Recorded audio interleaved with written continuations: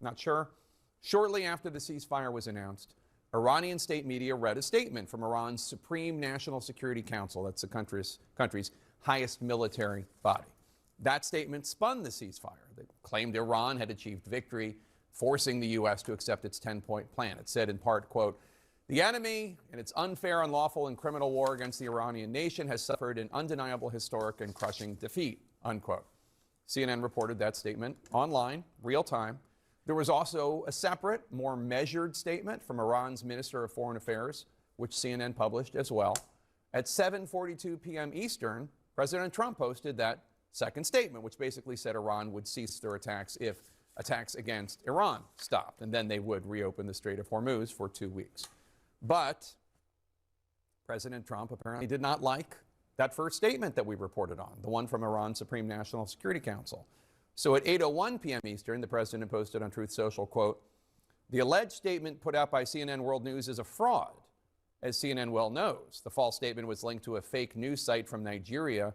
Authorities are looking to determine whether or not a crime was committed on the issuance of the fake CNN World statement, or was it a sick rogue player. CNN is being ordered to immediately withdraw the statement with full apologies for their, as usual, terrible reporting," unquote. Before I go on, let me just say, none of that is true. None of that is accurate. Then, bro, he's so embarrassing. Holy crap. We have a fucking man-child in the office. This is so embarrassing. Holy crap. This is embarrassing. What the fuck? Why is he like this? Why is he like this? Why does he have to be like this? Why do you guys allow this guy to be this? Why do you make our president this thing? This is so fucking embarrassing. Ay, dude. I hate this so much. Federal Communications Commission Chairman Brendan Carr tweeted, quote, "Iran put out an official statement that simply cannot be squared with the one CNN's false headline attributes to them. Time for change at CNN," unquote. Hold that thought on Brendan Carr's statement. By 11:39 p.m., President Trump still not over it, claiming that CNN invented the statement. Not true. And wrote, quote, "It was totally made up and posted as a headline for purpose of perhaps inflaming a very delicate situation. CNN just got caught cheating, a very dangerous thing to do," unquote. Again, none of that's true. None of that's factual. None of that's accurate. Here's what actually happened. Iranian officials made that first statement. It was reported on multiple Iranian state media outlets and by other news outlets all over the world. CNN also received the statement from specific official Iranian spokespeople who are known to us. Chairman Carr's attack on CNN, that, quote, "Iran put out an official statement that simply cannot be squared with the one CNN's false headline attributes to them," unquote, is quite revealing. But it doesn't reveal anything. Well, he just squared it as well. He just squared it. He just said that they have, you know, different parts that have different types of authority that are putting out different messages. That's all it is. There's no single leader currently in Iran, so they're putting out different messages at different times. It sounds squared to me, but Chairman Carr is a fucking nutcase, so I don't have a hard time believing that he has a hard time understanding anything about CNN. If you've been paying close attention, you know that the Iranian government frequently speaks out of both sides of its mouth. Some faction of the regime will put out a statement that is hardline. Here's some bread, homie. Thank you. Thank you, Pepe, for the bread. Appreciate it, homie. Propaganda for its base, for want of a better term. A different faction of the regime releases a more measured statement. This is not a bug, it's a feature. It's clearly what happened here. In fact, today, both the Secretary of Defense and Caroline Leavitt alluded to such thing.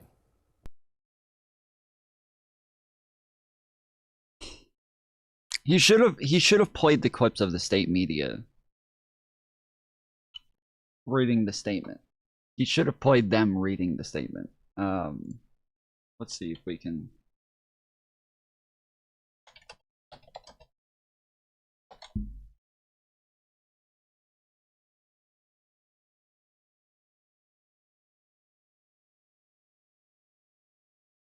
Now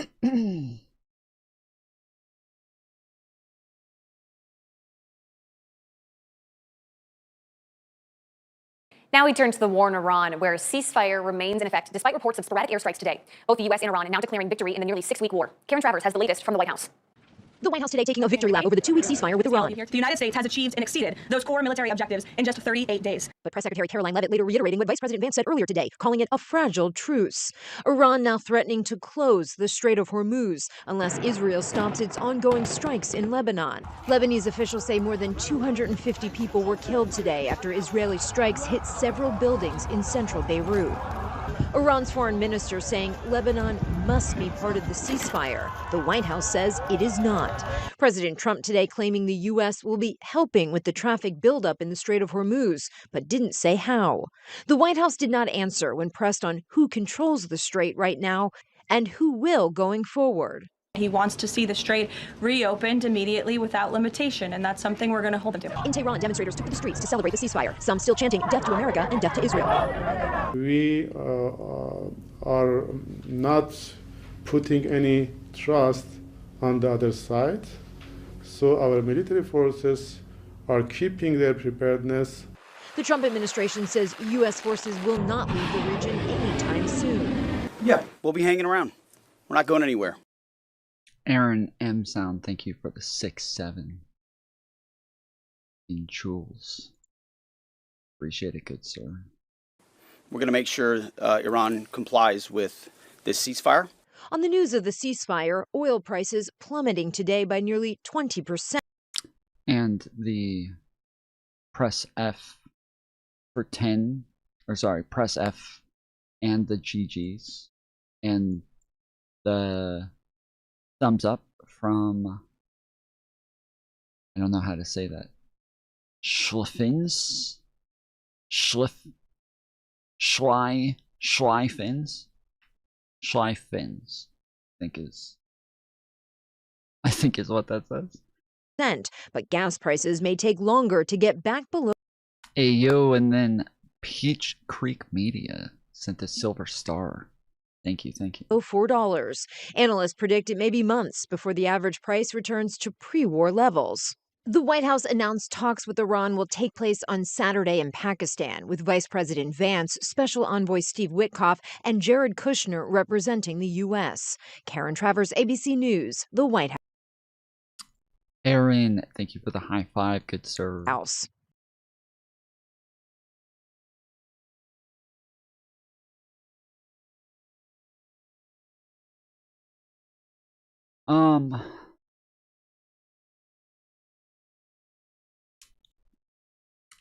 Yeah, I didn't find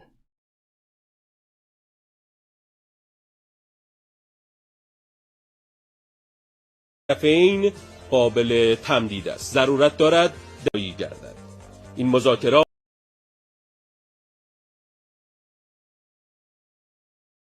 Okay, so this is Iranian state media.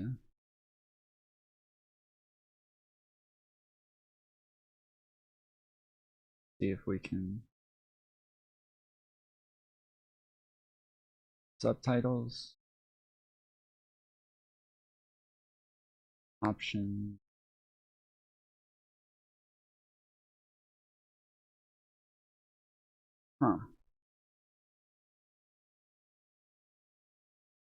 Doesn't seem to have like translation subtitles.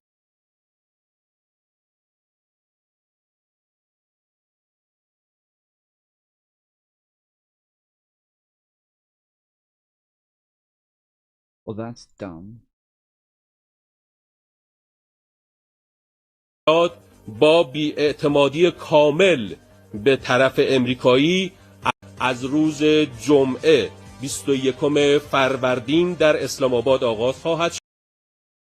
How do you feel about Israel, Tom? I literally don't know what that question means, bro. You're gonna have to be a lot more specific. If you ever ask somebody how they feel about Israel and they answer that question, you should just discount everything that person ever says. just discount everything they ever say. If you say, hey, how do you feel about Israel? And they're like, well, actually, just Totally ignore everything they ever say from there on out. YouTube doesn't have a translate for it? Not from what I can see, no. And I feel like I've always been able to find like translations. Oh wait. It's شد okay, و ایران 2 هفته. Okay, so let's start this over. طرفین قابل تمدید است. ضرورت دارد دایی گردد. این مذاکرات با بی‌اعتمادی کامل به These negotiations with complete طرف امریکایی از of روز American side جمعه 21 فروردین در اسلام آباد آغاز خواهد شد و ایران 2 هفته برای این مذاکرات زمان in اختصاص Islamabad خواهد. and Iran این زمان will allocate با 2 weeks توافق these negotiations. طرفین This time can be قابل extended تمدید by است. ضرورت agreement of دارد the دایی parties. It این is necessary مذاکرات to با be بی‌اعتمادی these کامل negotiations with به complete طرف distrust of the امریکایی American از side روز will جمعه begin 21 on Friday, فروردین در April اسلام 10th, آباد آغاز خواهد شد in و Islamabad ایران and 2 Iran. هفته برای این But مذاکرات just on زمان repeat, اختصاص خواهد داد. این زمان با توافق طرفین قابل تمدید this است. time can be ضرورت extended دارد by agreement دایی of the گردد. parties. It is این مذاکرات necessary با بی‌اعتمادی کامل به طرف negotiations امریکایی with complete از روز distrust جمعه of 21 the American فروردین در اسلام آباد آغاز begin on خواهد شد Friday 10th. و ایران 2 هفته Okay, so is برای that این مذاکرات زمان اختصاص خواهد داد. این زمان با توافق طرفین قابل تمدید است. ضرورت دارد دایی گردد. این مذاکرات با بی‌اعتمادی کامل به طرف امریکایی از روز جمعه 21 فروردین در اسلام آباد آغاز خواهد شد و ایران 2 هفته برای این مذاکرات زمان اختصاص خواهد داد. این زمان با توافق طرفین به طرف امریکایی از روز it is literally this like 15-second clip on repeat for an hour and 38 minutes. Okay.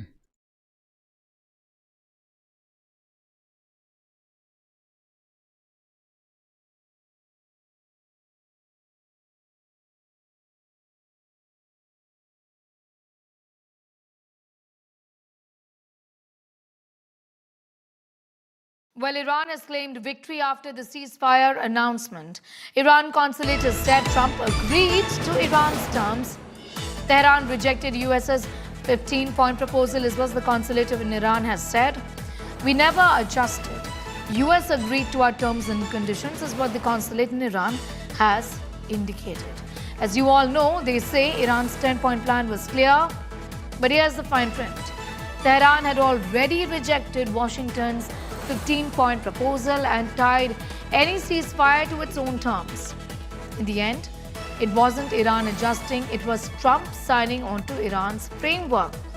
Iran says that the war has ended or the truce has been reached, Pranay, on our terms. That's what Iran is claiming. Don't think that this is because I mean, again, this isn't just CNN claiming this. This is India Today claiming this as well. While Donald Trump's freaking out, saying that CNN is running fake headlines and fake news by claiming that Iran says that they claimed victory and that Donald Trump folded. Donald Trump's running around saying, no, Iran didn't say that. Iran didn't say that, you're lying. And then the FCC chair is coming out and is like, well, we're going to have to do something about CNN running fake news headlines saying that Iran claimed victory when they didn't. And now here we are watching India Today where they're like, Iran claims victory. They said that Donald Trump folded and accepted all of their demands, and they have already rejected all of Trump's 15-point plan.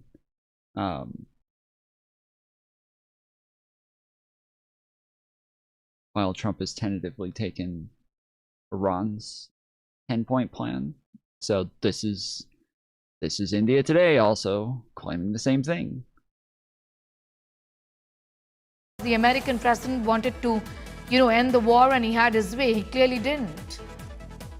I think most of these messages are largely targeted to their domestic audience, Sneha, because either side will try and claim it as a victory. They made the other party accept their terms and condition. And I think the Iranian government is more in pressure because, you know, there will be questions asked to them that what did they accept? Because, you know, few hours ago, they were saying that there was absolutely no diplomatic contact, direct or indirect, with the United States. In fact, we do not accept any proposal of United States. We have rejected those 15-point proposals. And in fact, all sorts of statements were being given from Tehran. I expected Skimtar to come back and say, like, I expected him to come back and give me a more specific question that actually made sense, but he asked me how I felt about Israel like 2 or 3 times, and then when I said, like, I'm sorry, that's not a question that I could possibly answer, like, I need something more specific there. Like, what am I supposed? It's a beautiful city, great architecture. The streets are very clean. Like, what do you want me to say? Like, I need something more specific than that. But all right, so yeah, so Trump throwing a fit about CNN, but turns out they are correct.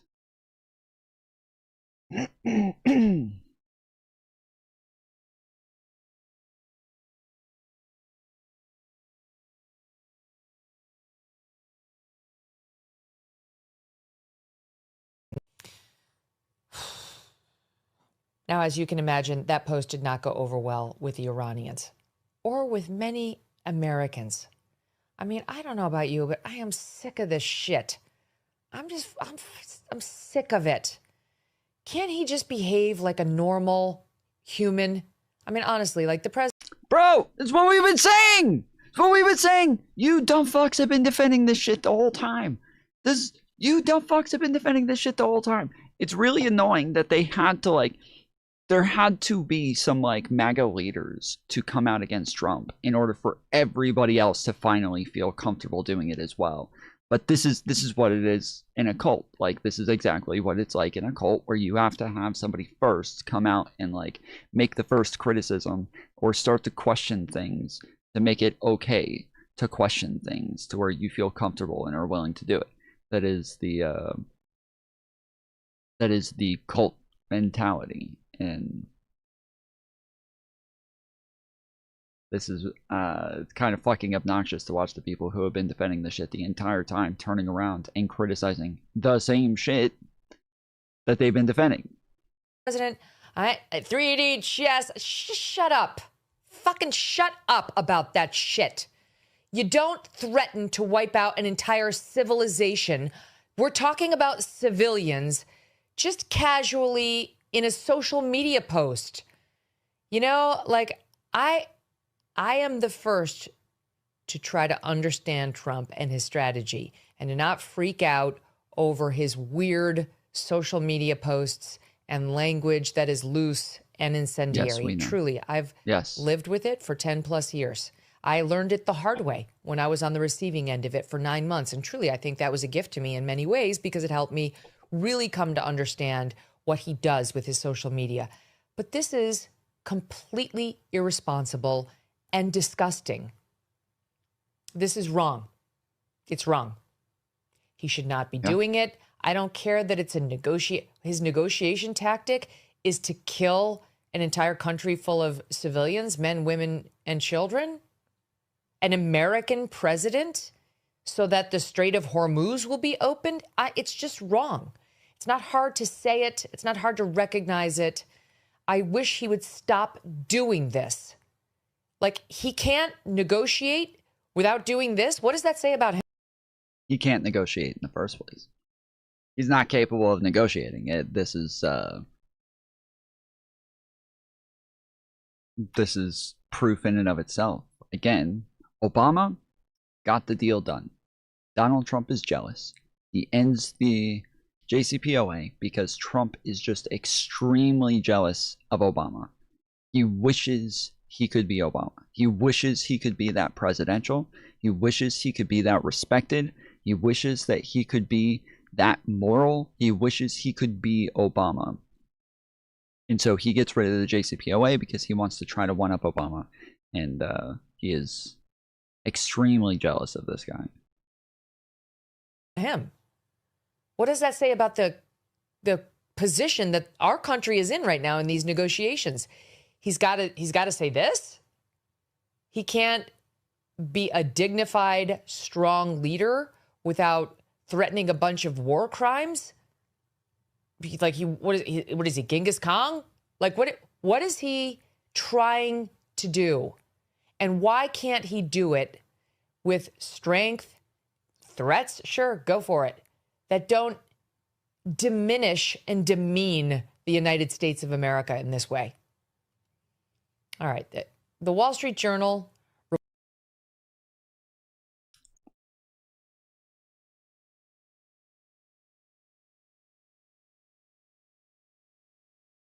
What a joke, one up Obama. He's literally like trying to negotiate a deal with Iran right now. And he's failing at it. What do you mean? What do you mean? He's literally, his whole thing has been to try to negotiate a deal with Iran. Obama negotiated the deal with Iran. Obama got the deal done. Trump can't. That's been his whole thing here, is that he's trying to get a deal done with Iran, and he's incapable of doing it. Obama is the fucking deal maker here. He needs to call Obama and ask him for some tips. Obama needs to explain the art of the deal to this motherfucker.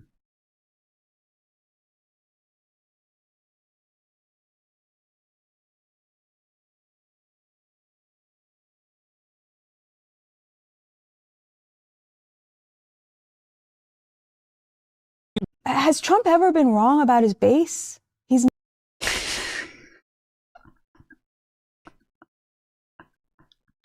Have you been asleep for this entire term?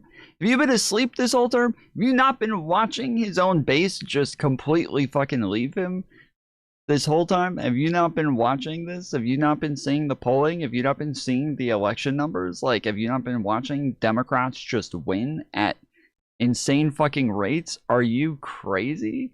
Has Trump ever been wrong about his own base? Yeah, this entire term, yes. Yeah, the, like, Epstein, probably a great example. The Epstein files, probably a beautiful example. not. I mean, the Epstein files. Wrong. Isn't that the first thing that comes to mind? Like, hey, probably the Epstein files. I don't know. That might be a big one where he just really fucked up. Then the Iran war, another one. You know, Donald Trump literally said, if you're somebody who's still acting about the Epstein files, you're not part of MAGA. You're not part of my movement. Like, this seems like a no-brainer. Because he was talking about not releasing them, and then he called the people in the MAGA base stupid. There was that fallout. Nobody cares. Nobody cares about Jeffrey Epstein. This is another thing that the podcast world was obsessed with because, again, 2 billion Muslims would love to hear about Jews. Yes, the fucking Muslims who pushed the Epstein files, dude. It wasn't Trump and MAGA. Yeah. It's the 2 billion Muslims who were really obsessed with those Epstein files, bro. Yeah. That's so true. Nobody in MAGA cares about this. It's not as if they just like built their entire movement on saying that they were going after pedophiles in the deep state and all of this shit. That's No, yeah, that was the Muslims who did that. The Muslims really care about pedophilia, dude. It's not like they worship a guy who had a 12-year-old daughter or anything. That's it's not like you know, the Prophet Muhammad was somebody who we would all call a pedophile today. No. The Muslims really have a problem with pedophilia. They don't think they're gonna go to paradise and have tons of 12-year-old fucking virgins all over the place. Yeah, no, they really are against.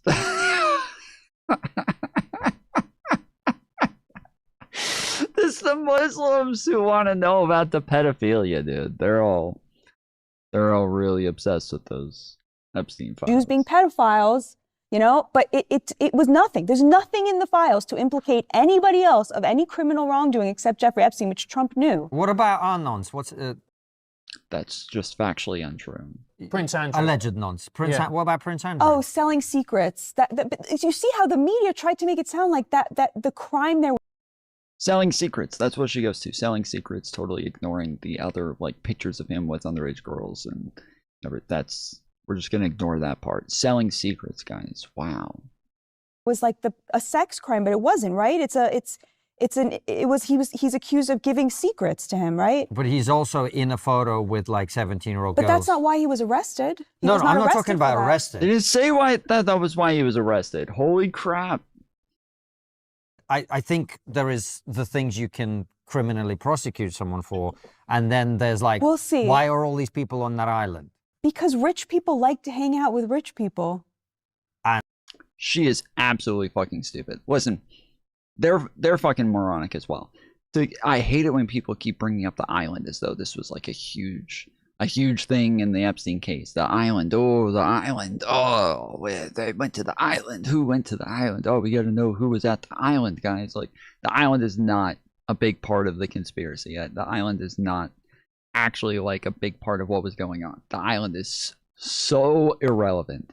It is so fucking irrelevant. I'm so annoyed with all of these dumb fucks talking about the island all the time. Hookers. But if they weren't underage, there's no crime. Like the whole. Do we know they weren't underage? We know that show me again. There's 3 million documents have been released. That's only half of the ones that are there. Okay. So why haven't the other 3 million been released? See, this to me is like, okay, like. I'm just asking questions. I know. All of the crimes are in the. Again, I could be wrong.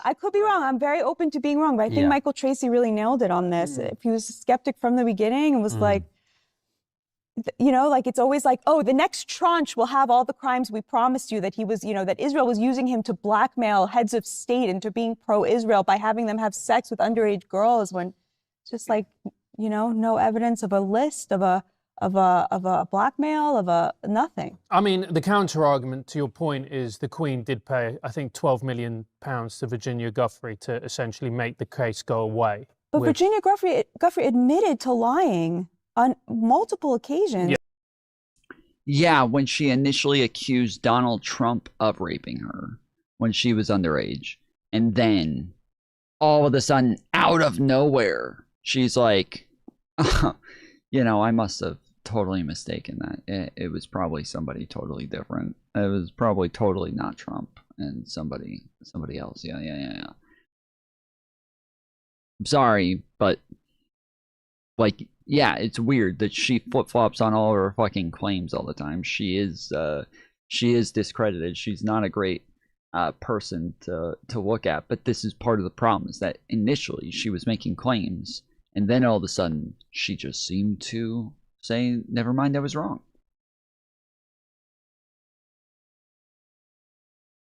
Why? A little weird. Yeah. She had to settle with Alan Dershowitz. This lady's fucking unhinged. This lady is a nut. This chick is fucking crazy. She works for News Nation. She is so stupid. She is absolutely one of the dumbest people in politics today. Out of court because she accused him of lying. I mean, like, she actually looks crazy. She looks unhinged. She sounds crazy. She sounds unhinged. Like, she fits the fucking profile, dude. She has crazy eyes. Her hair always seems a mess. Like, and then she talks like this, so exasperated all the time. Everything's always this. Like, it's always so weird. She's creepy as hell. Because she accused him of lying. I mean, she accused him of lying, and he forced her to admit that she was lying. Yeah. Not to speak ill of the dead, but she made yeah, up I don't know how qualified we are to debate the Epstein thing. Because yeah, no, and I don't find it interesting. Because I actually, for that very reason, I've never found it super interesting. You're right. We all know some wealthy people, and they do like to hang out together. And some of them do like to do it with young women there and whatever. I don't mean underage women, but you know, some of them are. I try and stay away from those people personally, but I will just tell you like an anecdote that I think really sums this up. But I was sitting in my local bar, you know, a lot of like, it's a cop bar, a lot of cops, like, you know, firefighters, just working class dudes. And one guy came over to me, you know, he follows the news pretty closely. And he said to, this was over the summer, and he was like, all right, who is Jeffrey Epstein again? And why do all the podcasters want me to care about this guy? Like, this is a very far right guy, Trump 3 times, like MAGA, MAGA, MAGA, could care less about this. And suddenly all the podcasts he listens to are like obsessively talking about it. It didn't make him obsessed with it. It made him go to Batya, the journalist, you know, and be like, why won't they shut up about this?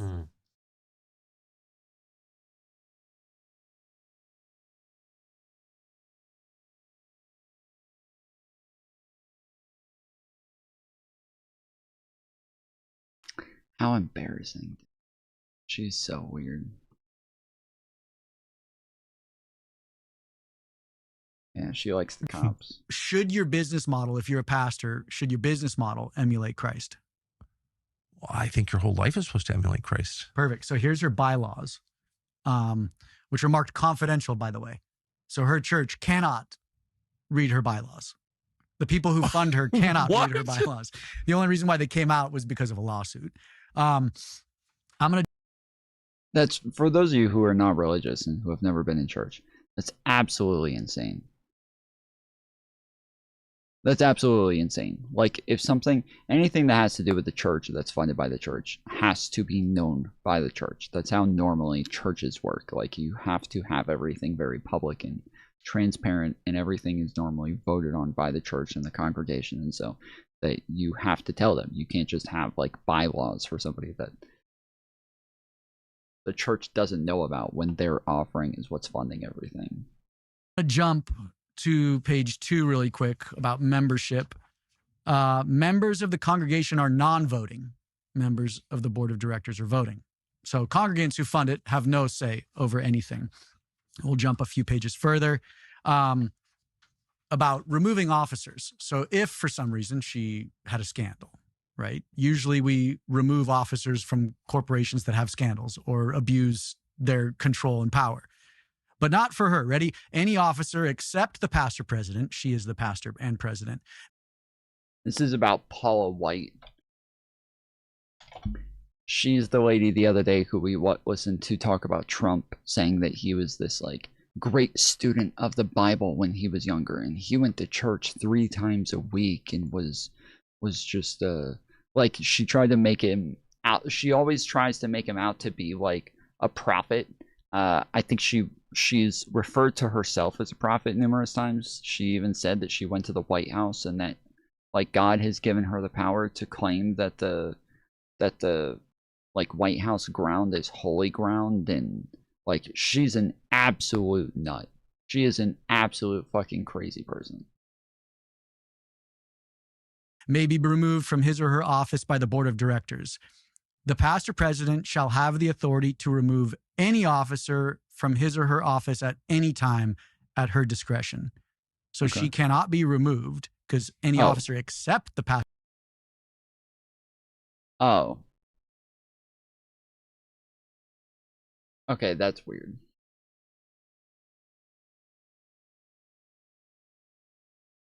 That's super weird. Nice televangelist, yeah. I don't know why the chat isn't working. I have to keep going back to it and scrolling down. I don't know what's going on, but it's just not, it's not scrolling. I don't know what's happening.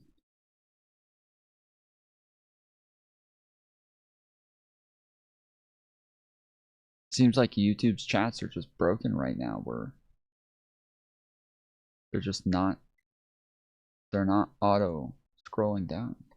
Weird. Pastor president can be removed, and then she can fire anyone at any time for anything. So she has unilateral control. It gets better. Ready? Section 5 is resignation, removal, succession of pastor president. If the pastor president voluntarily resigns, she may designate her successor. The pastor president shall serve as president and a member of the board of directors until her death or resignation without need of election or appointment. She shall not be subject to removal. These are her bylaws. Says that? Says that. Is this a monarch? This is absolutely insane. This is absolutely insane. Like my brother was a pastor, my dad was a pastor, my my youngest brother's likely gonna be a pastor at some point. Yeah, it's just not scrolling. I don't know what to do with the chats if this is the case. I'm not gonna be able to come back to this every couple minutes to scroll it down manually. This is obnoxious. And just refresh it and see if that fixes things. But yeah, that you can always be removed by your own congregation and by your own church. You should always, the church should always have the power. The congregation should always have the power. And the pastor is always there, like at their service and at their will. And it's super strange for her to just make it to where she's not allowed to even be removed. That makes it to where she's likely just going to be insanely corrupt. Monarchy? What is this? It's a monarchy. It's a monarchical power. Death. Upon her death, the pastor president shall be succeeded in the office of pastor president and as a director by her son, Brad Knight. It's a dynasty in bylaws that congregants can't see. Is this a Christian principle? No. No. And then this is the banger. Ready? Powers of officers. The senior pastor is the president of the corporation. And this is a sticking point for me because most pastors will say, my church is not a business. Well, no, it's a corporation registered with the state. It's very much a business, right? So the senior pastor is the president of the corporation and is referred to within these bylaws as pastor president. Here's the drum roll. The church finds its headship under the Lord Jesus Christ in its pastor president. So you don't find your headship in Jesus Christ. You find it under the Lord Jesus Christ in Paula White. Because yeah, again, they think that Paula White is a prophet.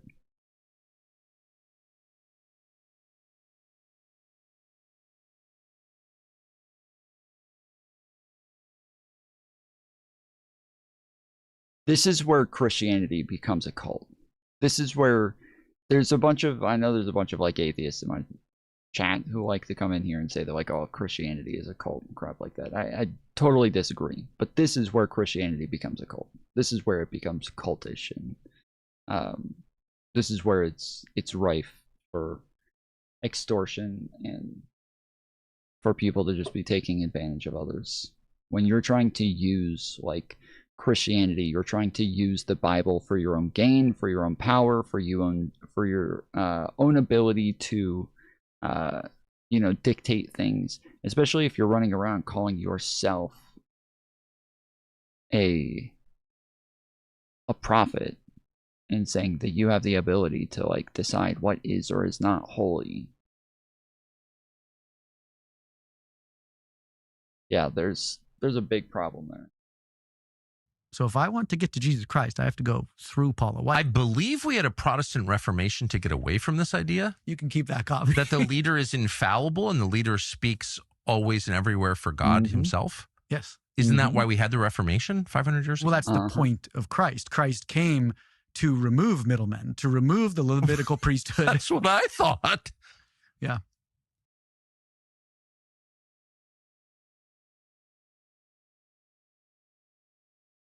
It's fucked up. Not all churches are like this. Most are not. By far the majority are not. But there is another one that's a little bit like this.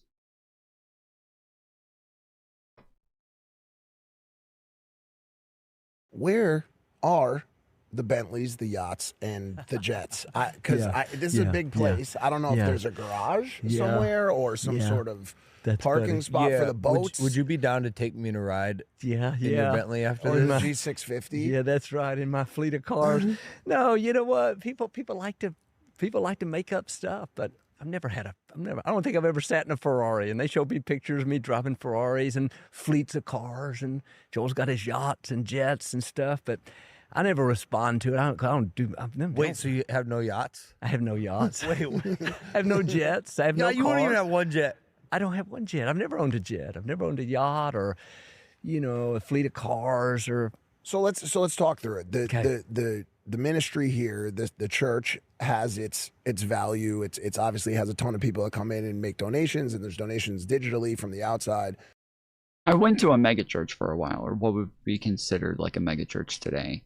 It was one of the earlier ones, and it today still is very much uncorrupted and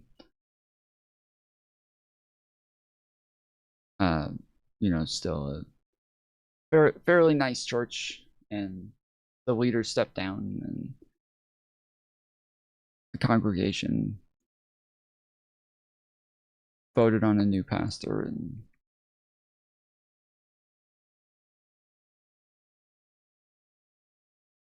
you don't take a salary from the church. I don't take a salary from the church. I've been blessed with book sales and media and other things, so I don't have to take a salary. So I can work here for basically no salary, and I haven't for most of the time, the 26 years here or so. But people like to think it's all about money and things like that. But I'm the ones that want to try to discredit you. But it's no, never taken a salary.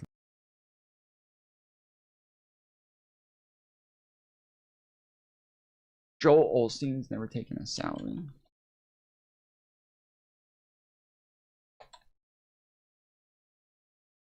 Joel Osteen does not take a salary from Lakewood Church, a practice he has maintained since 2005 after his book sales made him independently wealthy. Oh. His income is derived from best-selling books, speaking engagements, and media ventures, with his net worth estimated in the millions. Oh.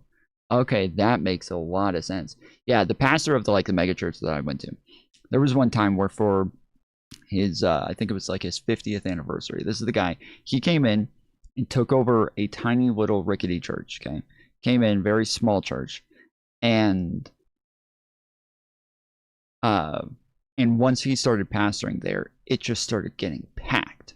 So then he started doing 2 services every Sunday, and each one would fill up, and then eventually they did 3, and then those filled up, and that's a lot of time to do 3 separate services on a Sunday. And so then they decided to build a bigger church, and so they built a bigger church, which became the biggest church in the county. And once they built the bigger one, the same exact thing happened, where the initial service got too filled to where they had to do 2 services, and then the second one got overflowed to where they eventually had to do a 3rd one, and then eventually they had to build a bigger one. And so they built a bigger one, and the bigger one is like a fucking stadium. Like, it is huge. I went there one day and took Mantis on a video call and just kind of walked around showing her everything, and it is a very, very nice church. And it was built about 10-15 years ago now, and still looks very nice and very, very modern looking. And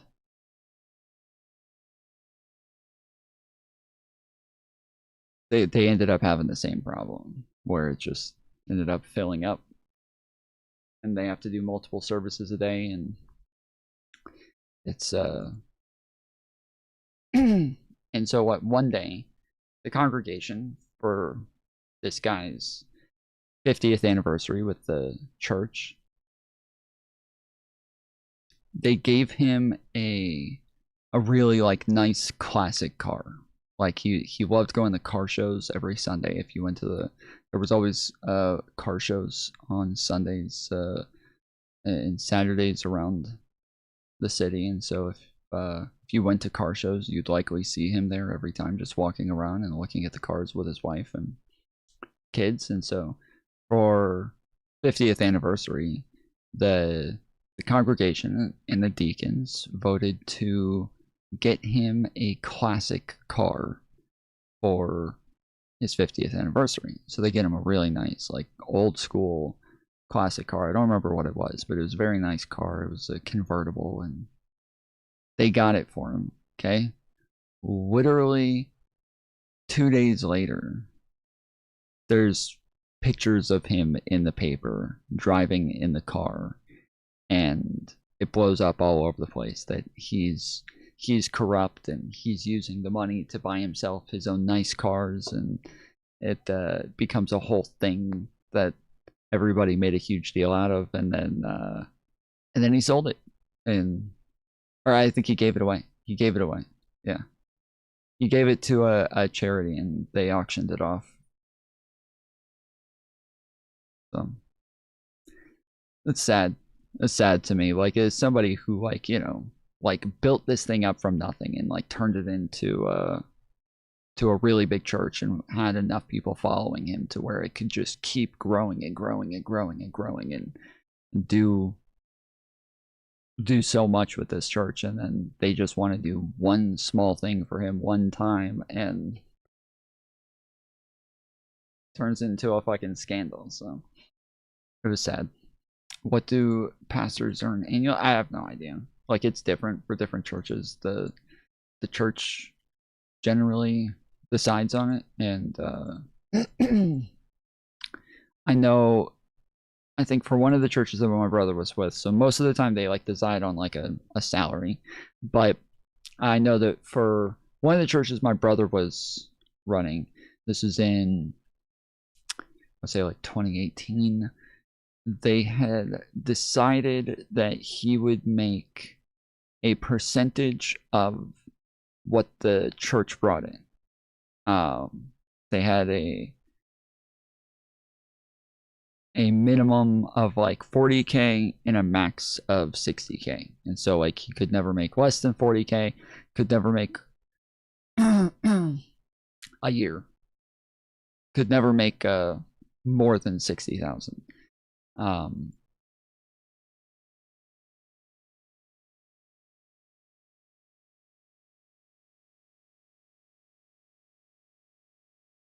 Yeah, it just depends. That Joel guy made 200,000 in 2005. Yes, but not from the church. As it says, he wrote books and made this money from. He doesn't take a salary from the church, so he gets literally nothing from the church, and oh, that's the last year he took a salary. Oh, okay. Austin stopped taking a salary from Lakewood Church in 2005, which was roughly 200,000 annually at the time. Oh shit, yeah, that's a lot. Yeah, that's a lot. Yeah, the last like super mega church. So that's what they're called now, is super mega churches. The old church that I went to, there's a when it got so big and so massive, and as I said, it's like one of the first like mega churches ever. They called it Six Flags Over Jesus at the time. It was huge. But the last one that I went to was this church where like the original church was very, very big, and they had, again, people coming from all over the place to where they had to start doing numerous services. So what they started doing instead of doing numerous services is they instead had the original church where they would do the service, and then they had like other buildings in different cities where people would go, and there's big screens there that they would all watch the church service from a live stream. And each building had its own thing. Like, they had their own worship service, and they had their own worship team, and you know, you would do all of the stuff and have your own events sometimes and crap like that. But then once it came time for the ceremony, everybody would sit and watch the one pastor speak from the one building, and it would stream to every other building. To the point that this is like all over Georgia. Like, all over Georgia, they are just filling up buildings everywhere where they'll go and speak. And then he'll switch which building he speaks at every Sunday and go from one to the other, and everybody else watches it from the live stream in the building. So that has got to be like, that's got to be like the biggest thing anywhere. Is that common thing? We have a mega church here known as Six Flags Over Jesus because of the size. It might be, yeah. It might be a common thing. I'm not sure.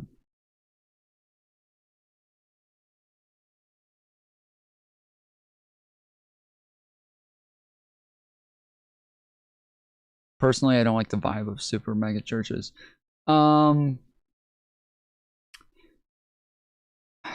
It's kind of hard to like even consider because I like bigger churches normally. I like just kind of being left alone.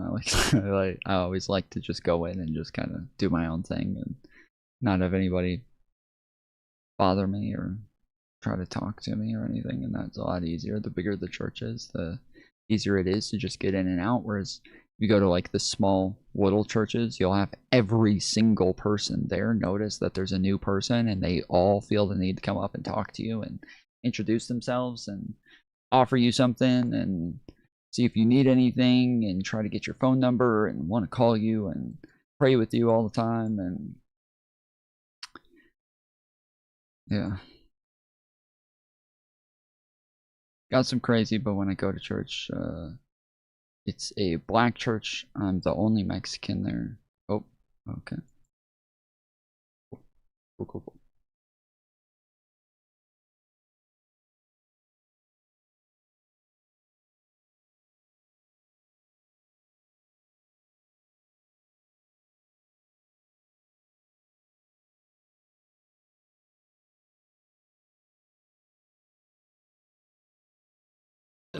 For decades now, Americans have been told that we should trust the system, but our children are sicker, chronic diseases exploding, and the answers that we've been given aren't working. Many of us have come to the conclusion that government actually lies to us. I think that collar's a little tight. Sounds like he's having some trouble speaking. He might need to loosen that tie up. Robert F. Kennedy Jr., you're HHS secretary. This podcast is about telling the truth, especially when it's uncomfortable. I'm going to have fearless conversations with critical thinkers, including independent doctors, respected scientists, and leaders in medical innovation and research. I'm going to ask the questions and lift the taboos and expose the hypocrisy and the conflicts and the corruption. We're going to follow the evidence wherever it leads. This should be illegal, bro. This should be illegal. This should be absolutely illegal. Somebody this fucking stupid being in the position that he's in the first place should already be just I keep thinking like there need to be institutions put in place to stop something like this from happening. Like we need to have like an approval process to make sure that somebody like him could never work a position like this. But then I think, oh yeah, we do have that. Crap. Okay, well then what we need instead then is to have a group of people who are capable of removing them if they realize that they put somebody in position that they're just not capable of doing. Then we need to have people who are oh fuck, we already have that too. Fuck. Well shit.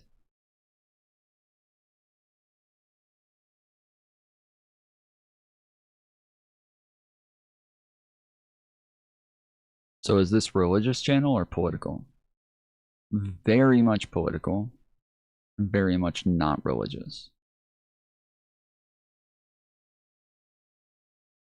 And we're going to name the names of the forces that obstruct the path to public health. This isn't going to be about politics, it's about our families, it's about our children, and it's about confronting the spiritual malaise and embracing the truth.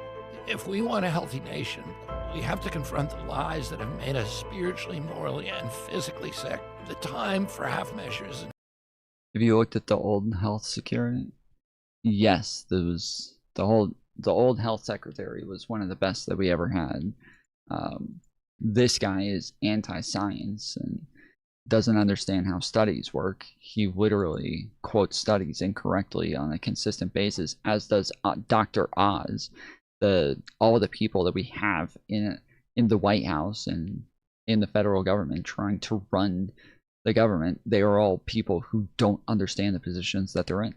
Podcast bros understand these things better than they do. that's the saddest part about this, is that literal random podcast bros understand these things better than they do.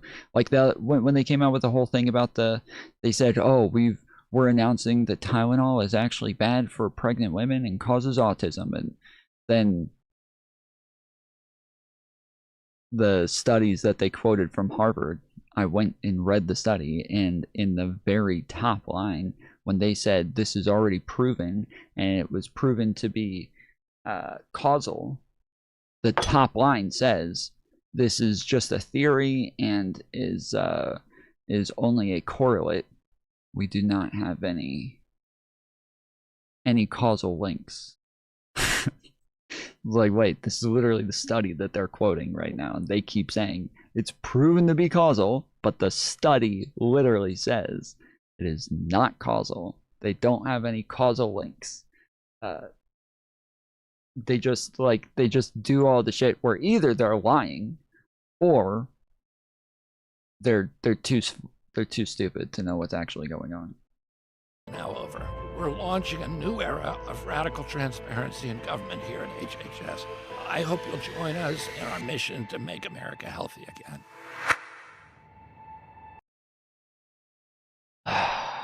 This is absolutely embarrassing.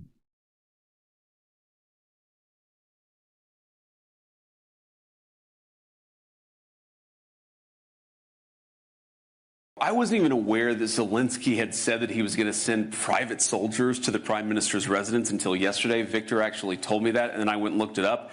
Almost couldn't believe it's true, but it's true.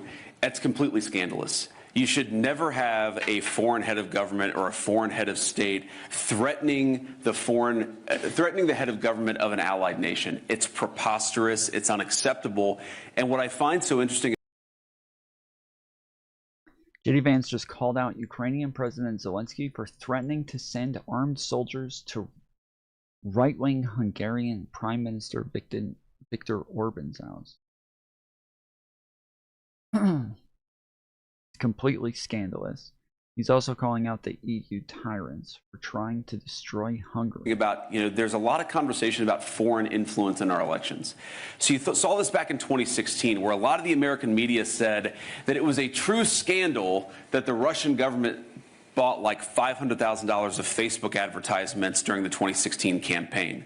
And for what it's worth, I don't want Russia involved in our elections in the same way that I'm sure you don't want any other country involved in your elections. I've also been told that the Vice President of the United States coming and saying that Viktor Orban is doing a good job and is a helpful statesman to the cause of peace, that's foreign influence. But what's not foreign influence is when the European Union threatens billions of dollars withheld from Hungary because you guys protect your borders. That's apparently not foreign influence. What's not foreign influence is when the Ukrainians shut down pipelines, causing suffering among the Hungarian people in an effort to influence an election. That's allegedly not foreign influence. It doesn't pass the smell test. Foreign influence is when other governments threaten, cajole, and try to use economic influence to tell you how to vote. And that, to the Hungarian people, whether you like Viktor Orban or not, whether you agree with this or that policy, that is fundamentally an assault on your sovereignty. You know what I have never done, even though we have, of course, a lot of economic power in the United States of America. We are the economic and military superpower of the world. We have never threatened Hungary, saying, if you don't vote for Viktor Orban, you're not going to get this and this. We would never do that because we respect the Hungarian people enough to respect their sovereignty. The fact that so many foreign actors, whether they're transnational organizations like the bureaucrats in Brussels, or whether it's foreign governments, are literally threatening the Hungarian people, vote this way or we're going to exact our revenge on you, that should make you very angry. You should vote against that for the simple reason that you are sovereign in this country. One of the coolest things about Viktor Orban is a fucking Russian shill. He's a Russian shill. He seemed to be even working with the Russians directly for a while. He has to be considered like an enemy of the state. He should have been impeached. I believe that they were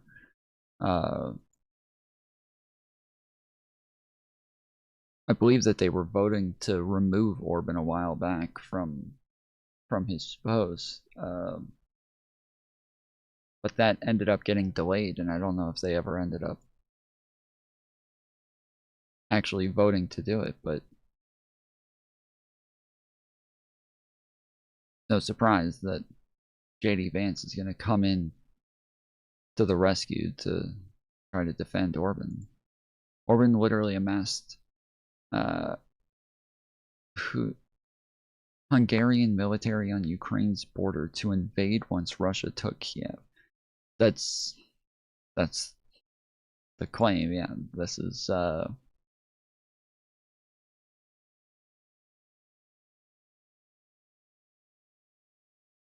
absolutely fucking gross from JD Vance.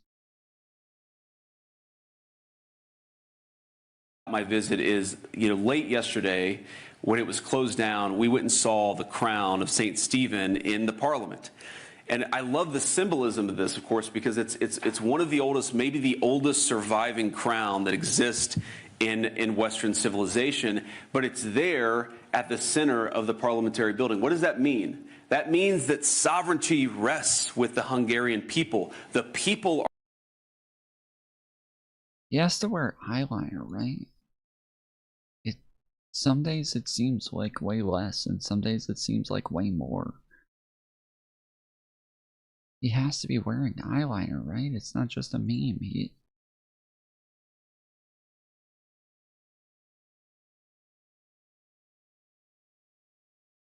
He's wearing eyeliner, right?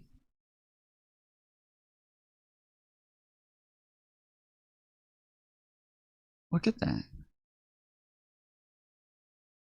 Look at that, dude.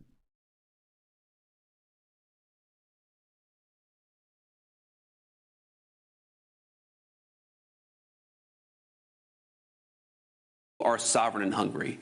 But for that to be true, the Hungarian people have to reject these foreign influence operations, vote for who they want to be their leader, reject the Brussels bureaucrats.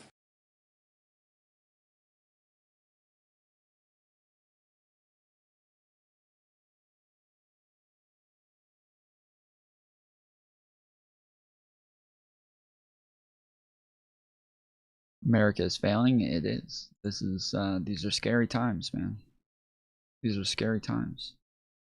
And when we have people like this, truly, like people like this on both sides, this is part of why we're in trouble. How is Barack Obama at fault for He this? gave these motherfuckers $147 billion to create wars even all remotely over the accurate? fucking place. Yes. Hang on. And then before In cash. It's in cash on a pallet. Okay, hang on. He did not give it to them in cash. That is not real. They did not give it to them in cash.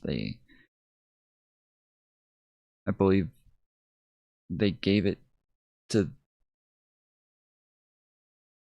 Qatar.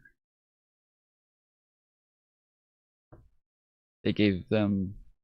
Was that money given to Qatar? Yeah, I'm pretty sure...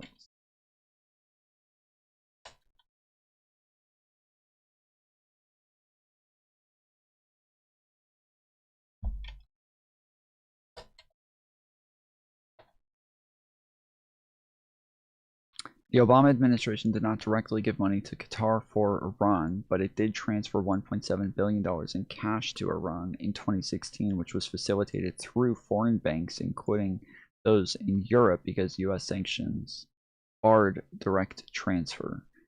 Here are the details of that, which are often confused with more recent events. Oh, confused with more recent events. Wait, am I the one who's confusing them with more recent events, and that was Biden who did that, not Obama? In January 2016, the Obama administration announced a settlement with Iran regarding a failed 1979 arms deal. Don't stick up for Biden. We're talking about Obama right now, buddy. Keep up. Keep up. The U.S. returned a $400 million principal payment plus $1.3 billion in interest. How was it delivered? The $1.7 billion was paid in foreign cash, euros, Swiss francs, and flown to Iran on pallets. The Obama administration said this was necessary because Iran was excluded from the U.S. financial system. The first $400 million was delivered on the same day as the release of 4 American prisoners, leading to accusations of a ransom, which the Obama administration denied, stating it was a separate legal settlement. I thought that I thought that it was from the JCPOA, that they had to give them the money from the JCPOA. Why can't Iran have nukes? Because it's Iran.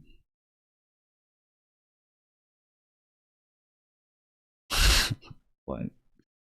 The confusion often stems from a 2023 deal under the Biden administration, which did involve Qatar. In that deal, $6 billion of Iranian funds had been frozen in South Korea and were transferred to a restricted account in Qatar for humanitarian use as part of prisoner exchange. Okay, I did. I've been mixing up the Obama transfer and the Biden transfer. Obama did not send money to Qatar for Iran. He sent $1.7 billion in cash to Iran directly as a settlement. 2016 involved the involvement of the Qatari banks to manage Iranian funds was a feature of a later deal in 2023. Okay.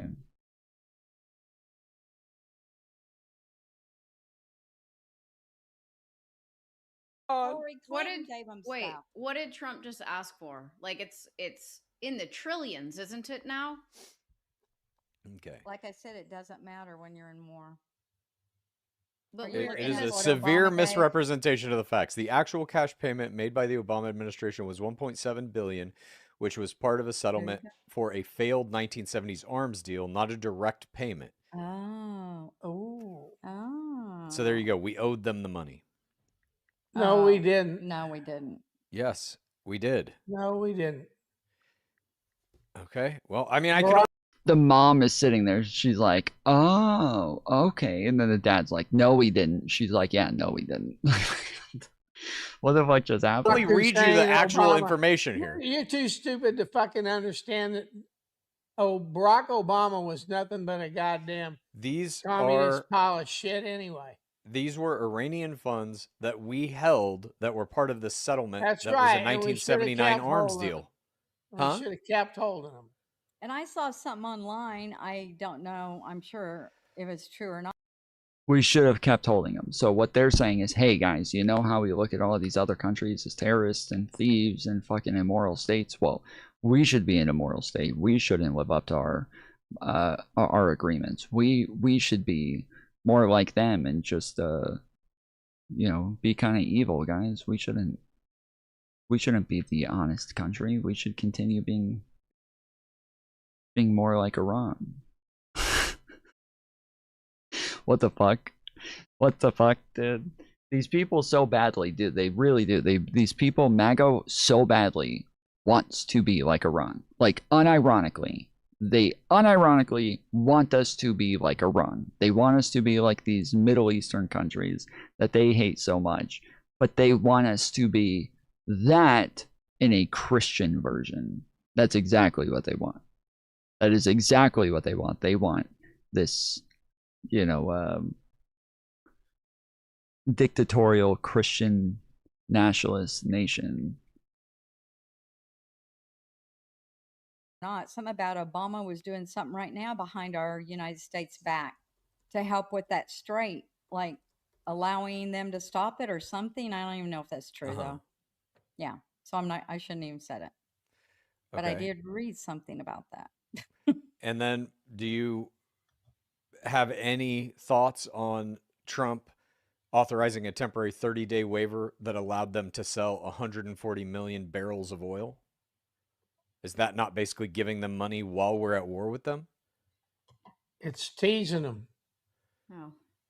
In what way? If you play my game, you might get out of this with your ass intact. If you don't play my game, you're going to die. The Clintons did I just looked it up, the 2015 deal, which restricted Iran's nuclear program in exchange for sanction relief. But they also did. Just FYI, guys, nuclear is not a word. It's not a word. It's never been a word. There is no nuclear. Nuclear is something that George Bush just made up. He just started saying nuclear. It was a George Bush-ism. But nuclear is not a word. I've said nuclear before, so I understand it. I'm just letting you guys know. There is no nuclear. It's nuclear. But there is no nuclear. That is not a thing. Stuff with uranium to Iran, gave it to them, all kinds of stuff. Hang on. So you're mad that Obama gave them $1.7 billion, right? Yes. Okay. Trump letting them sell their oil made them $240 million. Nope. 15 billion. Oh my God. So quite a bit more than what you're claiming Obama gave them. Now we're going to get it all back Tuesday. Yep. But why are you mad that Obama gave them 1.7 billion? We didn't get it back on Tuesday. Just in case anybody else here was under the impression we were going to get it all back on Tuesday. We did not get it back on Tuesday. But you don't Because care that he's Trump a gave them communist and 15 hates our billion. country. He's a communist and hates our country. Okay. He's let's nothing but bad fucking news. All right. Okay. Let's simmer down. We've gotten heated up. This week, Artemis 2 launched, marking the first time humans have traveled beyond low Earth orbit since Apollo 17 in 1972. It's a 10-day mission to fly around the moon while they test various functions and tech of the spaceship in preparation for other missions.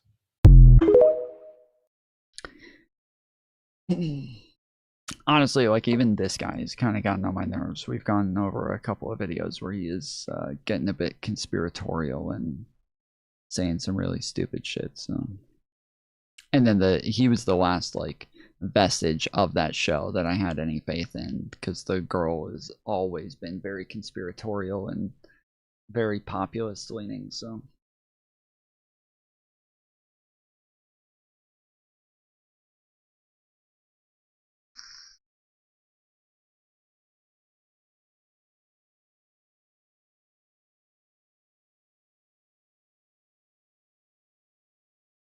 You called your opponent this fat Jew. So he's not from Israel, but you called a guy in Florida this fat Jew. How is that not anti-Semitic? Well, he's a Jewish supremacist, and he puts Israel before America, and I think that, he should be tried for treason. This fat Jew is anti-Semitic. Yes. Dan. I mean, that's what you said. Okay, when I first heard people saying that he called somebody a fat Jew, and they're like, that's obviously anti-Semitic, I thought, well, it's not necessarily, like, it can be, but it definitely has anti-Semitic tones to it, but it's not necessarily anti-Semitic. It's like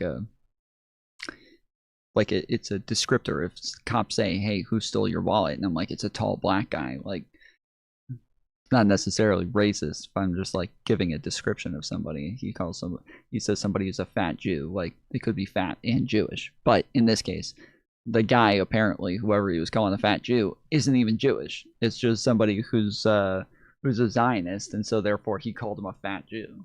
Say, but how about that's every what single time that's what that he blasts that's what Muslims? I know. I don't say it. I He know it. literally talks about how Muslims are lower than dogs. So is that Islamophobic?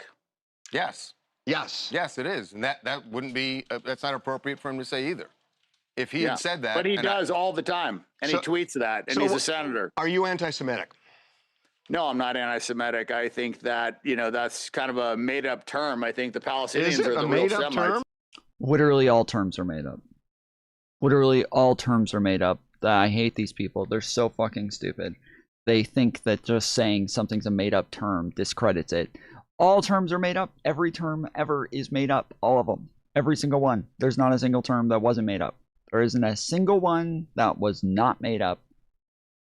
All terms are made up. All of them. 100%. Literally all of them. There is not a single term that was not made up. All terms are made up. This is so fucking stupid. We're sort of, oh, I think that's a made-up term. Yeah, you're right. It is a made-up term, as literally every term is. Good job, buddy. Yes, because if you look at what a Semite is... Was Hitler anti-Semitic? What's that? Was Hitler anti-Semitic? Like I said, it's the term is focused solely on Jews, but actual Semites are the Arabs, and Palestinians are Semites as well.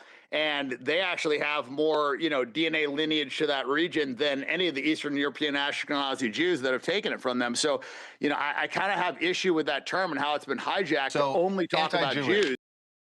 But don't we already call that like Islamophobia? Don't we already have a term for that in the first place? Like, that doesn't mean anything. The terms don't necessarily link back to the words. This is something that that conservatives just incessantly seem to misunderstand, is that the word does not necessarily link back to its origin, to its original meaning. Like, they don't always link back to that. Lots of times they just come with new meaning over time. Most of the time they do. If you go back to Old English, we are speaking a very different language than they were back then, and everything has drastically changed since then. The idea that just because you can say, oh, well, it says Semite in it, and you're talking about Semites, there's other people who are also Semites, that we don't use that term for anti-Semites. That's because we specifically use the term anti-Semite for Jews. That's just the meaning that it comes with. But I'm sure if you said, like, hey, that's cool, I'm sure this guy will be like, no, actually, it's not. That was actually really, really hot. And cool is kind of the opposite of hot. You can't, like, cool means it's a little chilly, and so you can't use the term cool to say that you like something. That doesn't make any sense. You can't say that. That's not how the term is originally used. The term, you have to use it the way that it's originally, so you got to take it back to its original usage. So that's just how that works. You're not allowed to do this. You can't change the meaning of words, guys. So stupid. So fucking stupid. Way off on this one, man. You think I'm off on this one? You think I'm off on this one? Me? Or are you talking about somebody in chat?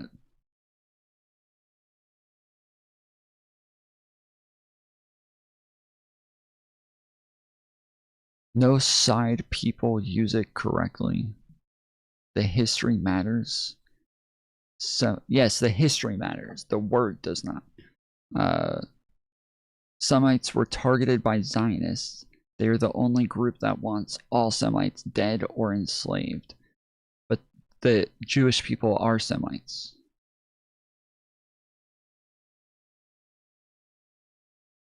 Jewish people are also Semites.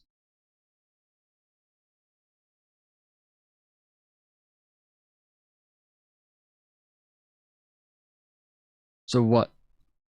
Wait, you keep saying Semites and excluding Jewish people. You say all Semites, so they also want the Semitic Jews to be dead?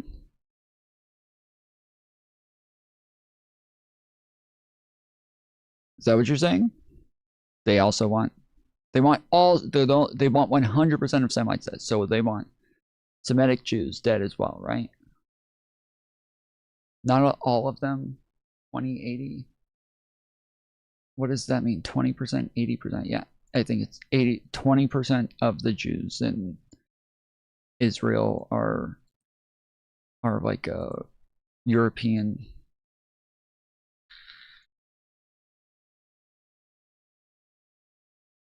So you're wrong when you say 100%.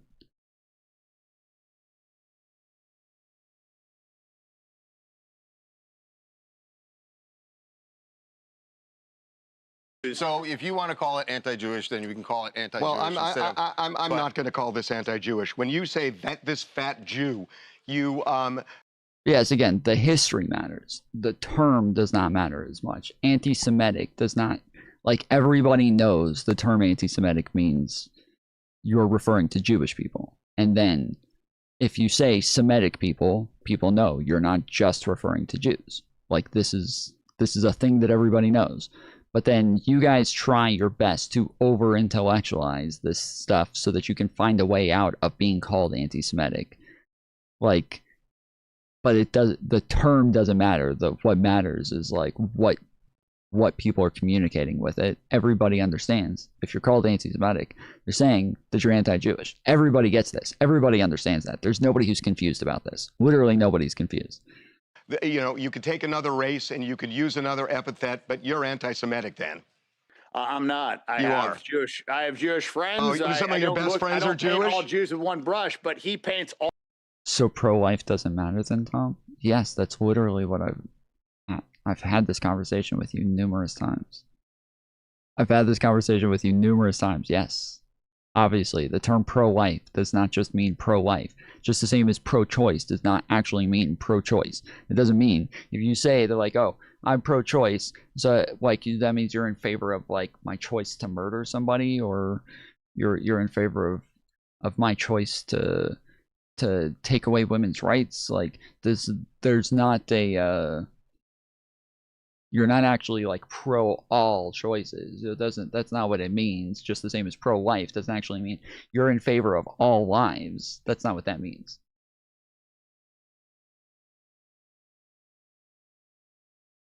All Muslims with one brush, and it's accepted. And for some reason in this country, it is okay to just blast Muslims, bash them. You look at what Bill Maher said about Muslims.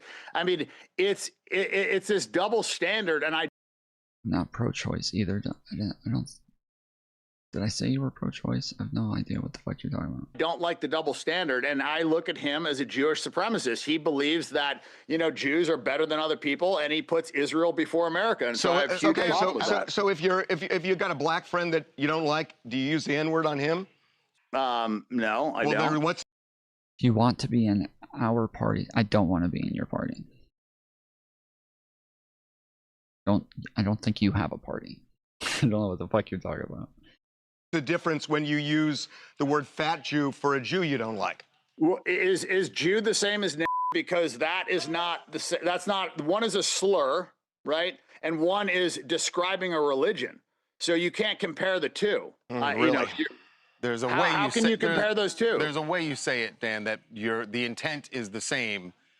It's not the same at all. Here. So one is a slur, one is a racial slur that I don't use, and the other one is describing an ethnicity. You just used it. Well, are we adults? Can we talk about a word? Sure. Was a word so offensive that that it just, you know, you can't say it? We have to say the answer to that is yes. So I want to ask a question. People are too sensitive.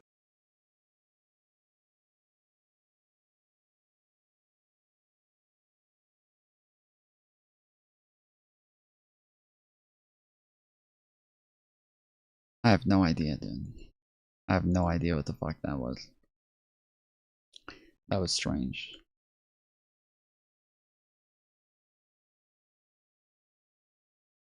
I think Polly thinks you're a drunk.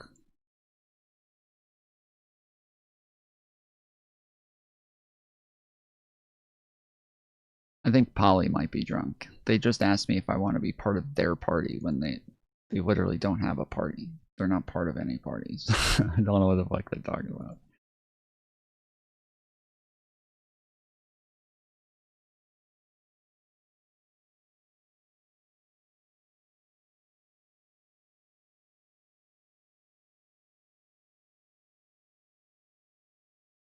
Nah, he's just a conservative. Dude, you are crashing out. Holy shit. He told you to go get the bottle. I literally don't drink. I haven't drank in like 3 years. I haven't had any alcohol whatsoever. Even when I did drink, it was very rare. I don't know where the fuck the alcoholic thing came from. Nah, you just refuse to deal with reality. I refuse to deal with reality that you think the far left is in control of the Democrat Party. That's the reality. You guys control the Democrat Party. That's what you think? We've been fighting against your kind for decades. Yeah, look how far you've made it. Oh man, you got a couple representatives. You're really killing it. Now it's your party. You got a couple.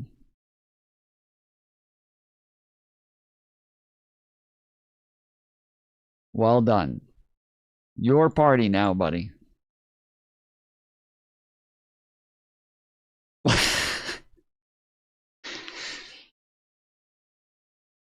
FDR said, let's just wipe out the German people. I can easily answer your question.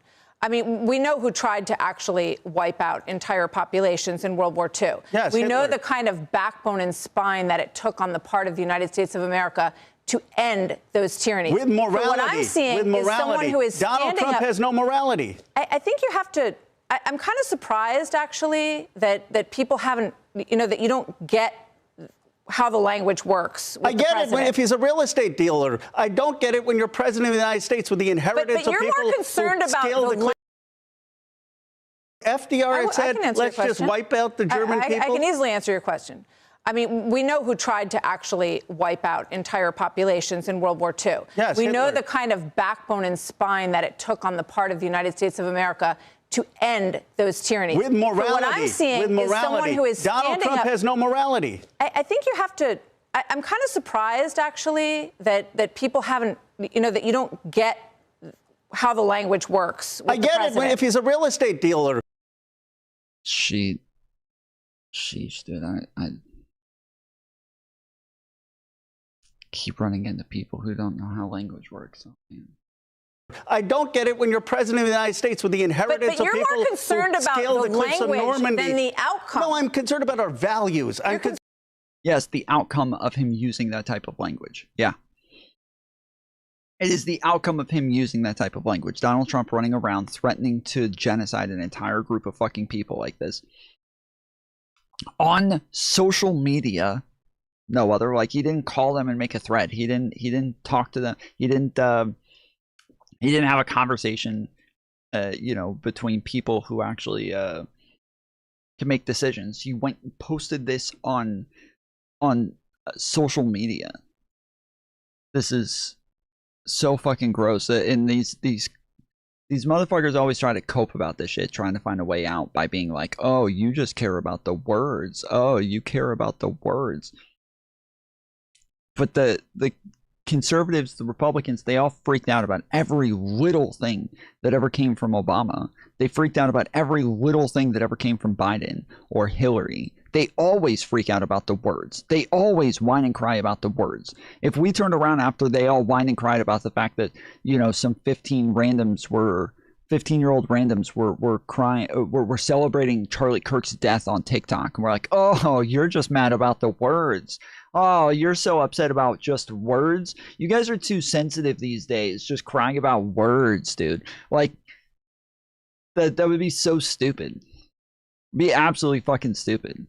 Concerned that no American president would have done this. Do you think Ronald Reagan would have used this language? No, because Ronald Reagan isn't President Trump. Do you think Abraham President Lincoln Trump would have? isn't FDR. Do you think George Washington would have? Do you think he said, let's wipe out the British people? Donald Trump has compromised every moral standing we have as a nation. What makes America different? So you like the language of President Biden on this, of President Obama on this, who tried to make deals, who had negotiations. Of every other American president. Nothing changed. Of every other American president. And you talk to Iranian people in this country who are wanting to have this regime that's not true, Martha. Overthrown. Obama got 97% of the enriched uranium out. Then Trump came in and he ripped up the deals. And that's when... And gave $30 million that went into the weapons chest of Iran. That is not true. That is they unfroze 30 billion. They unfroze the assets. Exactly. But that was not money. That was not U.S. taxpayer money. But the point is, what did Trump achieve? 97% of enriched uranium was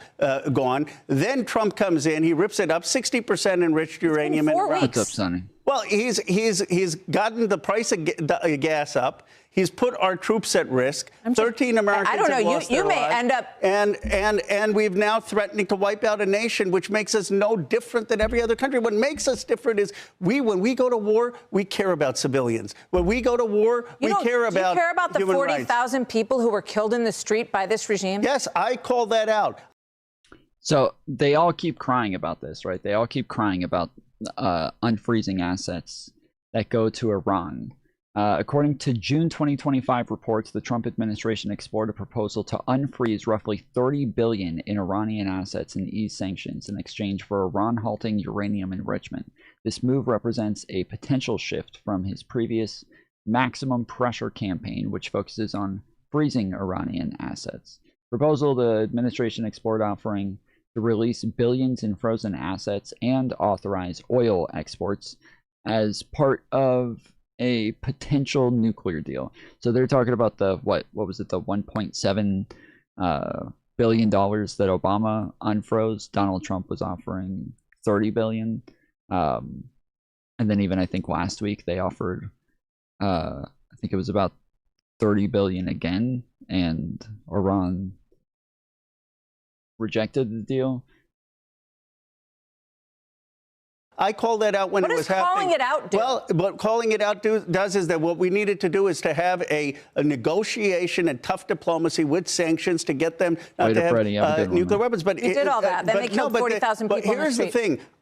American people are tired of going and being the world's policeman and thinking that we're going to go take out every evil regime. We did that with Libya, it didn't work. We did that with Saddam Hussein, it didn't work. And guess who campaigned against that? Donald Trump. He said, I'm going to care about jobs here. I'm going to care about child care here. I'm going to care about manufacturing here. And now he's asking for $400 billion to go fight a war in Iran.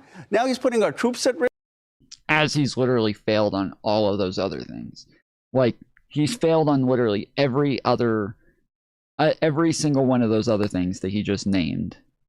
Not only did he fail to actually improve those things, but he's actually done an excellent job at taking us the exact opposite direction and screwing all of it up. And then on top of that, then also wants to go to war when he was supposed to be the no new wars guy. Risk in Iran. You know what I want the American president to do? To care about our people, to care about our jobs, our child care, our health care. He has, I don't know who's gotten in his head. All right, well, we have breaking news. We've had 4 weeks of this versus 47 years of what hasn't worked so far. And I appreciate the fact that you don't like the language around it. We're going to watch actual action and see what happens. We'll see what the outcome is. But I thank you very much for being here. It's an American debate that's clearly going on.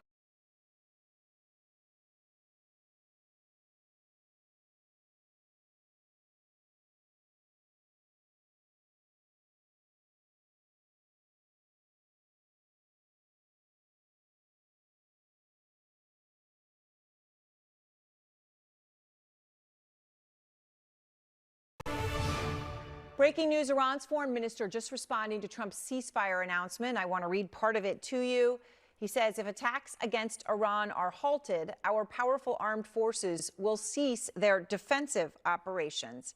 For a period of 2 weeks, safe passage through the Strait of Hormuz will be possible via coordination with Iran's armed forces and with due consideration of technical limitations.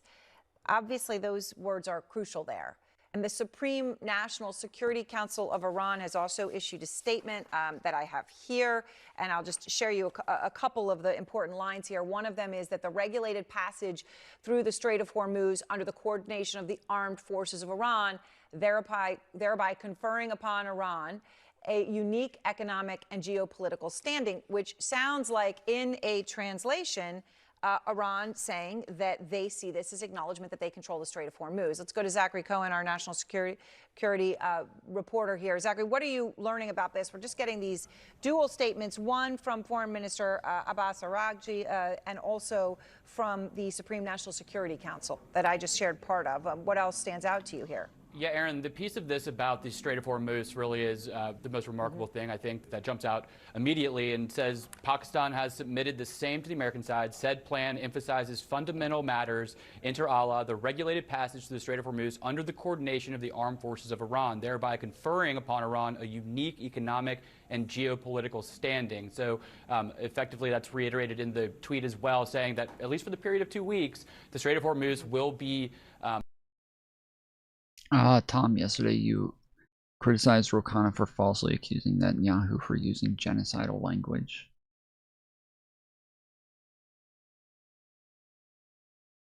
Kind of included starvation tactic when he includes Netanyahu.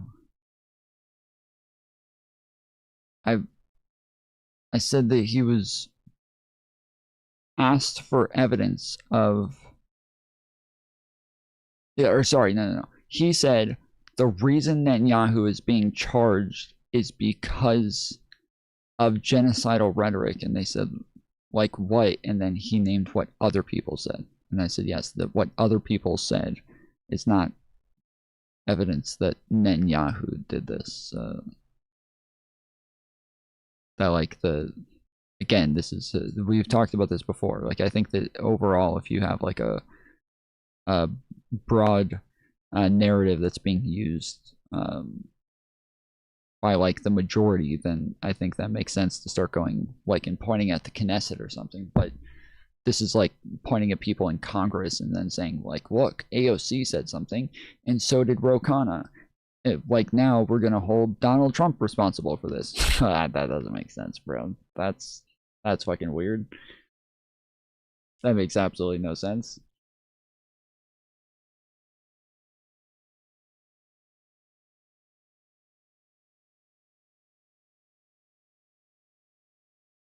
Open effectively, though, with coordination via the Iranian military. And it's important for people to remember that the Strait of Hormuz was not controlled in a literal sense by Iran prior to those U.S. Israeli joint military strikes that kicked off this entire conflict several weeks ago. Iran responded to those strikes by closing the Strait of Hormuz, and it appears that this ceasefire is predicated, at least in part, on the legitimization of Iran's control of that key waterway. And that goes with an implication of, if the waterway can be open temporarily, Iran likely could reclose the strait should negotiations not progress in a way that they see fit, effectively. So it also says that talks between the U.S. and Iran should occur as soon as this week. In Islamabad, Pakistan has been acting as the key primary intermediary country between the U.S. and Iranian regimes. A lot to hammer out here, but the Iranian statement does seem to suggest that, in principle at least, the Trump administration has agreed to the broad contours of their 10-point proposal, at least as a starting point for these negotiations. And again, it's hard to overemphasize how important the Iranian control and demand that that control be legitimized of the Strait of Hormuz is as far as a starting point for these talks.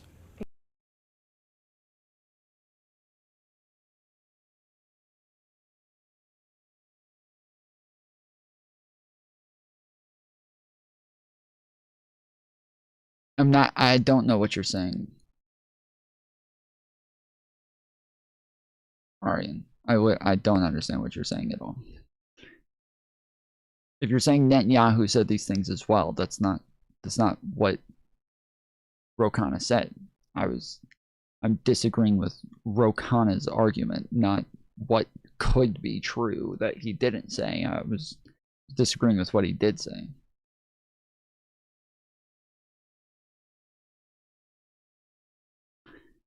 All right, I got a bunch of groceries. Ceasefire between the U.S. here, so I gotta go put the groceries away. I'll let this play and I'll be right back.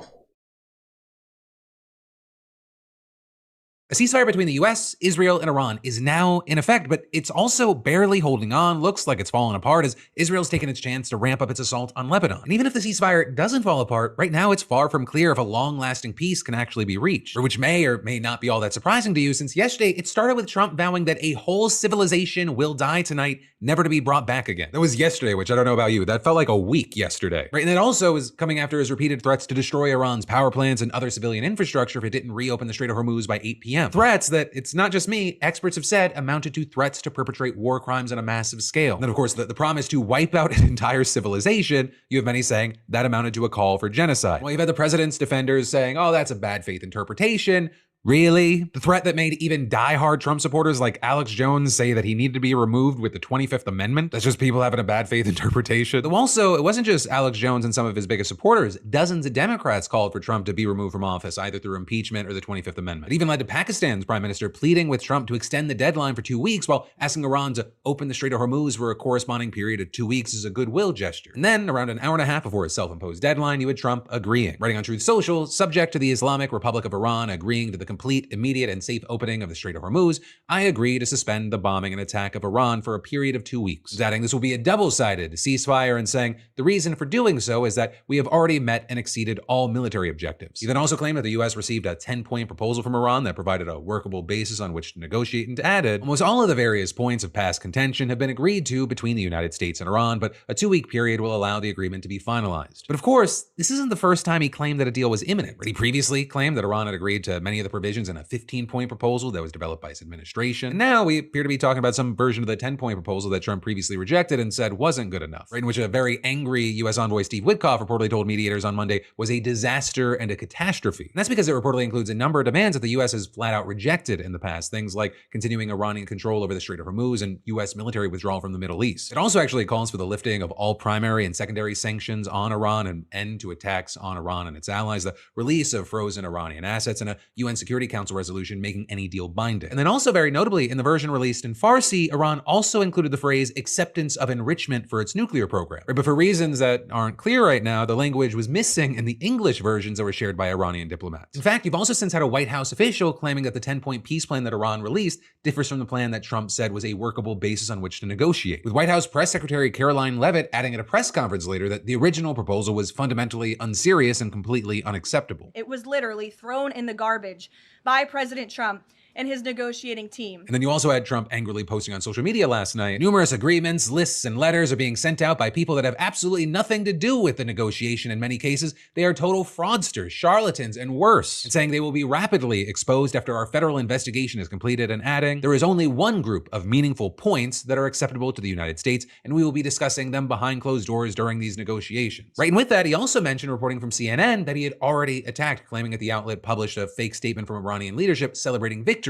over the United States. So there you had CNN defending itself, noting that the statement came from Iranian spokespeople known to the outlet and was reported on multiple Iranian state media outlets. But still, that didn't stop Trump FCC Chair Brendan Carr from also accusing CNN of outrageous conduct and saying, time for change at CNN. But, with all this, whatever the case may be regarding the 10-point plan, it looks like the gap between the two sides, it's still pretty big. In the 2 weeks, you have many experts saying that's not a lot of time to close it. I mean, for comparison's sake, it took 2.5 years for the Obama administration to negotiate the 2015 nuclear deal, which led to Iran shipping 97% of its nuclear fuel out of the country. But then, remember, Trump withdrew the United States from that agreement in 2018. And so Iran, they built their stockpile back up. And if Trump fails to get the nearly 1,000 pounds of uranium that it's enriched to 60% during that time, along with much greater quantities of less enriched nuclear fuel out, he will have arguably accomplished less in this multi-billion-dollar war that's resulted in 13 dead Americans and more casualties than Obama got done 11 years ago, at least regarding Iran's nuclear capabilities. Now, with all that said, in another post today, you had Trump claiming there will be no enrichment of uranium and the United States will, working with Iran, dig up and remove all the deeply buried nuclear dust, with him then going on to claim that they're now talking tariff and sanctions relief with Iran, and adding that many of the 15 points have already been agreed to, this time referring to the U.S. proposal that is also apparently being used as a basis for talks. We also had Hegseth saying at a press conference that the issue would be dealt with. But what's clear, what the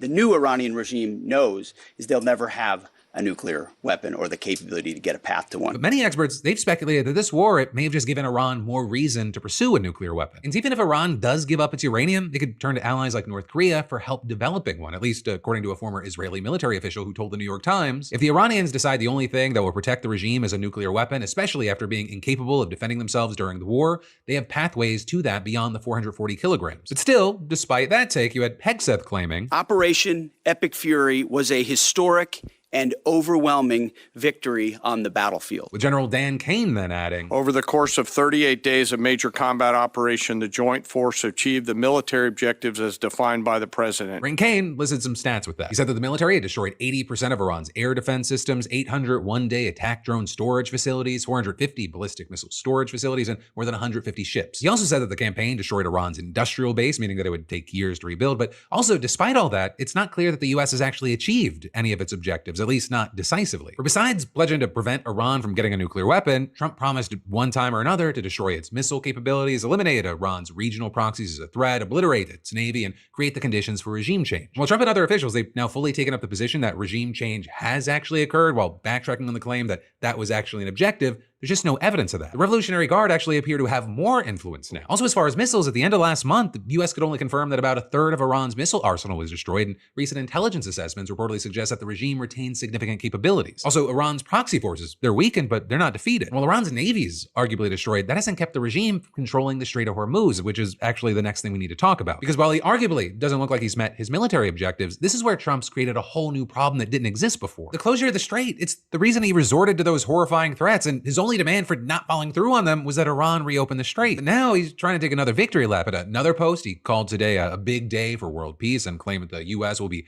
helping with the traffic buildup in the Strait of Hormuz, and then saying there will be lots of positive action. Big money will be made. Iran can start the reconstruction process. We'll be loading up with supplies of all kinds and just hanging around in order to make sure that everything goes well. But there are at least a few problems with what Trump's saying. One, like we just talked about, this is only a 2-week ceasefire, and it's not clear that a deal can actually be reached in that time to make the strait's reopening permanent. 2, if a deal isn't reached, 2 weeks isn't enough time for the global economy to bounce back. 3, it's not clear that the US and Iran are actually on the same page about what reopening the strait's gonna look like. And 4, this ceasefire, it might not even last through the day anyway. But, you know, some of you have known me for over a decade. You're like, Phil, you're an optimist. So we're gonna start, literally no one's saying that. But let's start with the best case scenario. Even if the strait is open, prices are unlikely to return to their pre-war levels anytime soon. And that's partly because dozens of refineries, storage facilities, and oil and gas fields in at least 9 countries have already been targeted in strikes, contributing to at least 10% of the world's oil supply getting turned off. And then getting operations going again, that's gonna require not only safe passage through the Strait of Hormuz, but also inspecting and replacing equipment, as well as bringing back employees and ships that have left the region. And actually with all this, after the ceasefire announcement, oil prices did drop to about $95 per barrel, but that's also still 30% higher than before the war. All while gas prices in the United States have continued to rise, reaching $4.16 a gallon on average, according to AAA. And they may actually keep going up for months, according to the US Energy Information Administration. But then also, right, moving on, despite the strait allegedly being open, traffic still really hasn't picked up because of the continued uncertainty. In a statement from Iran's foreign minister confirming the ceasefire on behalf of the country's Supreme National Security Council, he said, for a period of 2 weeks, safe passage through the Strait of Hormuz will be possible via coordination with Iran's armed forces and with due consideration of technical limitations. Then with that, you had the Wall Street Journal reporting that Iran was still requiring all ships to request permission from its military forces to transit the Strait of Hormuz. And then you had the Associated Press reporting that Iran and Oman will be allowed to charge fees on ships passing through. Right, and with all that, while we have seen a couple of ships trying their luck, at least a few major shipping companies have said they're not going to start sending boats through just yet. Meanwhile, the leaders of 7 European countries, along with Canada, the European Commission, and the European Council, said that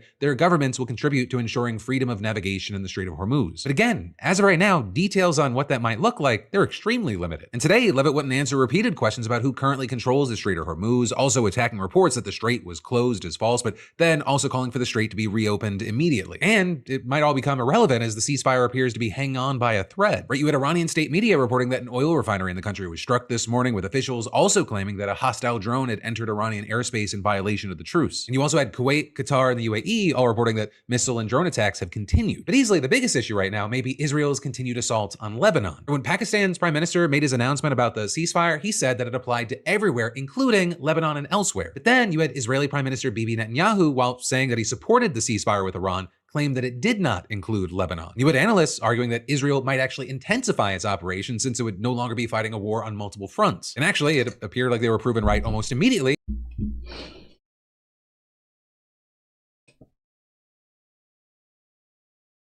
Yeah, I think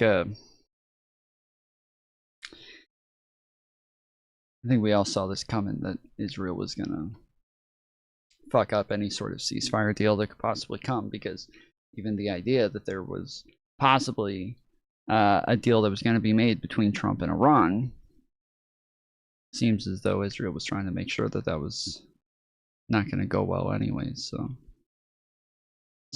Tom secured his energy drink. I've been drinking my energy drink the whole time. I've been drinking it the whole time.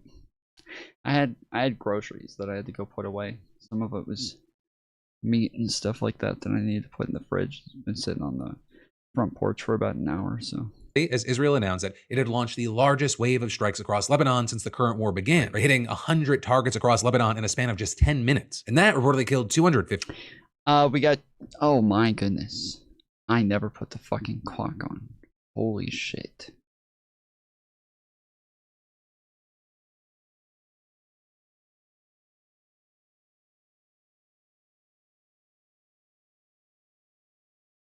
We got an hour left on the clock, $2 in. We got 23 to go to extend stream. We got a panel tomorrow, so if you guys want to, I don't know what I was gonna say there.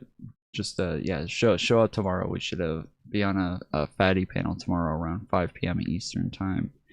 But he's doing politics panels now, so now he's got I guess a different channel where some of the panels that he does are going to be on politics, and so we're going to be going on there. Let me pull up the topic real quick. Last week, on Friday, I was supposed to be on a politics panel for them, and I totally missed it, and overslept because I was up late on stream, but I was supposed to be on a panel about the Iran war, and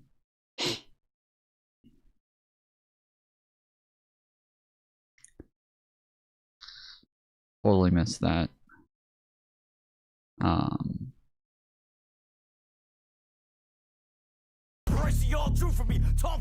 Aramsan tip $20. Get yo shit together, Baldy. Clock it up, time is money, bro. Let's go more Jew. Money, money, money, bro, like the KKK watchers think. Lock in. I got you. Thank you, Aaron. Let's go. Let's get some W's in chat for Aaron. You. I got you, son. Sian. Gotcha, Sian. The topic tomorrow, UK government just officially banned Kanye West from the country. Is this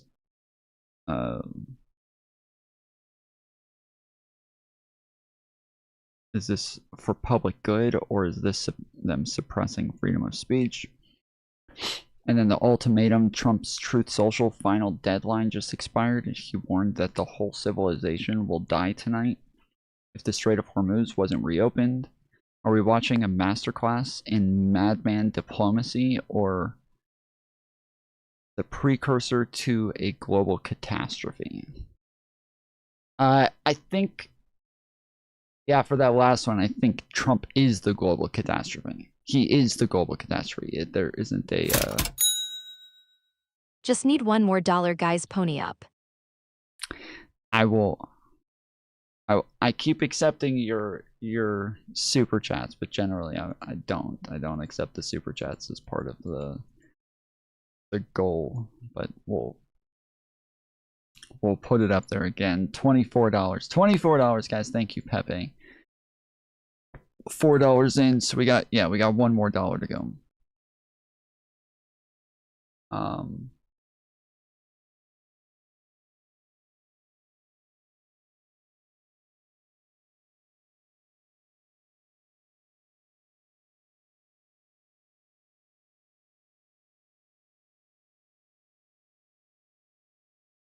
But yeah, I think Trump actually is the global catastrophe. I think that the way that he's talking about dealing with Iran, the way that he threatens, the way that he is just so unpresidential, that this is the threat.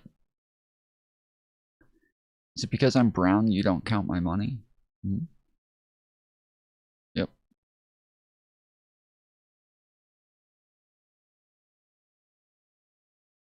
I am not down with the brown.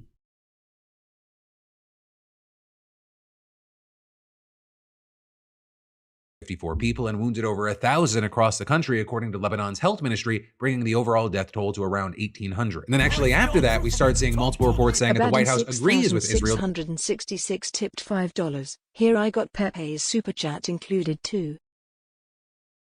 Appreciate it, Abby. Let's go. W's for Abby.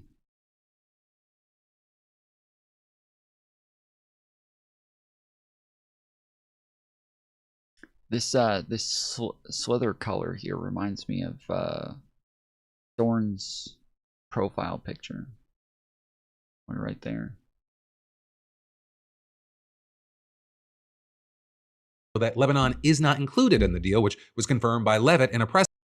And then Thorne, thank you for the what is that, one pound, €1? I can never tell the difference between the two fucking symbols for that. They look exactly the same to me. Like I've looked up the differences numerous times and I can never remember them. Press conference. And that came even after Iran's Islamic Revolutionary Guard Corps threatened a military response if attacks on Lebanon are not immediately halted, saying that its retaliation would target aggressors in the region. And that's as reportedly Iranian officials told mediators that it would only join planned talks with the US and Islamabad if a ceasefire is reached in Lebanon. You would Iran's Felix 954 tip $2. Here's your big Yahoo dark money, fellow Goyim. Thank you. Let's go. Let's motherfucking go, boy. Let's get some W's in chat. Ew. Ew. Pounds look like an L. It's all the same.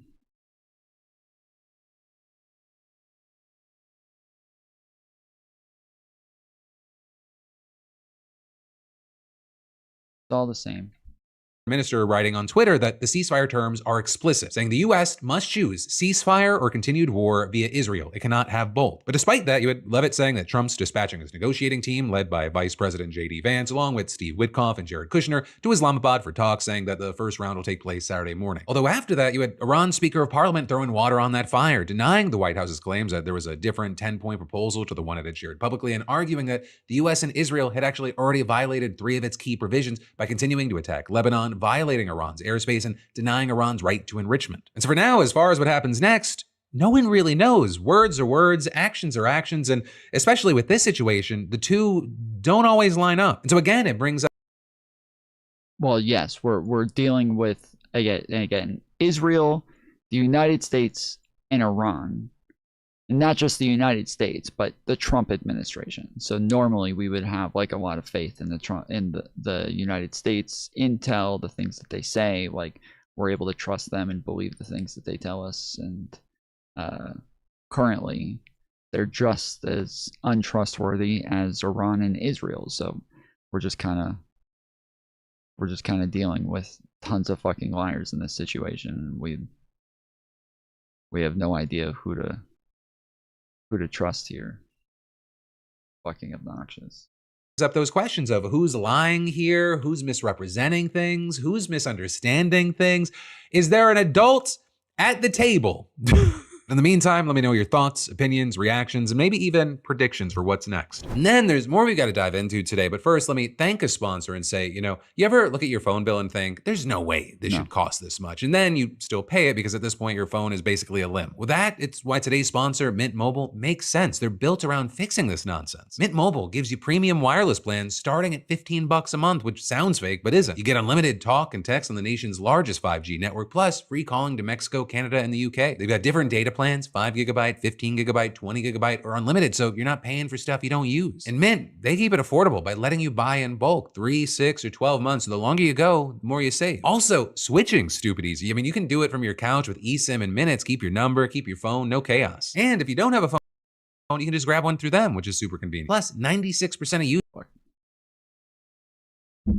liberal majority on the Wisconsin Supreme Court, and they've been flipping mayoral seats in Omaha, Miami, and Boca Raton. But also, the Republican in Georgia still won. Trump's endorsement still carried the day, and you have voters still showing up to say that, Trump endorsed him, and so that's good enough for me. And so you have this question of, is the blue wave real, or is it just noise? And well, at least part of the answer, it's going to depend on whether the war in Iran keeps eroding Trump's golden ticket before November. Right, and so where we'll start is with Georgia, where Republican Clay Fuller won the special runoff to keep Marjorie Taylor Greene's old seat red. There's probably one more man that I should say thank you to. I'm sure all of y'all have probably heard of his name before. His name is President Donald J. Trump, for elevating my candidacy in our campaign. And I will be on Capitol Hill as a warrior to have his back each and every day. But as you're well aware, because you're a beautiful bastard and you watch the Monday Philip DeFranco show, the story isn't that a Republican won in a ruby red district. The story is how close it got. This race had no right being a race that anyone should have really even been looking at. Democrat Sean Harris, he pushed the needle 25 points to the left. Floyd County, it saw a roughly 30-point shift to the left. And in addition to movers, Harris outright won Cobb County, which Trump and Green carried in 2024. The Republican Party had to spend almost $2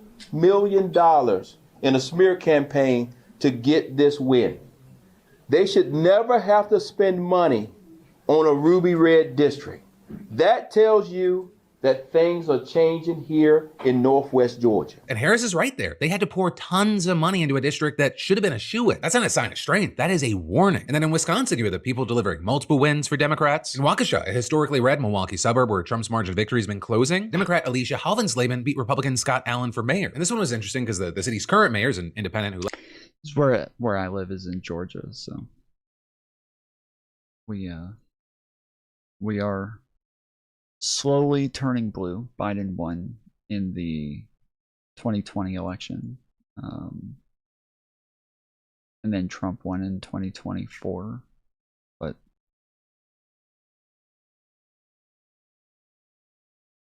we're getting there.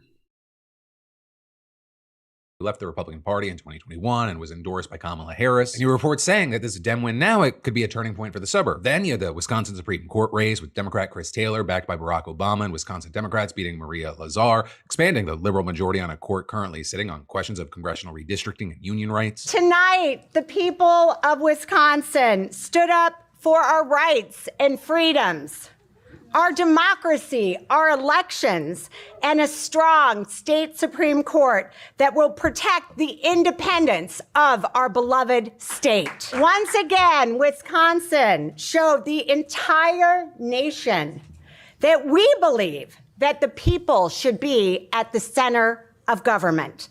And the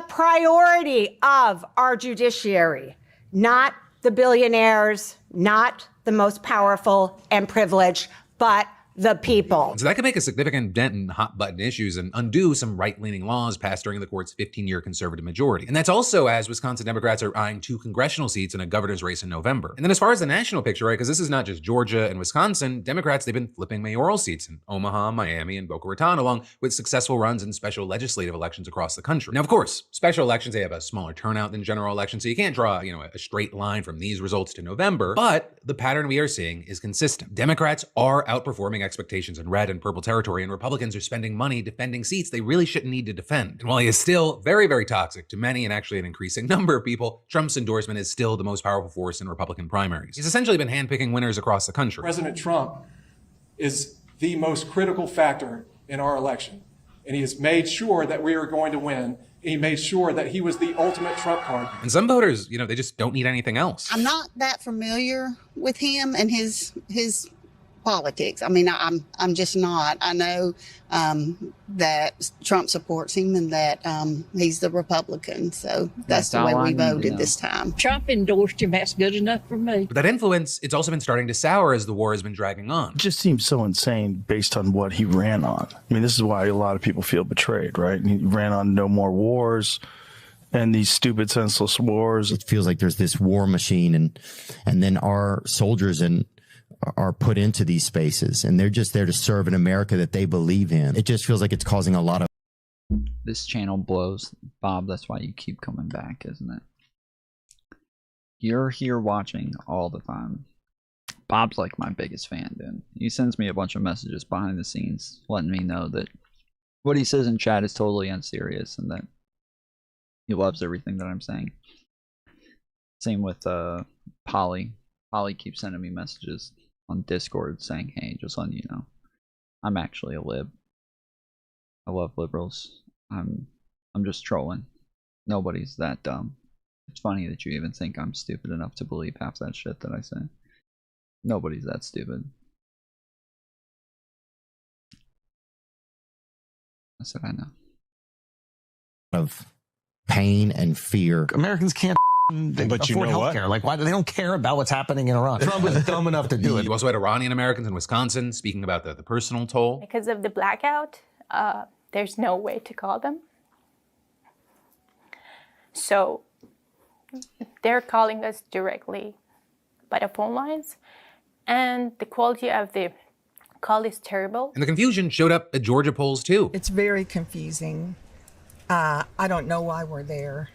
Honestly. But there are still voters standing behind him. I do wish we could get rid of the Iranians We have a very good president that I think is going to end this war quickly, and we're going to be better off for it. You know, all of this, it matters primarily for two reasons. One, there's the immediate things like the people that are actually being elected and what they're going to be able to do in those positions. And then two, it gives us an idea of what this means for November, but it also gives us an idea of what this does not mean for November. Democrats are flipping seats. They're closing margins, they're winning courts, and forcing Republicans to spend money in districts that should be safe. But you cannot immediately expect a 25-point swing during the midterms themselves. And while the Democrats, they have the momentum, nothing actually matters if people do not still go out and vote. So if you are assuming victory, do I really need to add my vote? You might end up looking super foolish. Republicans have the incumbency, they have structural advantages. The war in Iran is a big variable that could tip the whole thing because it impacts so many other things. And of course, people are very fickle. And while we are seeing a meaningful trend here and people are showing up, yesterday's successes and failures do not dictate tomorrow's results. It's 8 months to November and everything's in play. Be excited, be hopeful, but do not take your fucking foot off the gas. And that actually brings us to the next big thing that we got to talk about today. The frontrunner in the California governor's race is denying sexual misconduct allegations before they've even been formally made. You had Representative Eric Swalwell going to a town hall last night, calling the claims being made against him false and saying it's not a coincidence that they're servicing 27 days before early voting starts. And that's all while the governor's race itself has just been a mess with two Republicans still leading most polls in the biggest, bluest state in the country, and Trump just endorsed one of them, which might actually help the Democrats. But starting with the allegations, for weeks you've had left-leaning influencers suggesting that a group of women are going to accuse Swalwell of a pattern of inappropriate behavior. Right this week, you had Cheyenne Hunt, director for Gen Z for Change, writing, "I have been working with a number of women who are in the process of coming forward and sharing their stories of sexual harassment and even alleged abuse at the hands of Eric Swalwell." And adding, "We have secured pro bono legal representation for them, and they are in the process of sharing information with reporters and ensuring that they are physically and legally safe." Also, other accounts have made similar claims, though providing no further details on the allegations, but still accusing Swalwell of wrongdoing. You've then also had conservatives latching on, the Daily Caller, for example, running an article claiming a shocking number of women are prepared to accuse him. Republican Representative Anna Paulina Luna writing, "If this is true, it is horrifying," and asking, "Can you all stop molesting your staff?" But also, as of right now, you have Politico describing these as vague allegations that have not been vetted and published in the media or levied by anyone claiming firsthand knowledge of the purported behavior. And you're seeing a number of people saying that's an important distinction, saying that right now, the claims are circulating online, but no alleged victim has gone public, no media outlet has published a vetted account, and the allegations exist in the space between accusation and evidence. And so with all that, at first, Swalwell didn't address anything directly, just making broad posts about controversy without engaging specifics. But then last night, he changed course right at that town hall. He called the claims false, said that it's not a coincidence that they serviced 27 days before early voting, and a campaign representative told Politico that this outrageous rumor is being spread by flailing opponents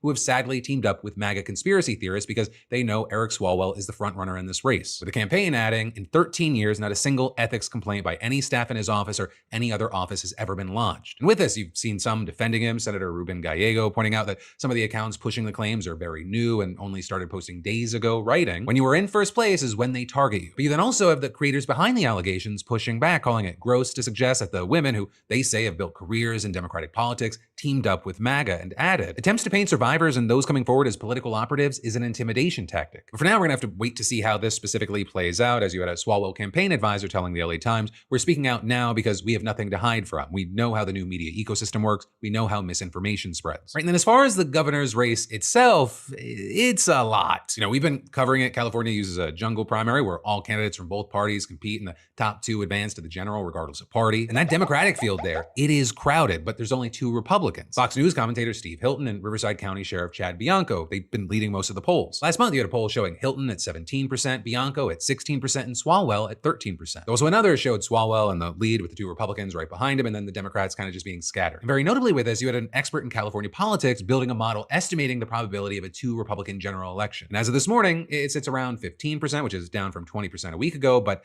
you know, it's still enough to make Democrats sweat. Though, like I touched on for a second, Trump might have actually helped Democrats recently. Trump endorsed Steve Hilton. So in a jungle primary, that could consolidate Republican support around one candidate, meaning Bianco falls behind, which opens more room for a Democrat to finish in the top two. And that ends up being kind of a worst case scenario for the Republicans because California is going to pick a Democrat.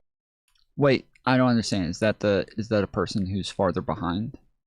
Maybe I missed that part, but that's so he endorsed a candidate that wasn't the top Republican candidate. So then that fucks over the actual top Republican candidate, which makes it to where Democrats have a better chance there. I'm assuming that's what he's saying because I didn't hear him actually explain that at any point. So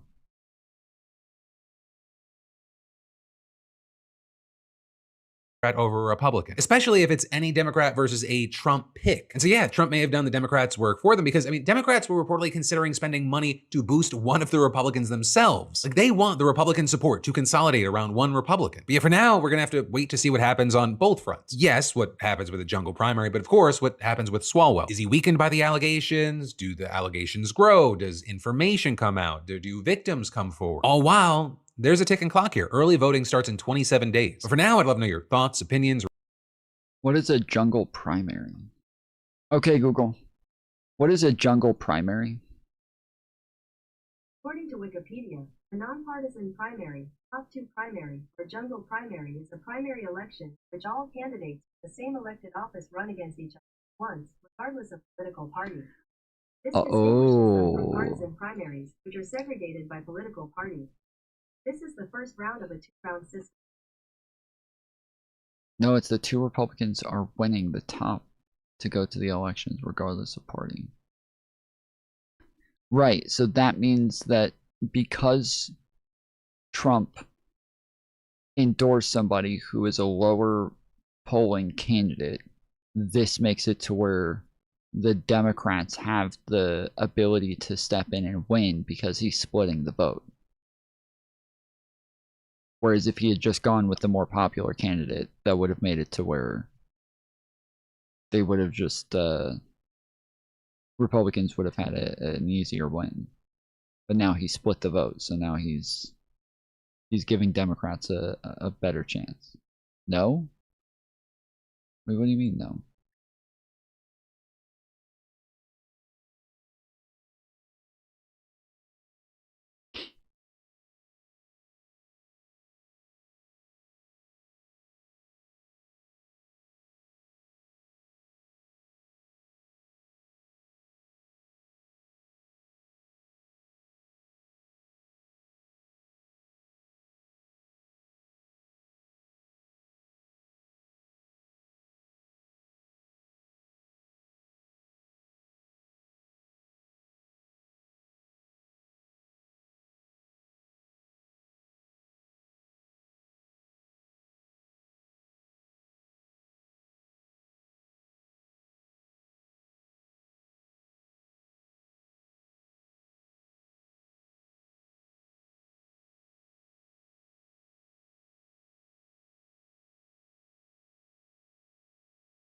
If no endorsement, both Republicans go. With Trump endorsement, one Republican gets more votes and the other loses votes, dropping them below. Okay, so they still split the vote. Wait, that is what I said. That's what, okay, yeah, so yes. The answer is yes. That's exactly what I said. Okay. Reactions and those comments down below. And then there's more we've got to dive into in just a minute. But first, let me thank a sponsor and say, you ever open a stack of resumes and immediately think, cool, so this is just my entire day now. And also, like, let's be real, half of those, they look like they were written 5 minutes before hitting submit. Well, the thing is, if you're hiring, here's good news. You can now review all of those resumes and applications faster thanks to today's sponsor, ZipRecruiter. ZipRecruiter has a new feature that instantly shows you the most interested qualified candidates first. And today you can actually try it for free at ziprecruiter.com/DeFranco. Their matching tech, it helps find qualified candidates quick. I think they can say that with ZipRecruiter. 4 out of 5 employers .com/DeFranco. Right back into the new ZipRecruiter.com/DeFranco. Meet your match on ZipRecruiter. But then diving right back into the news for our final story of the day, we've got to talk about how Trump's new attorney general literally just confessed his love for the president on live TV. If he chooses to nominate somebody else and asks me to go do something else, I will say, thank you very much. I love you, sir. So that is acting attorney general Todd Blanche, formerly just the deputy AG who replaced Pam Bondi after Trump gave her the boot last week. The Dow is over $50,000.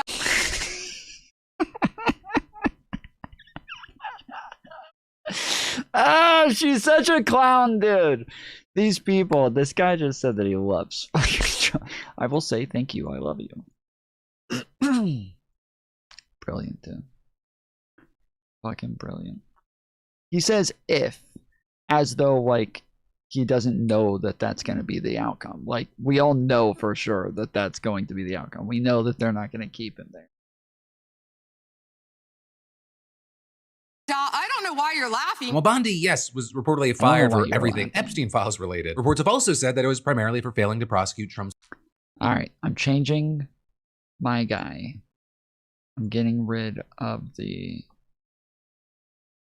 entire tomfoolery colors, and I'm starting over. I just saw somebody with a really cool slither, and I want to see if I can make that, so that's what I'm going to do. Trump's political enemies aggressively enough. And so the very first question that Blanche got during his very first press conference as acting AG was about whether he would do that. And if you're someone who is concerned that America is rapidly sliding into autocracy, his answers aren't going to fix your fears. We have thousands of ongoing investigations and prosecutions going on in this country right now. And it is true that some of them involve men, women, and entities that the president in the past has had issues with and that believe should be investigated. That is his right, and indeed it is his duty to do that. People say the president wants to go after his political enemies. No, the president has said time and time again that he wants justice. And to be clear, the idea that it's the president's right and even duty to give the Justice Department names to specific people or entities that he wants investigated, that is definitely not normal. In fact, the prevailing norm since Nixon's been that the DOJ and Attorney General should operate more or less independently from the president, something which one reporter pointed out later. Since Watergate, there's been a kind of a firewall, if you will, on criminal investigations between the White House and the Justice Department. I mean, that is the most false statement I've ever heard in my life. There is always communication between a president and his priorities and what the Department of Justice should be focused. Yeah, that's what she was talking about, was communication. That's, yeah. She said communication. Thank goodness he corrected her on that. I can't believe she acted like there was no communication. Wow. On and not focused on. That is not a new thing in this administration, although I know it sounds fun to say that it is. So as far as whether we would take a referral from the White House or take a referral from you even, yes. I mean, yes, if somebody knows about fraud, please tell us. And so if the president of our United States says, I have heard that there is ongoing fraud in Minneapolis, Minnesota, like any president before him, I hope that the Attorney General would absolutely say, yes, we'll investigate that. So yeah, Trump's former private defense attorney, who just told the president, I love you, is going to be taking direct orders from him on who to investigate. And while some reports have suggested that Trump's considering his EPA head, Lee Zeldin, for his official nominee for AG, in the meantime, it looks like Blanche is here to stay. So I guess we'll have to wait to see whether he does better than Bondi, because, most of the cases that her DOJ brought against Trump's enemies, James Comey, Letitia James, Jerome Powell, several Democratic lawmakers, they've all stalled or fallen apart. Even the probe into whether Biden and his aides broke the law by using the auto pen, it ended up going nowhere, with prosecutors quietly shelving the case. While apparently Trump wants a more effective AG, you had a New York Times analysis, I think, kind of looking at the issue and talking about it pretty well, writing the fault lies in not the shirking weakness of those he is called upon to execute his will, but rather in the impossibility of his request to bring criminal charges against political targets with little to no evidence or legal justification. In fact, when it came to Bondi, you can't say she didn't try. But reportedly in the weeks before her firing, she desperately tried to satisfy Trump by moving against his opponents. We're talking about people including Obama CIA Director John Brennan, as well as another figure that we've got to talk about, Cassidy Hutchinson. She was a top aide to Trump's first-term chief of staff, Mark Meadows, and she gave one of the most explosive testimonies to the January 6th committee. I was in the vicinity of a conversation where I overheard the president say something to the effect of, I don't effing care that they have weapons. They're not here to hurt me. Take the effing mags away. Let my people in. They can march to the Capitol from here. Let the people in. There was also what I'll just call the ketchup incident. I first noticed there was ketchup dripping down the wall, and there's a shattered porcelain plate on the floor. The valet had articulated that the president was extremely angry at the Attorney General's AP interview and had thrown his lunch against the wall. Perhaps most infamously, though, this is one story that's disputed by other testimony. There was this story that she said that she heard secondhand from the Secret Service agents driving Trump's limo. The president said something to the effect of, I'm the effing president, take me up to the Capitol now. To which Bobby responded, sir, we have to go back to the West Wing. The president reached up towards the front of the vehicle to grab at the steering wheel. Mr. Engel grabbed his arm, said, sir, you need to take your hand off the steering wheel. We're going back to the West Wing. We're not going to the Capitol. So now reportedly, Trump's DOJ is investigating Hutchinson for lying to Congress, though strangely, that case is being handled by its Civil Rights Division. Because as the name suggests, it's normally focused on systemic civil rights abuses like police misconduct and racial discrimination. Whereas a case like Hutchinson's, alleged perjury in front of Congress, would normally go to the U.S. Attorney's Office in Washington, which is run by Trump loyalist Jeanine Pirro. But Pirro, like Bondi, has struggled to move cases forward recently. So instead, they're going to civil rights, which is led by another Trump loyalist, Harmeet Dillon. And this, even though reports say that some DOJ officials officials have been skeptical from the outset about whether there is a viable criminal case to be made at all. But then that's also not where it ends, because this week, Trump announced that they're also looking into whoever leaked the story about the U.S. airman that was missing in Iran. But we have to find that leaker, because that's a sick person. Which, you know, not the most outrageous thing. The government often goes after leakers. But then you had Trump explaining how they're going to do it, and that's when all the First Amendment lawyers' ears perked up. So whoever it was, we think we'll be able to find it out, because we're going to go to the media company that released it, and we're going to say, national security, give it up or go to jail. Dude, this guy is the most First Amendment president of my lifetime. This is absolutely disgusting. He just keeps doing anti-First Amendment shit, bro. Like, he just keeps doing it. This is so fucking gross. Person that did the story will go to jail if he doesn't say. And you had the White House later confirming that an investigation is underway, and Todd Blanche explaining that this is going to be standard policy for the Trump administration. To the extent that we have seen a series of leaks that necessarily involve classified information and putting the lives of our soldiers at risk, or the lives of agents at risk, that is something that we will always investigate. And we will investigate if it means sending a subpoena to the reporter. That's exactly what we should do, and that's exactly what we will be doing. Now, this isn't totally out of the blue, right? Last year, Trump's DOJ rescinded a Biden-era policy that safeguarded journalists from subpoenas during leak investigations. And then remember, in January, the FBI raided a Washington Post reporter's home and seized her devices, though a federal judge in February blocked the government from actually searching them. But still, reporters and free press advocates warn that this kind of thing, if not outright illegal, is at the very least deeply illiberal. Because if the government, they can compel journalists to give up their sources, then sources are going to stop going to journalists with information. So with that, you had Bruce Brown, president of the Reporters Committee for Freedom of the... Well, that's why they're doing it. Yeah, they don't want to have whistleblowers, so they're trying to make it illegal for them to ever get caught doing anything illegal. Press telling NPR some of the most consequential reporting in U.S. history, from Watergate to warrantless wiretapping after 9/11, was and continues to be made possible because reporters have been able to protect the identities of confidential sources and uncover and report stories that matter to people across the political spectrum. But that, my friend, you beautiful bastard, is the end of today's Wednesday Philip DeFranco show, but not the end of the ride, because you're just a click or tap away from watching today's brand new episode of Crashing Out, my podcast with myself and Alex Perlman. It's a very cathartic experience, especially if you feel like you've been going crazy for the past 72 hours. But no matter what you do, let me just say thank you for watching. I love yo faces, and I'll see you right back here tomorrow. A whole civilization will die tonight. That is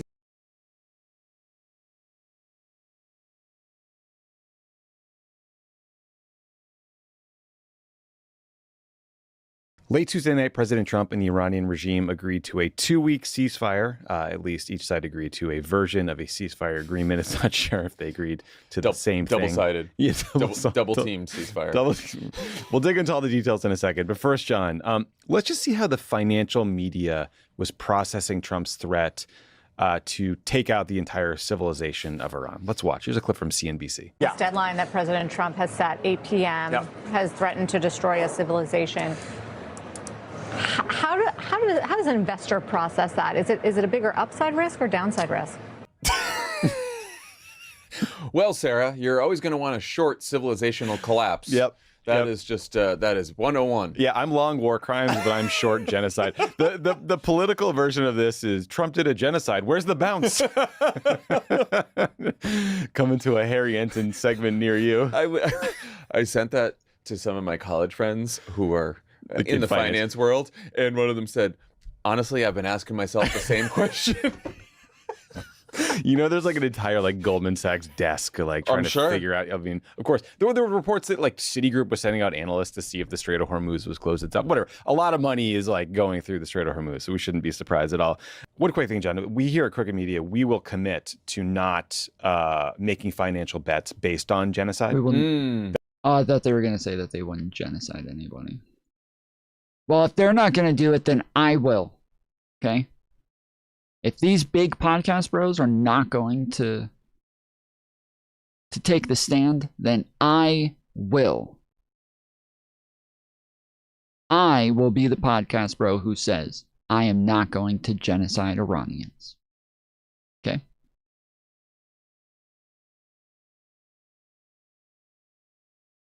It's not that big of a deal. It's something that we should all do. I'm just one man.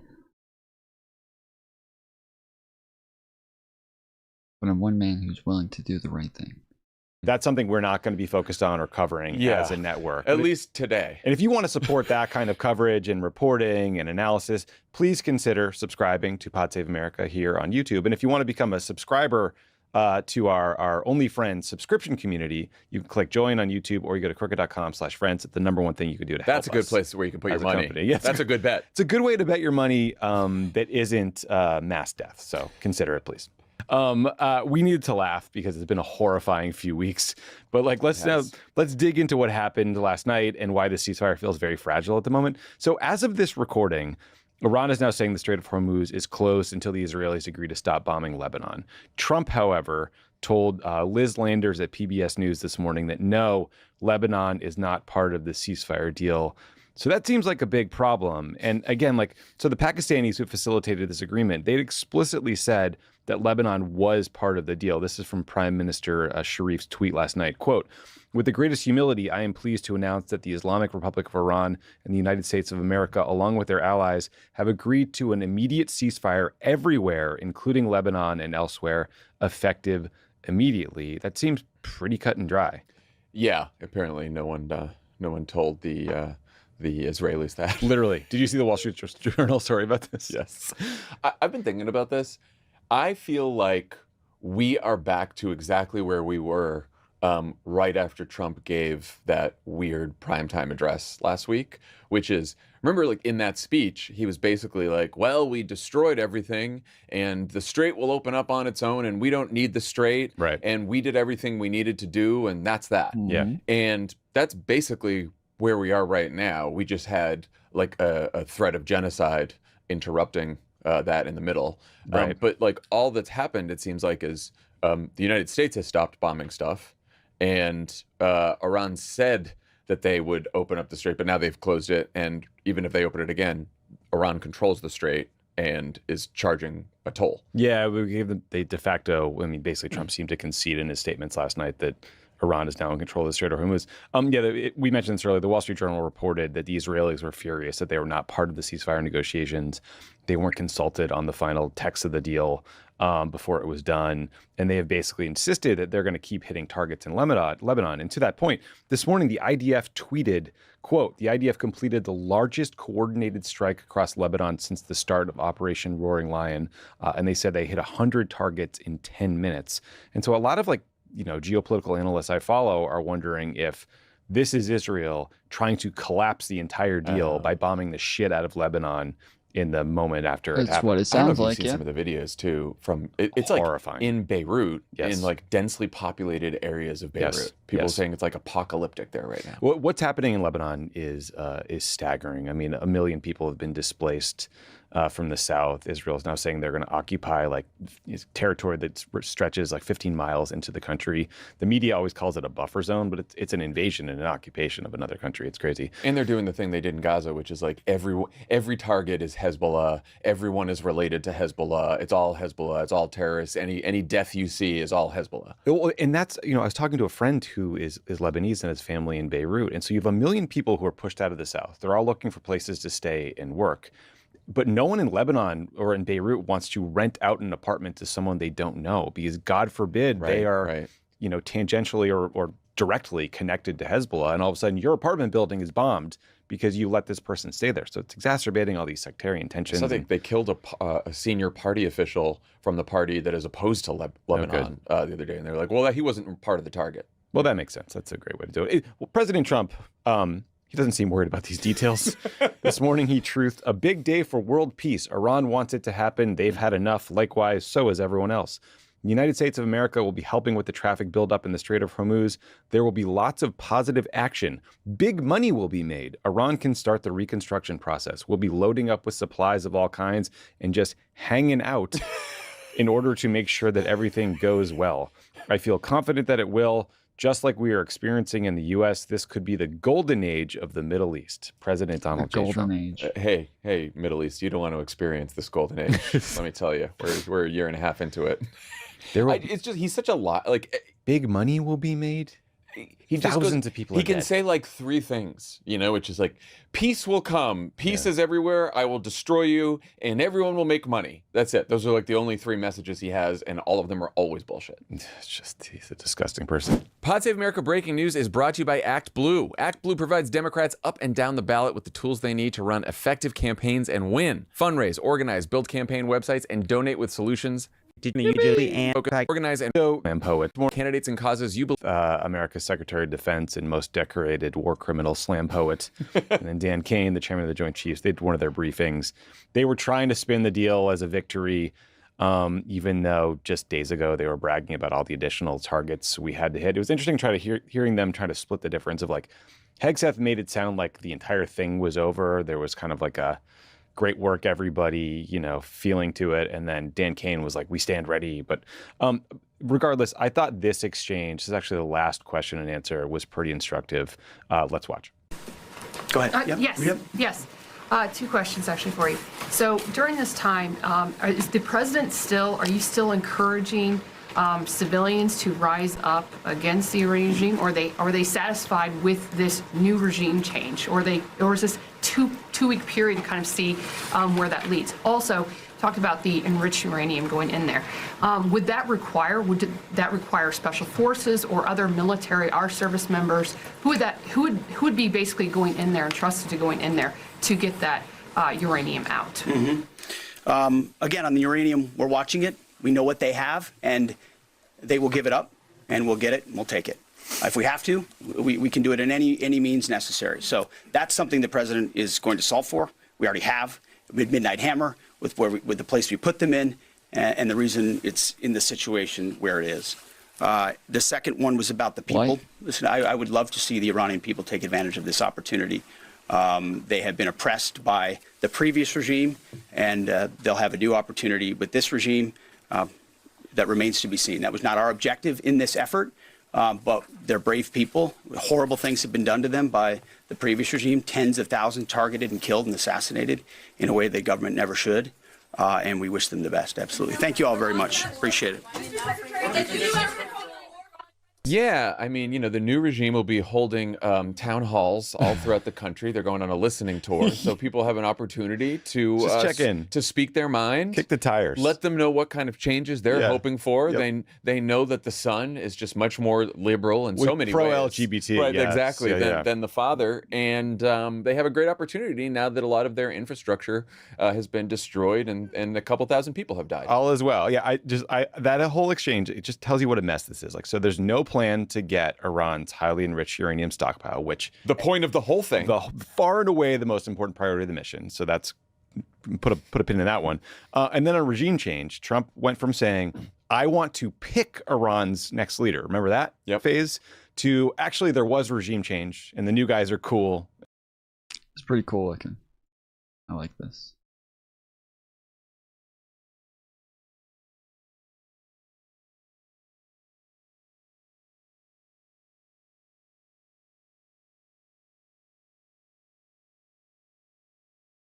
I like the cut of this Slither's jib.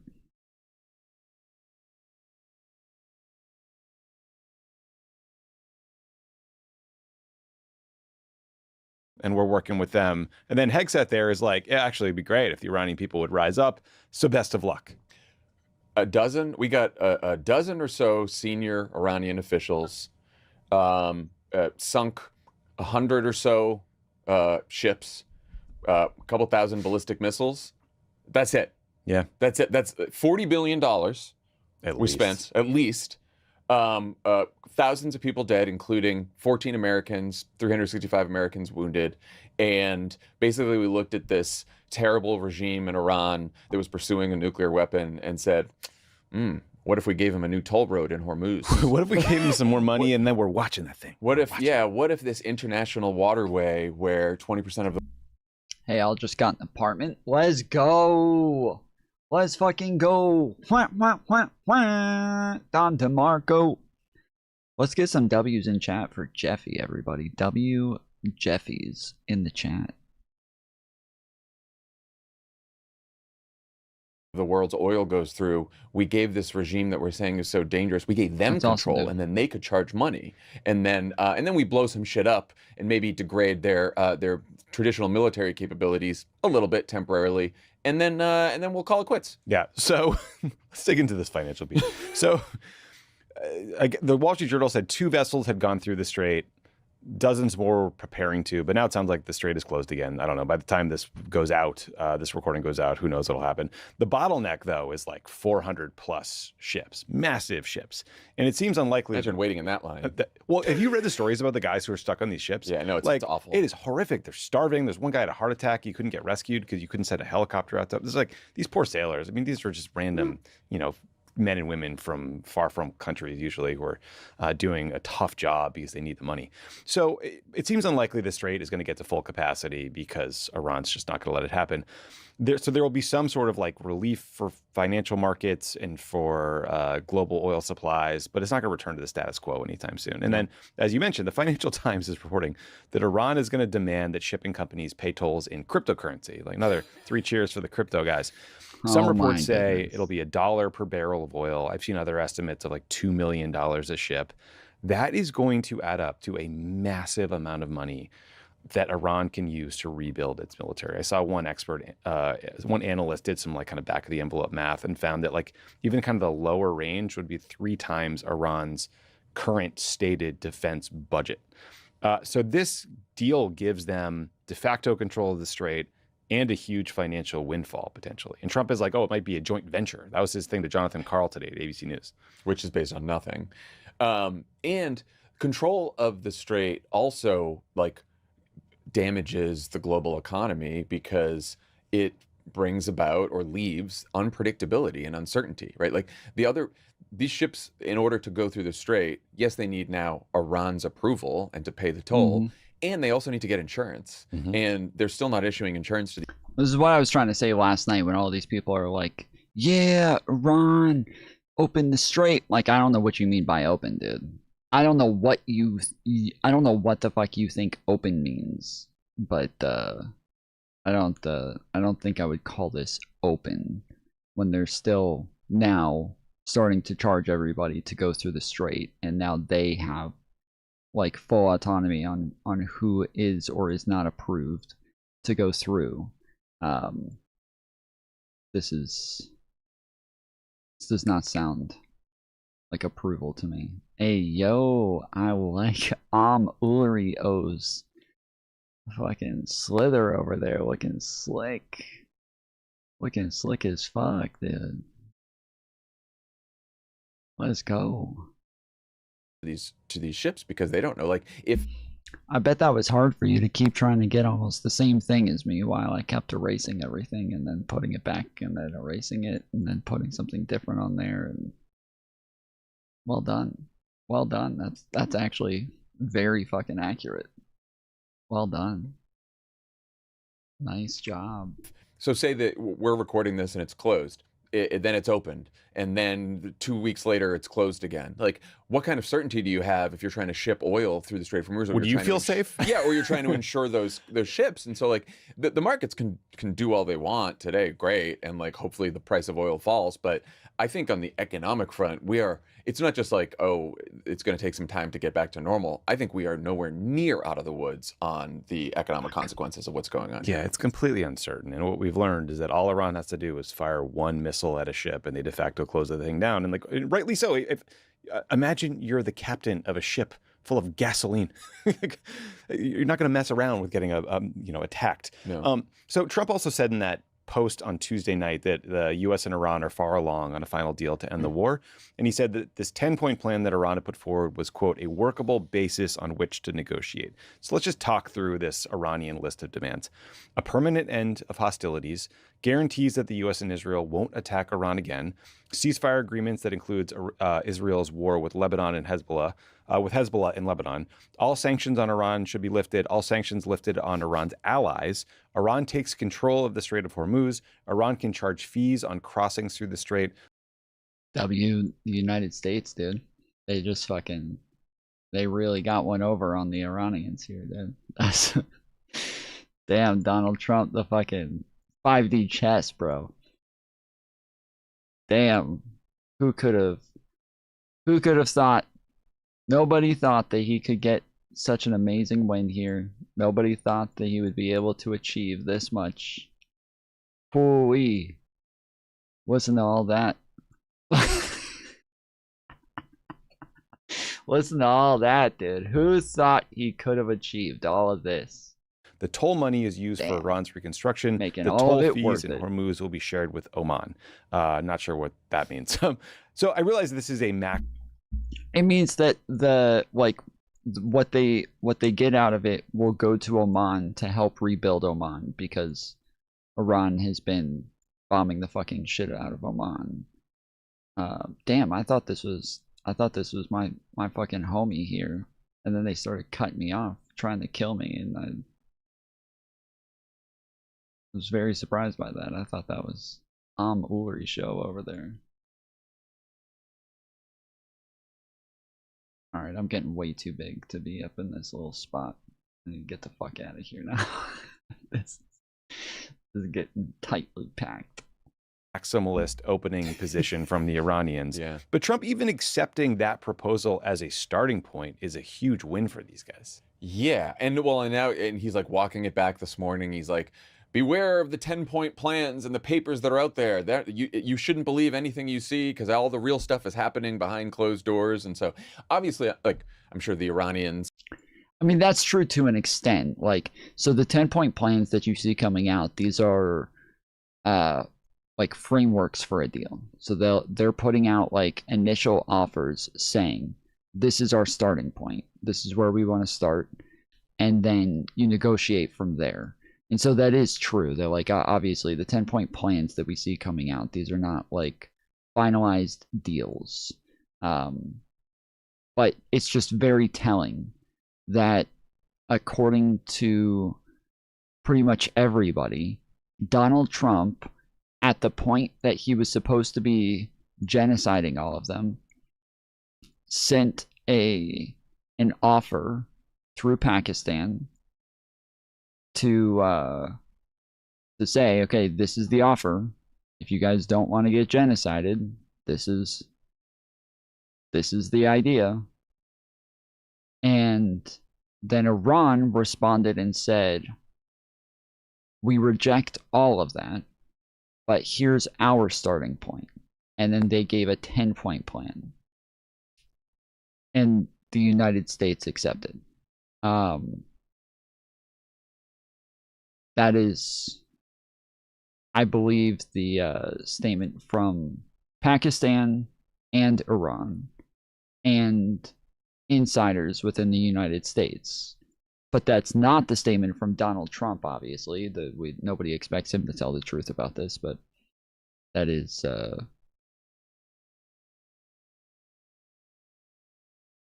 not their stance. So what the truth is in this matter, I have no idea. I'm not positive, but that is what I've understood the current scenario to be. Probably fudging it. Trump's lie. Like, once again, you don't know what the truth is, because there's some stuff going on, behind closed doors. But like, and then every side's trying to just like, try to show that they're winning. But outmaneuver. I think I don't see how a deal gets done. Yeah, Trump will come in with a maximalist set of demands too. It'll be like no nuclear enrichment. It'll be no ballistic missiles, or some sort of like limit on their ballistic missiles. It'll be no support for proxy groups like Hezbollah or Hamas or whatever. Right? It'll be similarly maximalist. Maybe they can get to some agreement, but it feels like almost every scenario ends with Iran in a stronger position than where they started. In part because they know Trump sees this as a political disaster and wants more than anything to declare a victory and walk away. And he's not a details guy. He's a press release guy. And this gets us back to where we were when Trump was threatening to eradicate the civilization, which is for us to get back to a good place for the United States would be for them to give up the control of the Strait of Hormuz. So in what world would they give up the strait and give up control and stop the tolls? Well, then it gets back to Trump being like, well, if you don't give it up, then we will Kill you all. kill you all, right? Which is the only card he has left to play because he doesn't want to order a ground invasion of Iran or of Karg Island or the rest of it, and they don't want to hold it. And so, like, again, we're like right back to where we were, which is a place that we got to because he decided to start this fucking war. Yeah, everything is worse than it was the day before they started this conflict. So yeah, big picture. Let's just take stock again before we conclude of what we've accomplished. Number one goal: prevent Iran from getting a nuclear weapon. Obviously, like, look, the nuclear sites are more damaged than ever before, but there's 900 pounds of highly enriched uranium sitting in Iran. Most analysts think they will be more motivated than ever to seek a nuclear weapon as a deterrent. Why wouldn't they be? Yeah, so it doesn't seem like that's a big win. Number two, destroy Iran's military. Like, certainly we did a lot of damage there. The U.S. and Israel did to the Air Force, Navy, air defense system, ballistic missile stockpile, and to the industrial base that they would use to rebuild it. But Iran, before the ceasefire, was reportedly still firing 15 to 30 ballistic missiles a day and 50 to 100 drones per day. So even the Hegseth in his briefing today had to concede that, like, they can fire a shot at any time and create all this economic disruption. Number three, end Iranian support for proxy groups like Hezbollah. The support they provide them is usually it's financial and weapons. As we just discussed, Iran might weep a financial windfall that could go towards the proxy groups. Doesn't seem like a good setup. No. I remember these guys being mad about pallet of cash from Obama. Well, now they smaller numbers. Now they're cool. Tankers of cash. Yeah. No, it's As crypto Ben cash. says. Yeah, Tankers of crypto. Tankers of crypto. For regime change, remember Trump said he not only wanted regime change, he wanted to pick the next leader of Iran. But we traded Ali Khamenei, who was 86, for his son. Younger model. Who's the younger, more harder line. Notice how they keep calling him disfigured? Yeah, that's because they want you to think he's dead or that he's not really there. They want to like Weekend at Bernie's him. You know? Yeah, but there's all the reports today. You know, this was in Axios, I think, talking to Israeli sources, say that Khamenei personally signed off on this ceasefire deal. Yeah. So seems like Maybe he's he's kicking, or maybe he's not kicking, but maybe he's pumping this.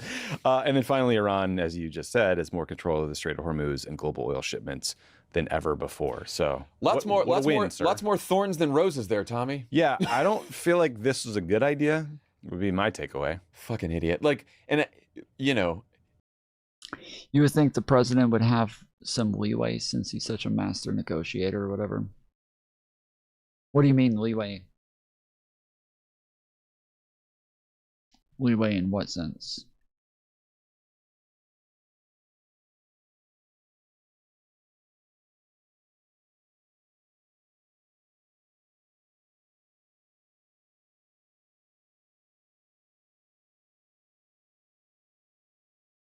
What up, caveman?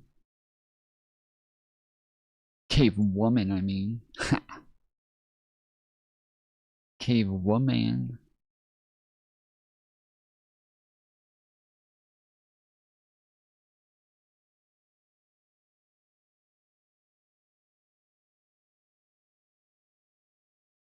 I really like the majority of these colors at the very beginning. They're very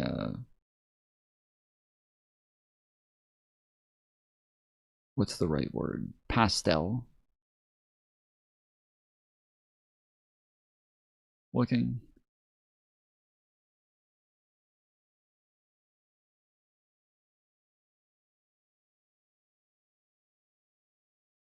I was trying to stick with that, but it's really hard to tell when you're building the slither what colors you're clicking on, what they're actually going to look like on the snack.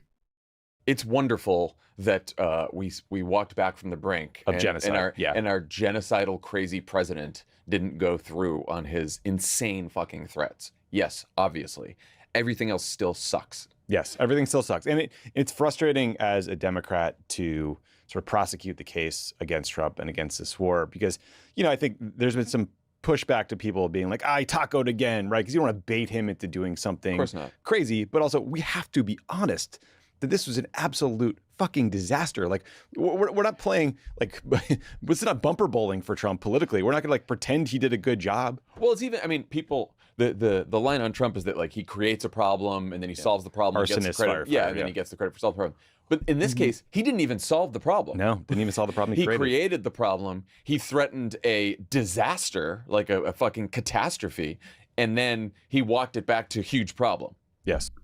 Yes, this is what I was talking about last night. Like, they didn't even like get us back to where we were before the war, let alone come out in a better position.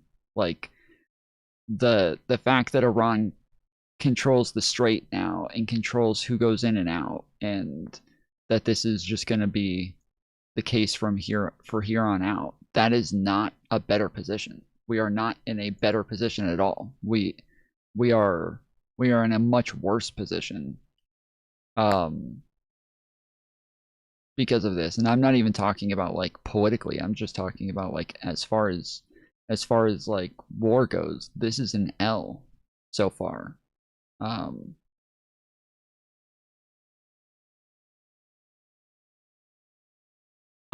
I've said from the beginning, I would assume Donald Trump eventually has to like take a deal where they are enriching uranium to civilian levels.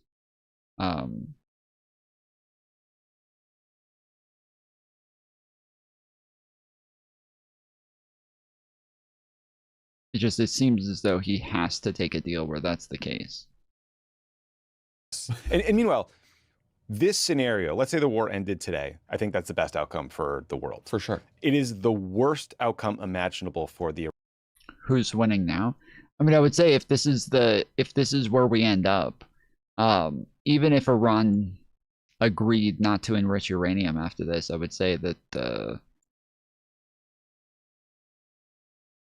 if this is where things ended,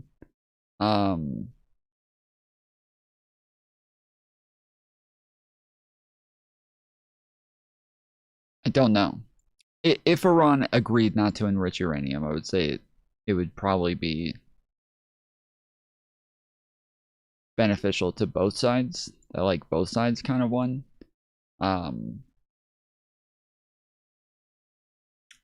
if they agreed to enrich uranium to civilian levels, Iran won by a fucking billion miles. Like the Iran would win in that scenario by a fucking billion miles. There's no comparison. They would have... That would just be a massive W for them. They're in a better position in the world order. Yeah, with the 15-point plan versus the 10-point plan, and like what it is that we would expect each side to get currently. Somewhat the fact that Israel is still fighting in Lebanon, maybe not, but I would say, like, again, Iran having control of the strait from here on out, that is a pretty big W for them. Like, that's a pretty major win for their, yeah, from their perspective. But yeah, right now I don't know that I would say either side is winning right now. I think we're missing way too much information here, so. Iranian people. Because Trump has now left them with a decimated country, an even more hardline regime that is going to crack down on any dissent harder than ever before, and they all know goddamn well that the United States and Israel won't do a goddamn thing about it because they don't actually give a shit about the Iranian people, and there might be an agreement not to attack them again. Yeah. And do we think that, like, Israel's safer? Oh damn! I that the respawned Saudis right are next safer. to you guys. That the like UAE, like all of the Gulf countries. Do we think that like some kind of ceasefire or even some deal is going to protect them now that Iran has just the whole? Remember their other big goal is to stop Iran from projecting power in the region. Mm-hmm. Seems do like we think Iran is not more What? powerful? What? No! There's no way. That's a lie. This game is cheating, dude. This game is cheating, bro. It's not fair. That's not fair. Bro. It's not fair. Shut up. You sound so fucking gay, dude.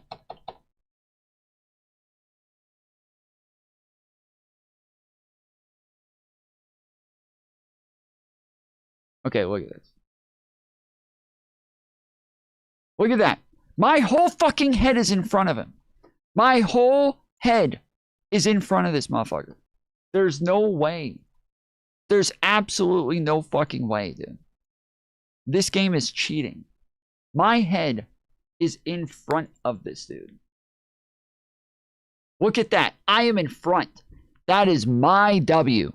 There's nothing, no part of my body is hitting the side of him. The part of his body is hitting the side of me. I won that. I fucking won that. He turns? Does he?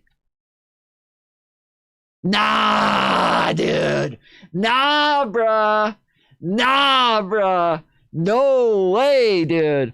I won that shit, dude. I won that fucking shit. He's covering my entire eye right now. He's covering half my body right now. No way, dude.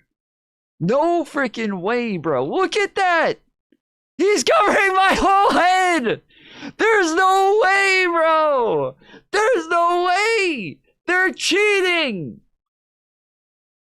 They're freaking cheating me. There's no way. No. That's no fucking shot, dude. So, okay. The reason this happens is because the box, if you guys know what a box is, like in video games where like they have what you see as your body isn't where the game considers your body to be at all times, right? So sometimes like when we play Call of Duty, you'll see like guys who are really small who you know, it's you hit them, and then guys who are really big and you shoot at them. Both have the same box, to where them just being a bigger character doesn't mean that you're able to hit them easier. So sometimes if they're bigger and fatter and you're hitting the sides of them, it's not hitting them because their box is still the same frame as the skinny person. Here, as the slither grows, on the left side, that is where their box is. But on the right side, it doesn't stop there. It's like out here. And so lots of times you guys have seen people go inside of me and then come back out, or me go inside of people and come back out. That is the case on the left side of their body, is that their box doesn't start until like here. And so you're able to kind of like sling inside of people a lot to where it looks like you're hitting them because their body's there, but their box is not. And so this is really fucking annoying because it's hard for me to know when I can and can't swing in front of somebody. That is so stupid. Than it was before? No, and look, I do think, you know, they did some real damage to their industrial capacity and their sort of, for sure, their ability to build drones and missiles and things. I think they will build that. Like the Shahed drones are not complicated thing. They're fucking lawnmower engines with a warhead on the front that fly over the. And they will also, I am positive that Iran will now get support from the Chinese and the Russians to help them build back whatever they need to build back. Build back better. Build back better. Great work, everybody. Good job. Thanks. Maybe don't put a drunk weekend Fox News anchor in charge of the Pentagon. That might be one lesson from this. God, he had a lot of gel in his hair. A lot of gel. So shiny. I wonder if you touched it, it was just like, pew. Yeah, I wonder if you lit a match nearby. Thank you for watching this episode of Pod Save America here on YouTube. Talk to you guys soon. Is the president using this 2 weeks to give our soldiers a break, a rest, to see if we can get this ultimately done? We'll see. But I will see. So you know why he's stammering there? We were kind of talking off air. Is he nervous? Yeah, I think he's nervous. You and your co-author Nervous to say anything critical of the he knows Trump's watching. Oh, we're a little delirious, but we're also relieved today. To a degree. You I mean, Iran. A situation room meeting where Israeli Prime Minister I thought that was Netanyahu. them. I thought that was them that was fucking up. Sheesh.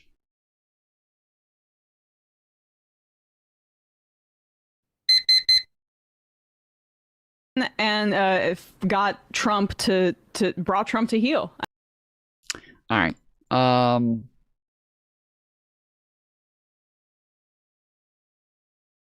Felix got us over the hump, I believe. Let's see. Or no, Abaddon 5, 6, 7. Okay, so $7 more.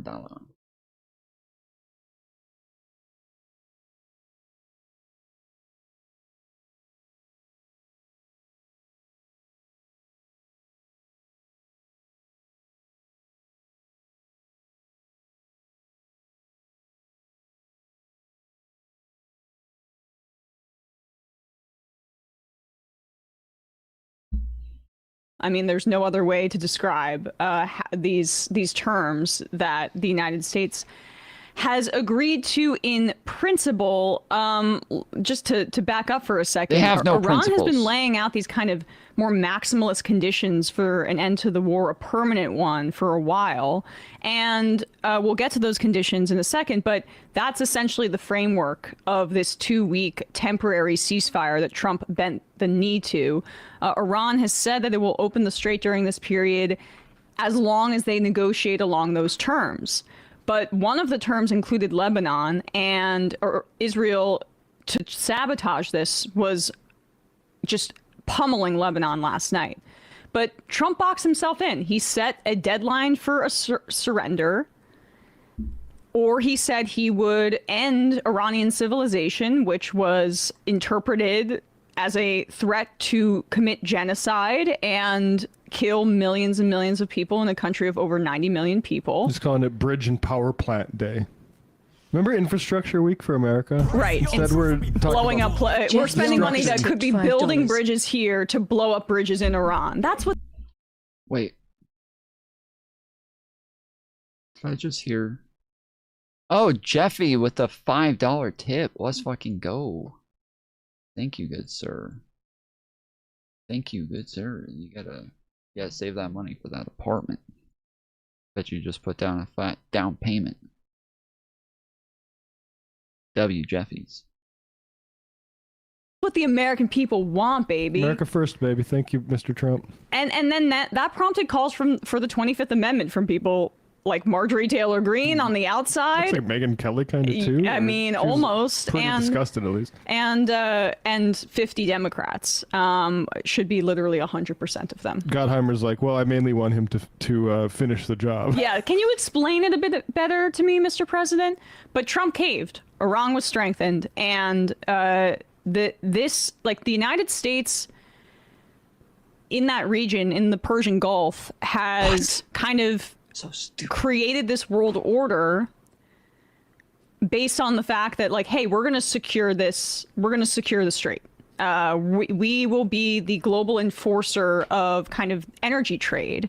And as Robert Pape wrote about in the New York Times a few days ago, this inevitably means that this arrangement in the Gulf is going to change the world order going forward. It has emboldened Iran in ways that we can't even, I think, kind of fully contemplate right now.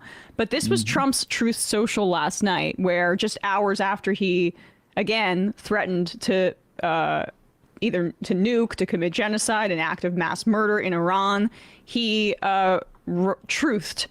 Based on conversations with Prime Minister Shehbaz Sharif and Field Marshal Azim Munir of Pakistan, wherein they requested I hold off on the destructive force being sent tonight to Iran, and subject to the Islamic Republic of Iran agreeing to the complete, immediate, and safe reopening of the Strait of Hormuz, I agree. Which was open before this conflict. Exactly. Which I caused, the closure that I caused.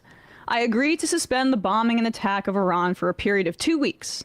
This would be a double-sided ceasefire. The reason for doing so is that we have already met and exceeded all military objectives and are very far along with the definitive agreement. They already won the war, dude. It's already won. Why? There's no point in even continuing, even though they have continued for a long time after they said they already won. They just kept fighting for no reason, just because they felt like it, dude.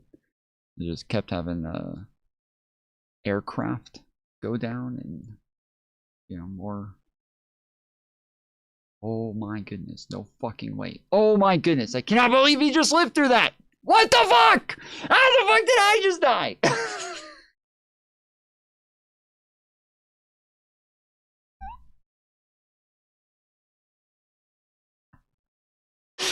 How the fuck? Concerning long-term peace with Iran and peace in the Middle East.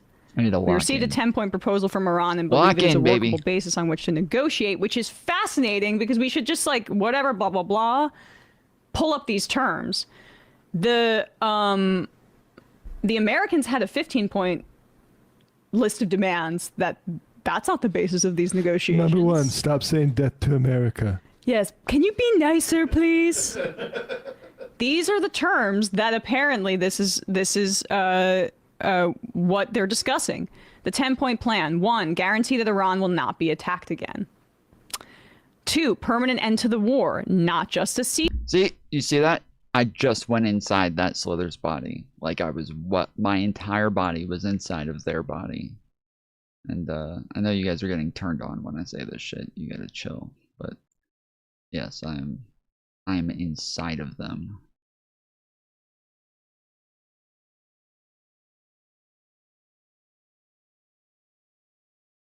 Ceasefire. Now, you hear that, Israel? Yes, this is because Israel, the ceasefires that have been negotiated in Gaza and Lebanon have been shown to be completely false, just lies. Well, and like the reason that Israel would never want a permanent ceasefire in Gaza, for instance, is because Zionists actually do see that as a situation they want to solve through force.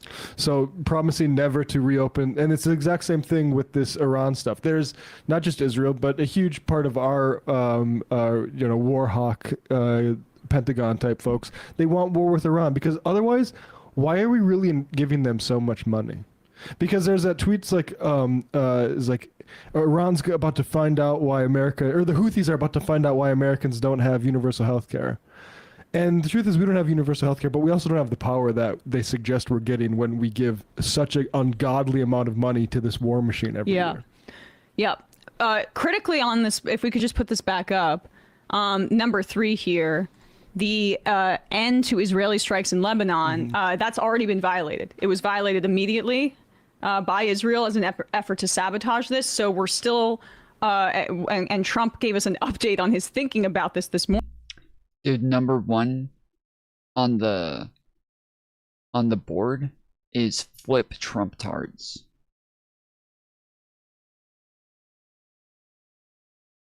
The person winning. Flip Trump tards. And then number 10 on the board is Trump 2020 and beyond. What the fuck? Morning, but we'll just get through these other kind of demands. Lifting all of U.S. sanctions on Iran, an end to all regional fighting against Iranian allies, which, like, that means Hezbollah as well. This is not, Israel is not going to agree to this. 6, Iran would reopen the Strait of Hormuz. 7, Iran would impose a $2 million fee per ship transiting Hormuz. 8, Iran would split these fees with Oman. Iran would establish rules for safe passage through Hormuz. Iran would use Hormuz fees for reconstruction instead of reparations. So mission accomplished. It is reparations. They just are like, okay, how do we make this slightly less humiliating? Yes, exactly. Yeah, we can't say we're getting reparations from right. But if we could just 3 and 5, an end to Israeli strikes in Lebanon and an end to regional fighting against Iranian allies. This is the one silver lining that could potentially come out of this absolute horror show, is that if Trump is desperate to get out of this and is really looking for an off-ramp, and he sees the polls, and Lebanon remains a part of Iran's terms, this could cause a schism in the relationship with Israel and the United States. But the problem is, and we'll probably talk about this in the fun half, this long, extensive New York Times piece about how Netanyahu manipulated him into this war, is that Trump is too weak, stupid, and he's just constitutionally incapable of having focus and long-term thinking. I don't know if that silver lining will actualize. That would be ideal if Trump holds the line and says, okay, this maximalist demand of forcing a ceasefire in Lebanon from Iran, which really is like that they're feeling themselves if they're making this kind of case on behalf of Hezbollah and Lebanon. If they hold on this front, and Trump wants this so badly, does that mean that the Israelis go rogue? They already have. It's time for everyone to understand that's what will be happening too, if that is the case, that the time. We can't have time for blaming Hezbollah or blaming this or that or Iran secretly behind the scenes doing dastardly stuff. If this ceasefire doesn't hold, it's because Israel.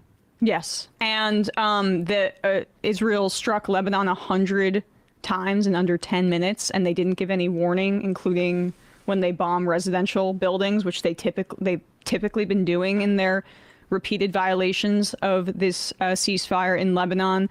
But this morning we have an update. Okay, I don't know that you can say that they violated the ceasefire if they never agreed to it in the first place. That seems really fucking weird to keep saying Israel violated a ceasefire that they never agreed to.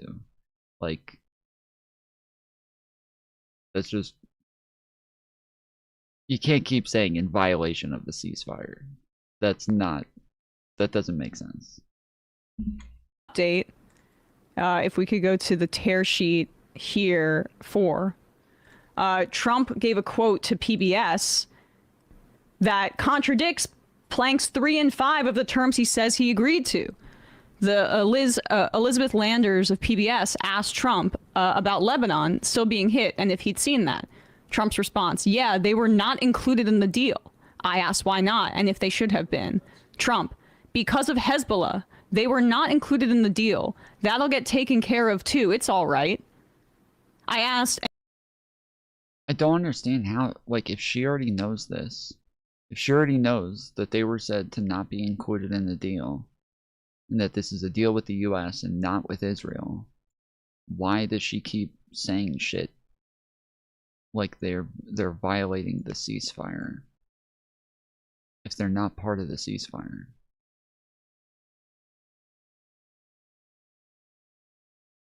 And you're okay with the Israelis continuing to hit them? Trump, it's a part of the deal. Everyone knows that. There's a separate skirmish, okay? You gotta talk faster.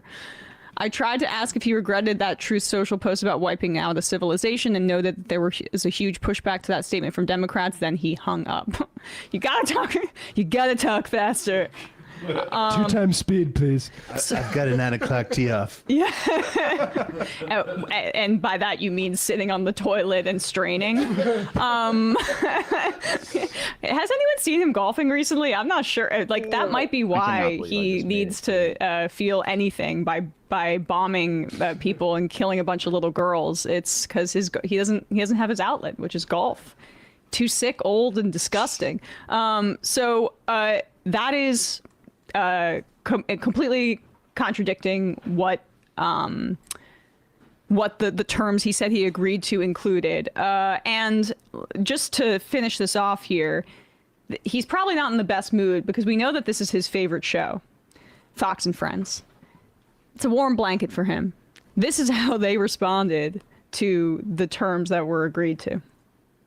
But I will say that the president's demands, we have not reached any of those objectives. I have full confidence that the president is going to find some way to make this happen.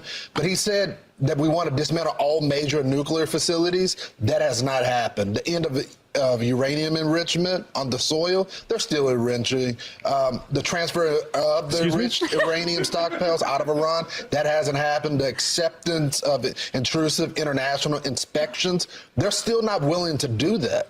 And they have not suspended their ballistic missiles program. They're still firing them off to stop the production of the long-range missile. What's wrong with your chat? Is it not popping up again? Dude, YouTube's just fucked right now. I don't know what to do. I can't keep going back and trying to fix it every 30 seconds. YouTube just fucking sucks right now.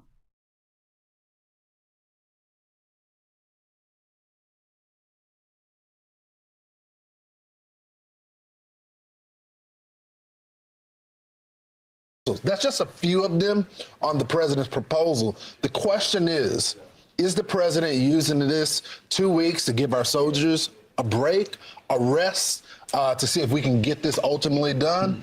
We'll see. But I will say. So you know why he's stammering there? We were kind of talking off air. Is he nervous? Yeah, I think he's. It broke when you touched the timer? Really?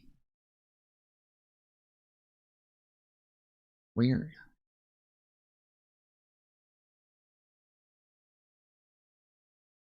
Yeah, it's I told you guys that like it reads whatever chat that I have up on the screen. So like as long as I have a chat in a window, this reads it and puts it up. But for some reason, YouTube chat right now, you know how when you're chatting on a computer, every time somebody chats, it automatically keeps moving down. It keeps freezing and then staying in one place. And then you guys continue chatting and it just doesn't pick it up. Oh. I don't know what it is. Nervous to say anything critical of the he knows Trump's watching. I mean, this is really the deep state, folks. The types of thing that keep drawing us into these like cataclysmic wars. Obviously, Trump has a lot. It will go down. You know, he'll die as responsible for this sham and horror that got like a bunch of people killed. But there is a gravity towards war in this country that exists outside of Trump, and it's this sort of news organization. It's going to be all these folks that are even in, you know, like yesterday, that was it Gottheimer talking about, you know, we have objectives in the region. No, you have objectives in the region. Yeah. My objective is not to do all this thing. I don't care about it, like Iran. I want healthcare here. I want to stop medical debt. Yeah, I want but rent to be affordable. I wish that they would just shut the hell up, but the problem is that Fox News wants this war to continue. Exactly right. Yeah. So, I wish that we could just like have some sort of national day of unity where we all agree to lie publicly about that Trump actually won this thing. Great job, sir. And so we could just get us out of this. Oslo, you know what to do. Yes, but FedEx that crap. FedEx new got a special new one. Nobel Peace Prize stat. We can reconvene it. We could do 2 in a year. It's and fine. the parade? Oh, it's actually a special one. Right. Yeah. It's even better than the normal one they do every year. Gosh, does that FIFA Peace Prize mean nothing to you? Hey, folks, don't forget to hit the subscribe button and check out our daily show. We do it every day at 12 p.m. East. True, dude. True. You guys are talking to the winner of the FIFA Peace Prize. Come on. Show some respect. Not everybody's able to get a FIFA Peace Prize, okay?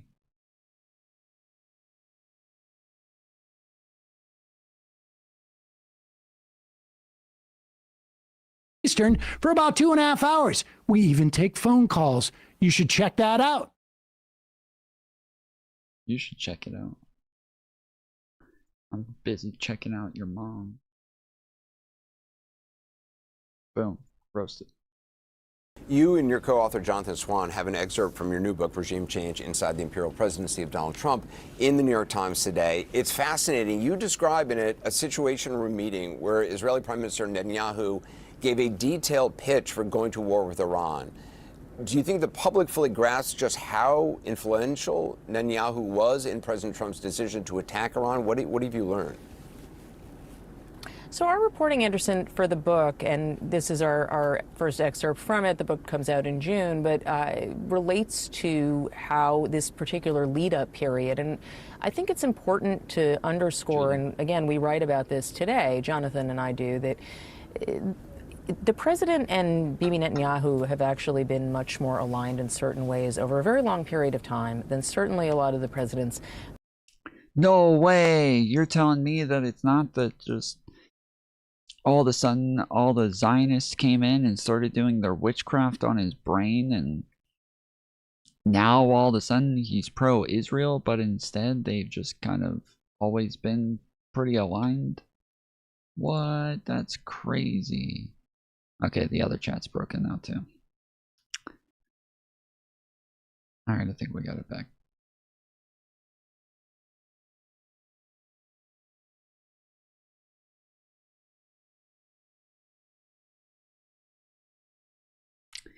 Alright. I'm making dinner, hooray. That still didn't pop up. Oh, there it is, okay. Alright, I'm gonna run and grab some more Red Bull. I will be Ricky right back. Base of supporters want to see, and then some of his own advisors either recognize or want to admit. And if you look back at his first term, President Trump's term, the strike on General Soleimani was something that a lot of people opposed around him. He really didn't have any hesitation about doing it and just did it. There were some people who were thrilled that he did it. It had repercussions, right? I mean, Iran has been looking to go after him in one way or another ever since, and it has escalated tensions there. But it shouldn't really be a surprise if you look at the decade-long relationship. When Bibi Netanyahu came to this Situation Room meeting with the president and the president's senior advisors on February 11th, it's pretty extraordinary, Anderson, because it is clearly unusual for a foreign leader to be in this kind of an in-person meeting in the Situation Room. It certainly speaks to the magnitude of it. But Netanyahu was laying out a number of different ways in which they believed this could go, that a war could go. And it would involve taking out ballistic missile capacity. It would involve Iran not attacking its neighbors so aggressively. It would involve Iran not choking off, minimal likelihood of choking off the Strait of Hormuz. And then there was the possibility of regime change, that it could happen. He played a video of possible options for who could take over if there was, some change or disruption to the clerical leadership in Iran, although most of the Americans didn't really favor the people that he was talking about, or some of the people he was talking about. So he didn't suggest this all as, if this, then this is the absolute outcome. But certainly President Trump was impressed by what he heard. He didn't completely say yes right there, but he did say sounds good to me, or something to that effect, to the prime minister. And it was clear that that was a likely green light. It was clear to the president's advisors that he was impressed with what they saw.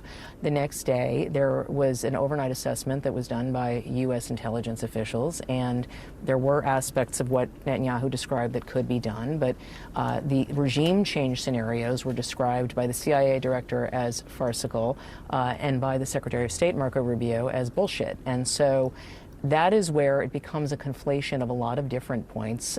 Most notably was that J.D. Vance was the most adamant voice against doing this in the president's circle, and repeatedly said this in front of his colleagues to the president.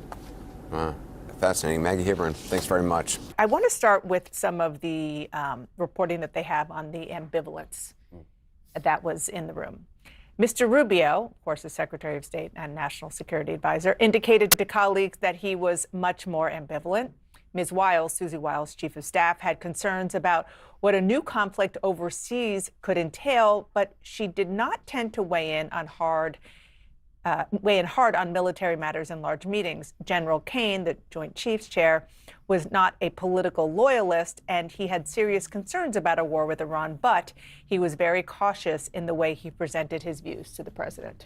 What's fascinating about all of that reporting is group that together with also how some of how the IC community, how Ratliff and also Rubio pushed back on the briefing that these top officials got from the Israelis as well. You did have officials saying, in this story, Marco Rubio basically dismissing, this report. Others saying that the Israelis have attempts to exaggerate in this briefing. Go ahead. Let me just put sort of a little meat on that bone real quick. So what you're talking about also in this report is Prime Minister Netanyahu went into the White House on February 11th and gave some very bold, optimistic assessments of what could happen if the U.S. and Israel went to war there. Into the Situation Room. Into the Situation Room. Thank you. Right. So you have the Israeli Prime Minister in the Situation Room with this small group of people, including the fact that it could bring an end to the Islamic regime. And what you were saying, this according to the reporting, when Mr. Trump joined the meeting of the U.S. intelligence officials after that Netanyahu briefing, Mr. Ratcliffe briefed him on the assessment. The CIA director used one word to describe the Israeli prime minister's regime change scenarios: farcical. Thank you, Sonny.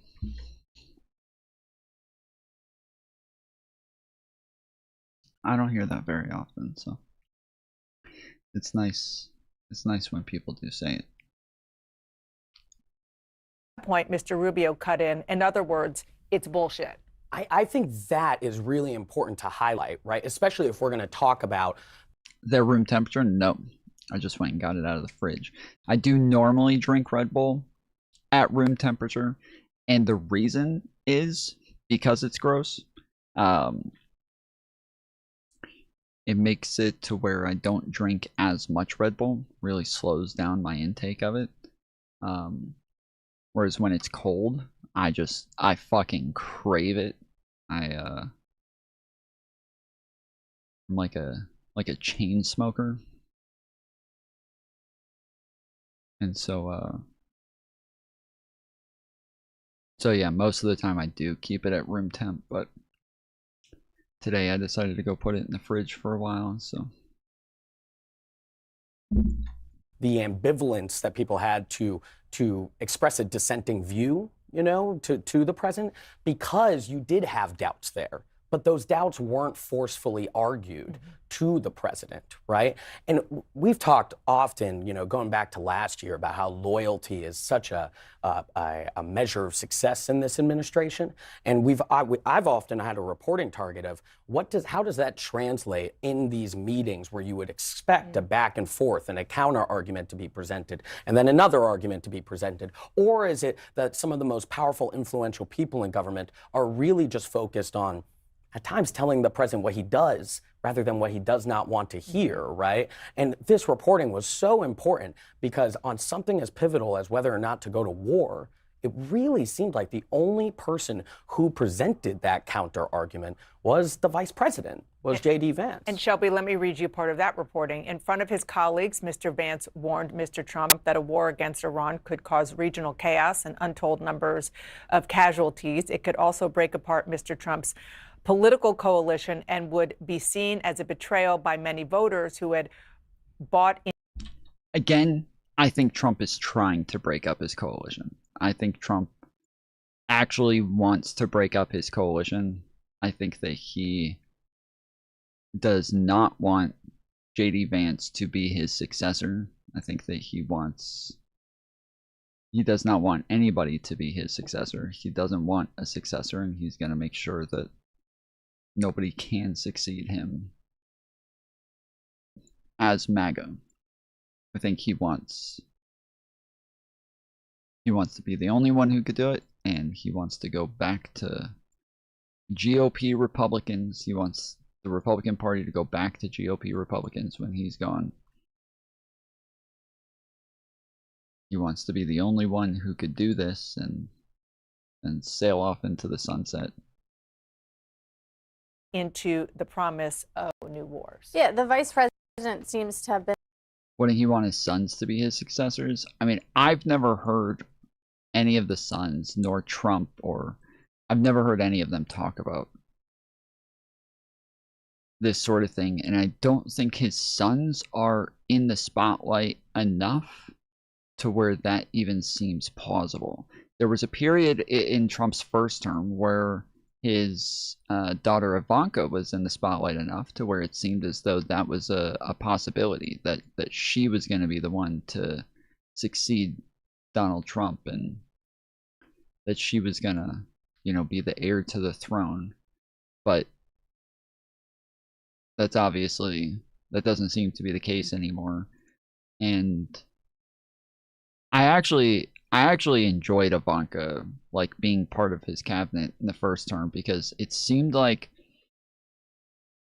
she was honest enough, and she would, like, regularly disagree with Trump publicly and say, like, yeah, I think that he was wrong for that, or he shouldn't have said that, I told him he shouldn't have said that, or, you know, yeah, I don't think that's a good idea. You know, it's not like he listens to anybody else, but like, she was,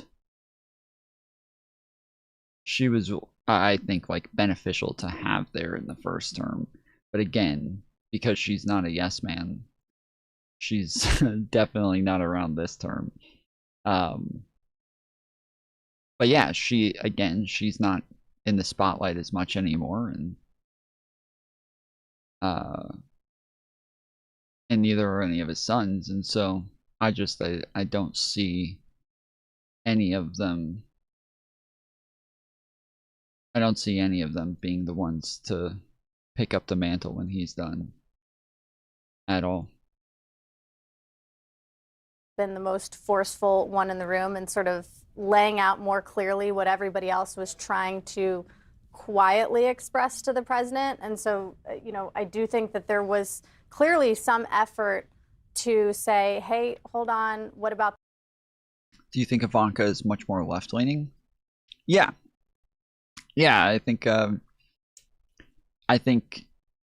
even the, you know, their mom grew up doing like nude shoots and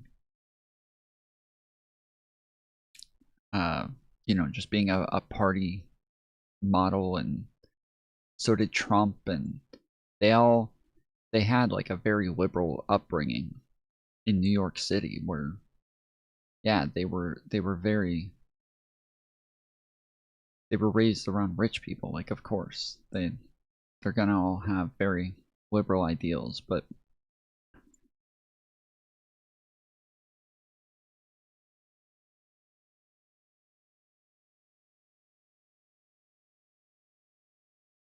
yeah, I don't know. I don't know how to translate that into like what the fuck is happening right now. Because they grew up rich. Yeah.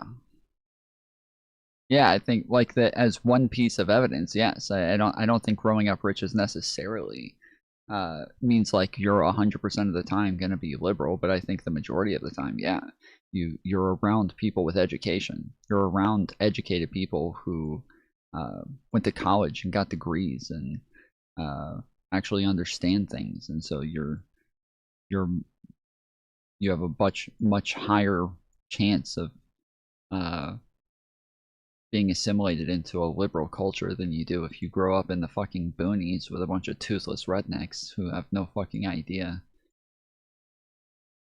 how to turn on the television. Like, yeah, I think that the chances are is these are just things that make things more or less likely. You still haven't told me how you got a pink worm, horn on your worm.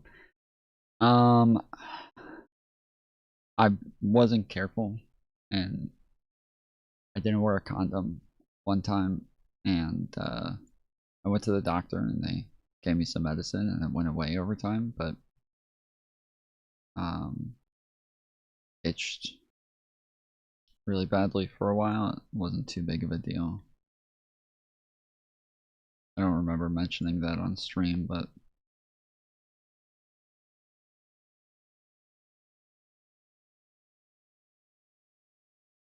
this, what about this? But I think that at the end of the day, there's a few aspects. A, the people around Trump this time around are very careful. So even when they express their opinions, I think sometimes it's curbed, and they aren't as forceful as, say, the vice president. But I also think that the president had already made up his mind. And I think that there was an acknowledgement among the room and among this group of advisors in particular that, okay, well, you know, we'll say there are some risks to this, but at the end of the day, as that reporting notes. Oh, and my snake. When you go to edit your slither, I don't know. I don't remember if they have these on the regular one. So I think what I have is a mod for this. You can download the mod as an extension on Google. It's called the NTL mod, and so my whole thing looks like this. My main page looks like this, whereas others don't, but mine looks like this. And then when I go to change skin,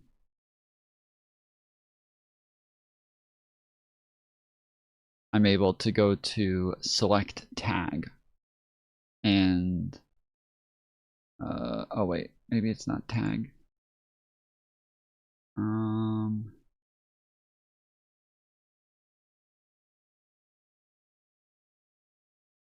Oh yeah, no, sorry. I had an American flag as a tag. Fuck, I fucked it up.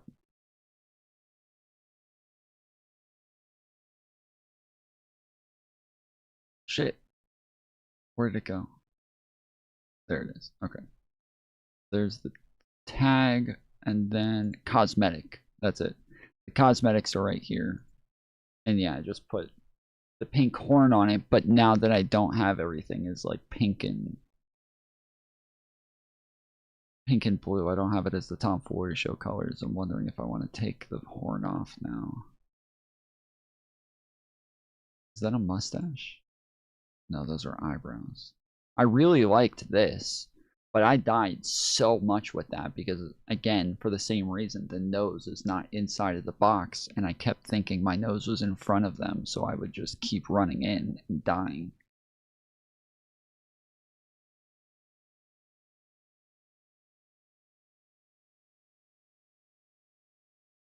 The team around Donald Trump, at the end of the day, whenever he does something, they'll voice their opinion, they'll say something. Conservatives seem to be all about money than liberals.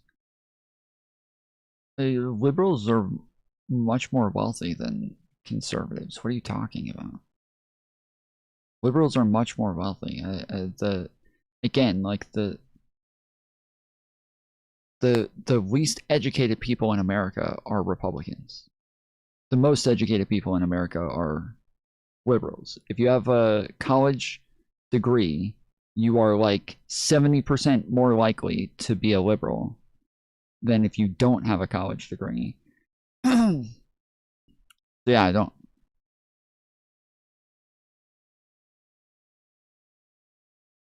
I know that there's like in the far left circles it's always like, you know, oh, liberals are the hippies and conservatives are the rich businessmen, but that's not true in reality. The conservatives are like the, you know, the white trash living in trailers, and liberals are the coastal elites. But if he wants to do it, they go ahead with it. And this is a clear example. Even something as huge as going. But college degrees aren't the biggest factor in education, though. I don't even know what that means.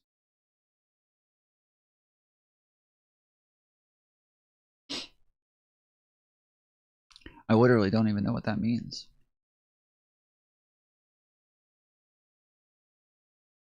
Those educated quotations after the 80s don't even know they weren't educated. Just look at an old textbook. I don't even know what the fuck that means, dude. What the fuck does that even mean? When you go to university, you are way more likely to make way more money and have a much longer career. If you're going to university and then you're getting a job and then you're successful at the job, sounds like you got the education. And not only that, but the fact that we have continued to like gain more and more technology and have continued to you know, invent new things, and companies have continued to advance. It sounds like the education is working. Sounds like it's good. Going to college doesn't mean you're intelligent, is what I'm saying. Oh, intelligence, very different. Sure. Intelligence is totally separate. I mean, that's literally the entire conservative argument, is that like just because they have education doesn't mean they're fucking intelligent. I have a higher IQ. I got common sense.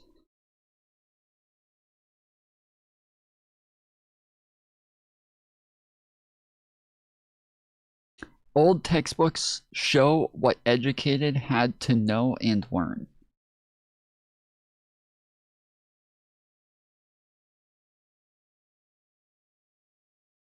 Oh. Going to war with Iran. Yeah, which, I mean, that is actually in keeping with the way most administrations are. I mean, he's the president, he was elected, they weren't, and so forth. I do think the fact that the U.S. intelligence agencies push back about... Oh, shit. What the fuck? Why do I have that blonde wig on? I look like... I'm calling myself MAGA Slayer, and then I look like I have Trump's hair on.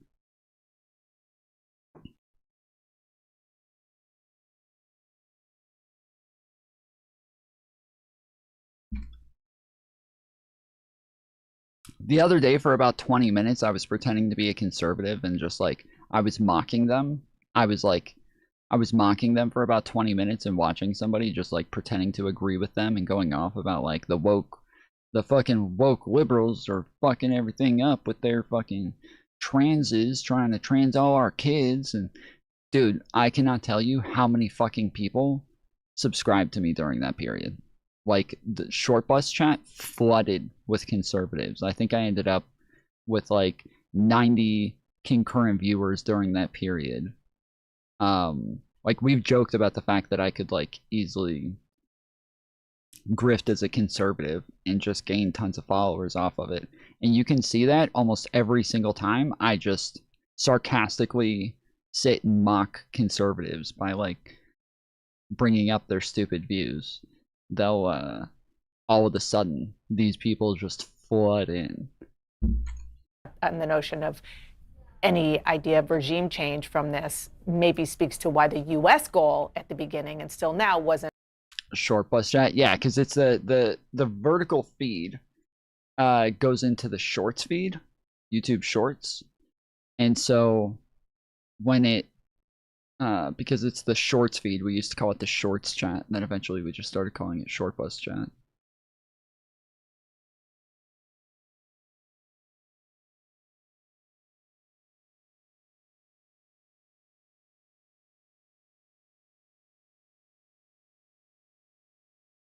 and they were saying regime change would be nice, but Much it's better. not part of our goal. I look like I'm ready for school with So a backpack there's the on. intel side Yeah. of the briefing that Israel presented, and as you're saying, that many in the U.S. were skeptical of from the U.S. intel community.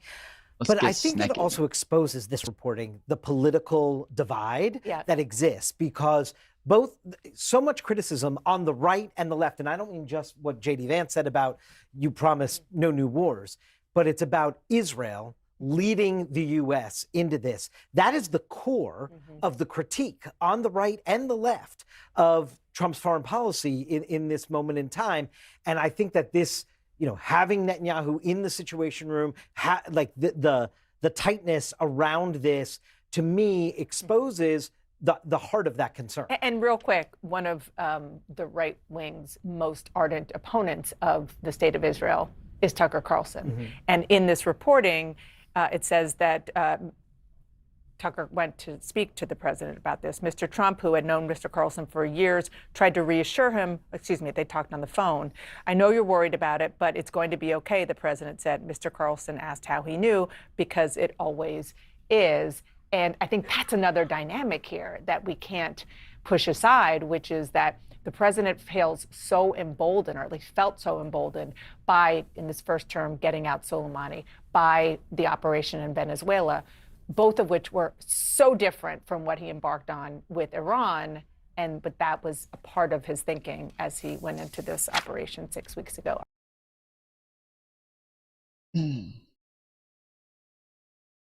Is this what I was going to next anyways? Where are we now, Bobby? Because this Where are we, guys? 10-point plan that presumptively is going to be the basis of high as fuck. negotiations is pretty extreme on the Iranian side, as one would expect. I mean, it gives them control over the Strait of Hormuz. It allows them to charge tolls.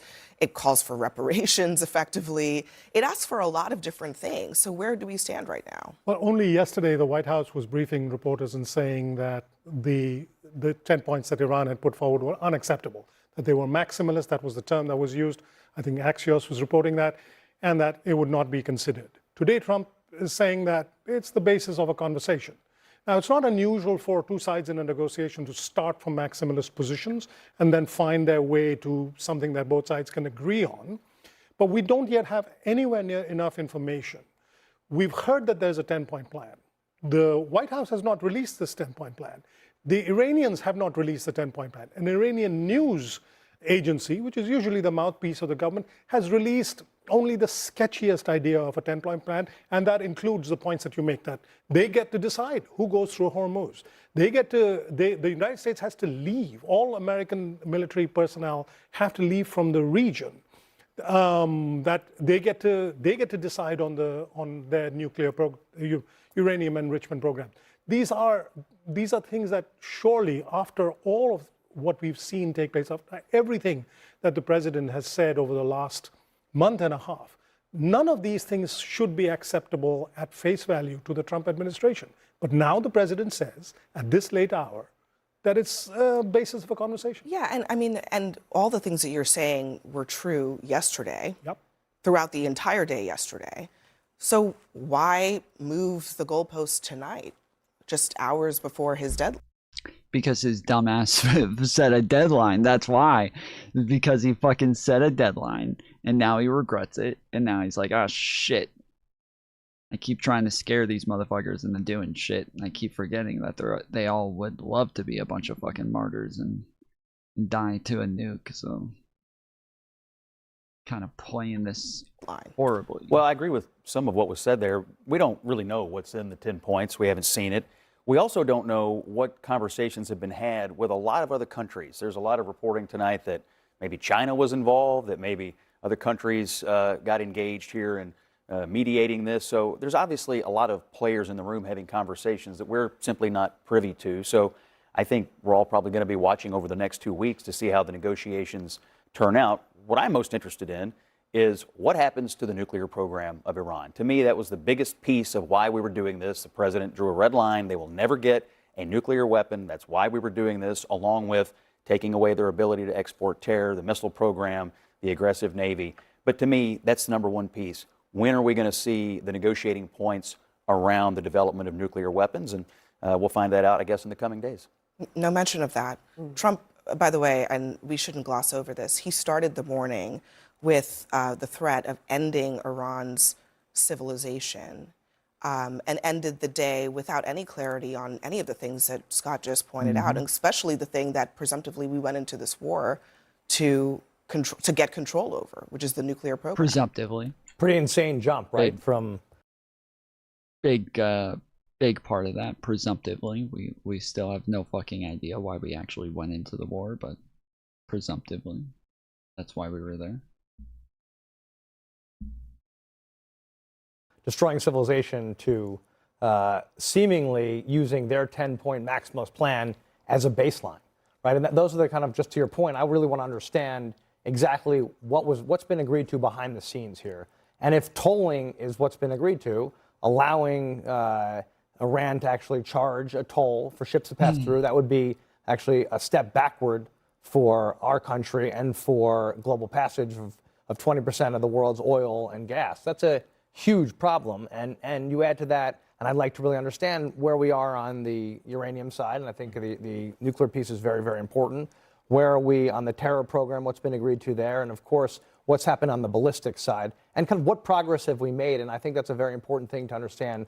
Well, hopefully we'll hear from the president. I don't think anything's been agreed to, by the way, other than... So then why did the goalposts move? Why did he call off he set a red line, he called it... Yeah, the threat was that there had to be agreements.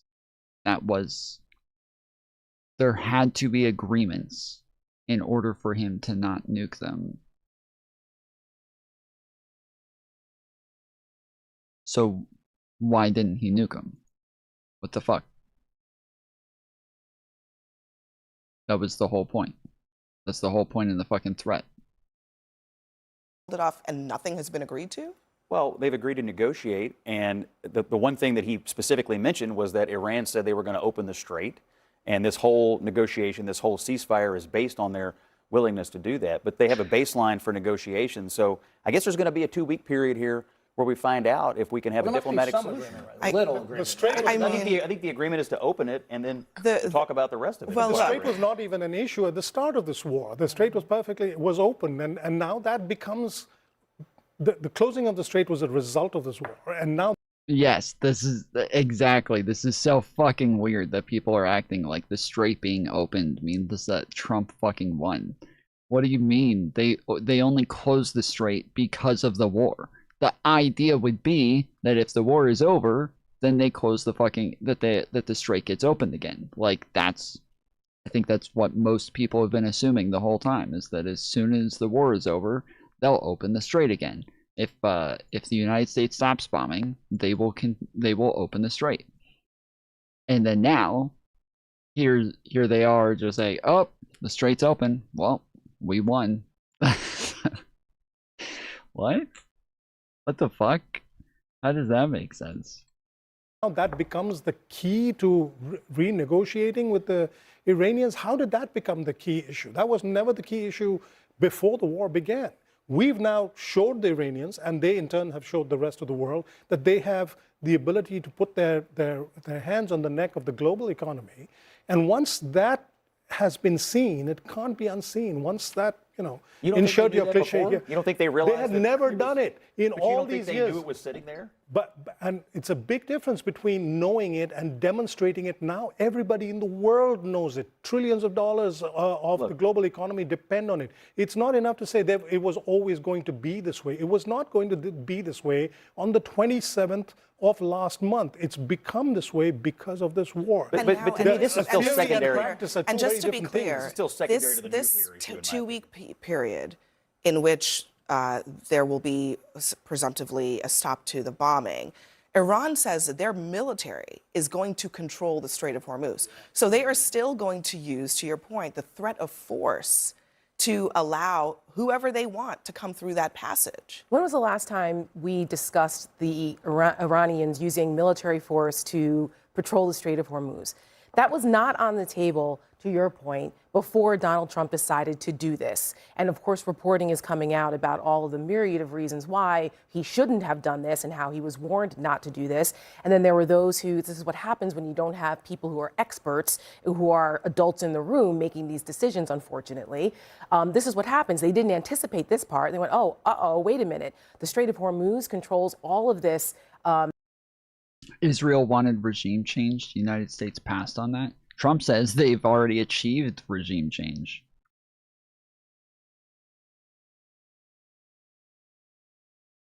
Trump says they have already achieved regime change. So, what up, Bucky? Rite of passage for oil, for petrochemicals. Oh my gosh, our farmers are now freaking out because before they were suffering from tariffs and going bankrupt. Now it's planting season and they can't get their fertilizer. And then, oh my gosh, oil is going through the roof per barrel. And the American people were paying $2.50 a gallon. Now they're paying $4.15, sometimes $7, depending on where you live, since Donald Trump did this. We need to ask a question. Tom, why don't you try Ghost Sour Patch Kids flavor energy drinks? They taste better than Red Bull. I don't think anything can taste better than the best drink ever created. I'm pretty sure that's like built into being the best, is that nothing can be better. So, unfortunately, you're just objectively wrong about that. Question.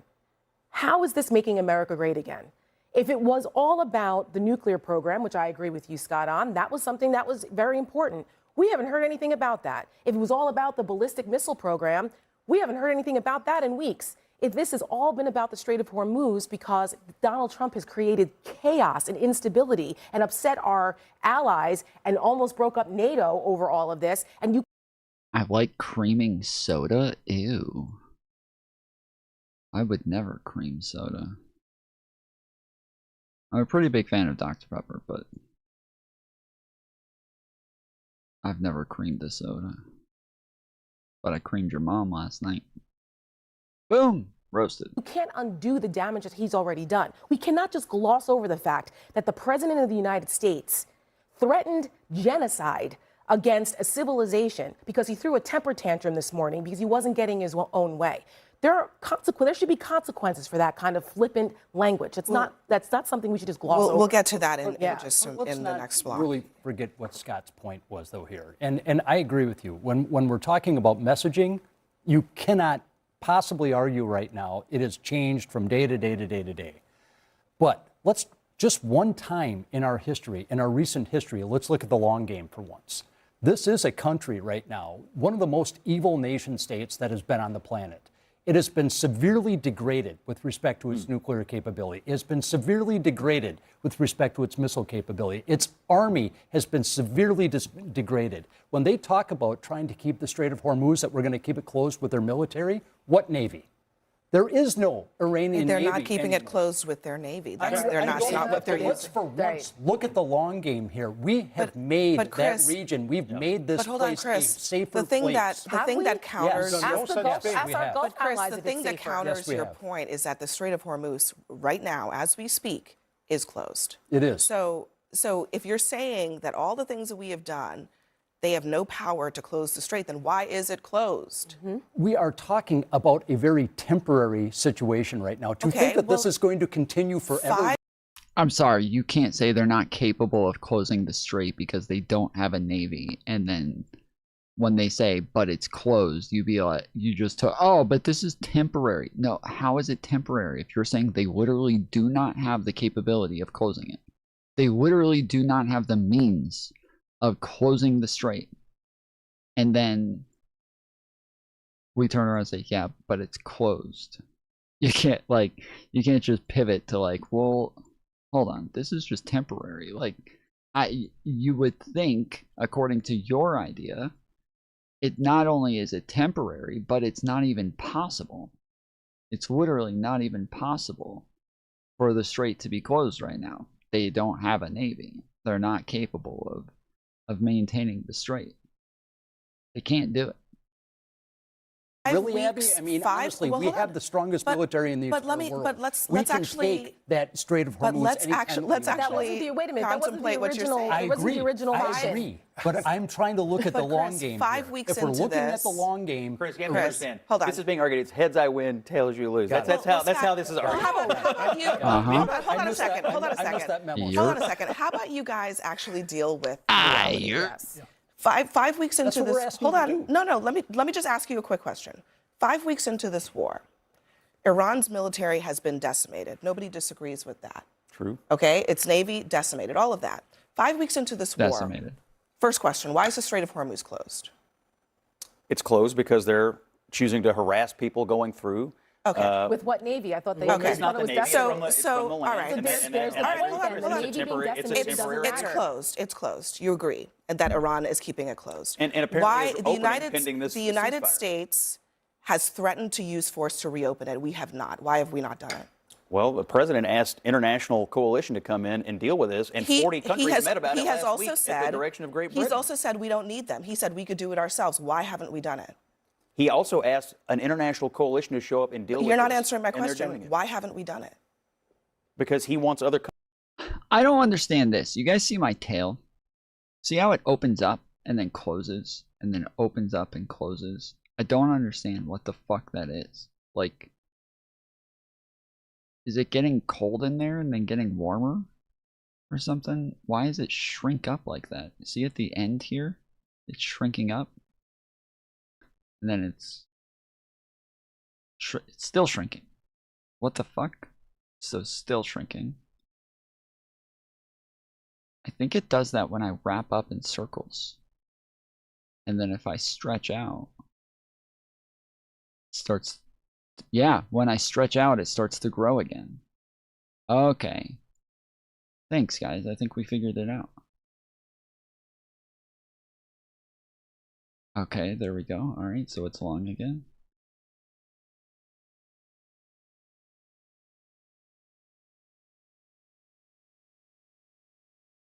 All right, I appreciate you guys helping me with that. I think we figured it out.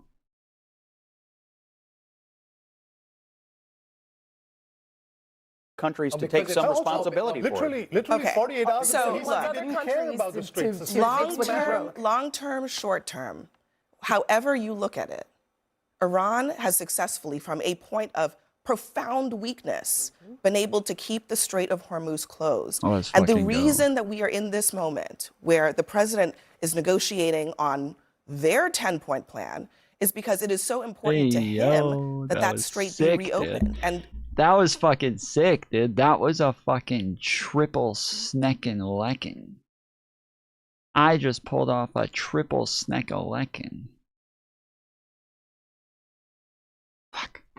to Bobby's point, they have demonstrated to the world that they have economic leverage over the rest of the world. And so what does the United States do about that? That's the question that we are facing right now. What kind of ceasefire negotiation would result in this kind of confusion? Why would the White House allow that to be the case on something such high stakes? Well, it's not in a moment ceasefire. like I don't think you can trust the Iranian regime. Now, too, we can't control what the Israelis do, but I do think the administration needs to put some pressure on Prime Minister Netanyahu to don't get in the way of what the United States is trying to do here. We certainly want to support. Yeah, it took fucking three worms at once. Israel. I think that's important. But the president wants to open up the strait. There are real economic implications here for the American people. There are global economic implications here. And I think at this point, it's very clear to me that the White House is trying to do everything they can to bring some type of closure to this. Israel launched. He did not just say you can't trust the Iranian regime. Wait, I don't think you can trust the Iranian regime.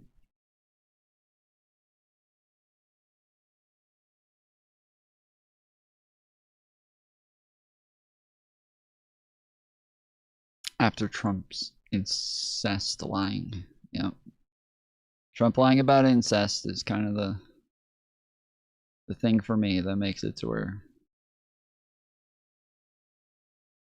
when you lie about incest, bro, you can't call Iran a liar either. Those strikes into Lebanon certainly does not help, one, but two, what this also indicates to me, which is rather troubling, the Iranian regime appears to recognize they really can control the Strait of Hormuz, the Strait of Hormuz, and that is problematic. That was never the case in the past. This creates further issues, I think, for the United States of America and many of our allies in that part of the world. Even if we somehow broker a deal with the regime, can Saudi Arabia, can Kuwait, can others in that part of the world trust the Iranian regime not to close it again when they're unhappy about something? Yeah, and that's an unpredictability that I'm not comfortable with. Yeah, and I don't think it'll ever be open again. We've talked about this before, that like most canals like this are like closed by a country that is at the front of it to where they're able to charge everybody for going through. That just is the case the majority of the time. And so it makes Iran just has never done that in the past when they could have, and now they are. Now they're doing it. So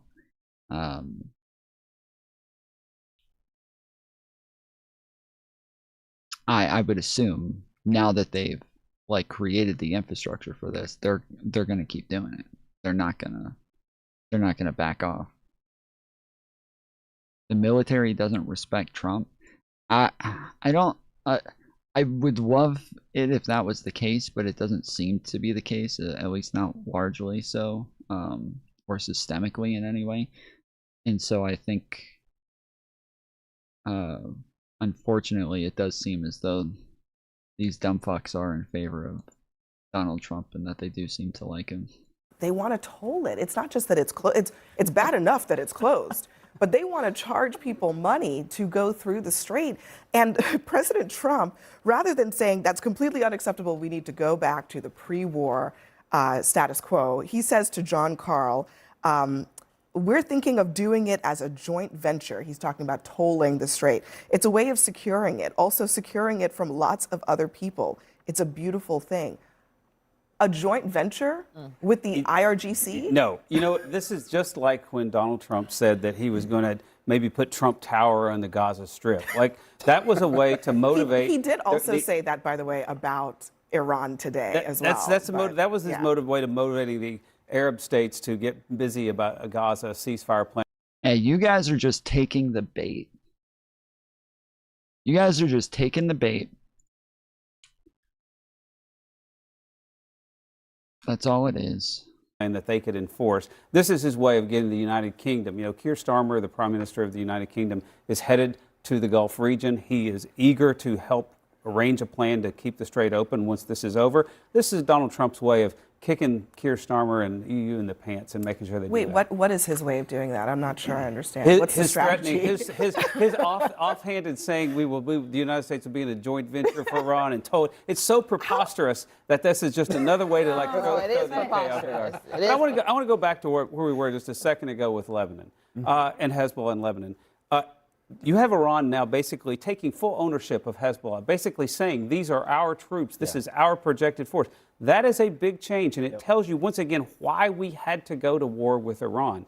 And if the Iranians can't get comfortable with the fact that once this is over with, Hezbollah is out of business, then there is going to be no permanent answer here. Well, I just want to make one quick note on the Lebanon piece because I think this is important.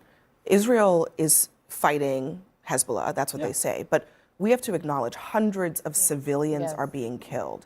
And today might have been one of the bloodiest days for civilians so far in this entire conflict. You cannot disentangle that from the military operation in Lebanon. But getting rid of Hezbollah will be good for the people of Lebanon. But my point is today, this is the day one of the so-called ceasefire.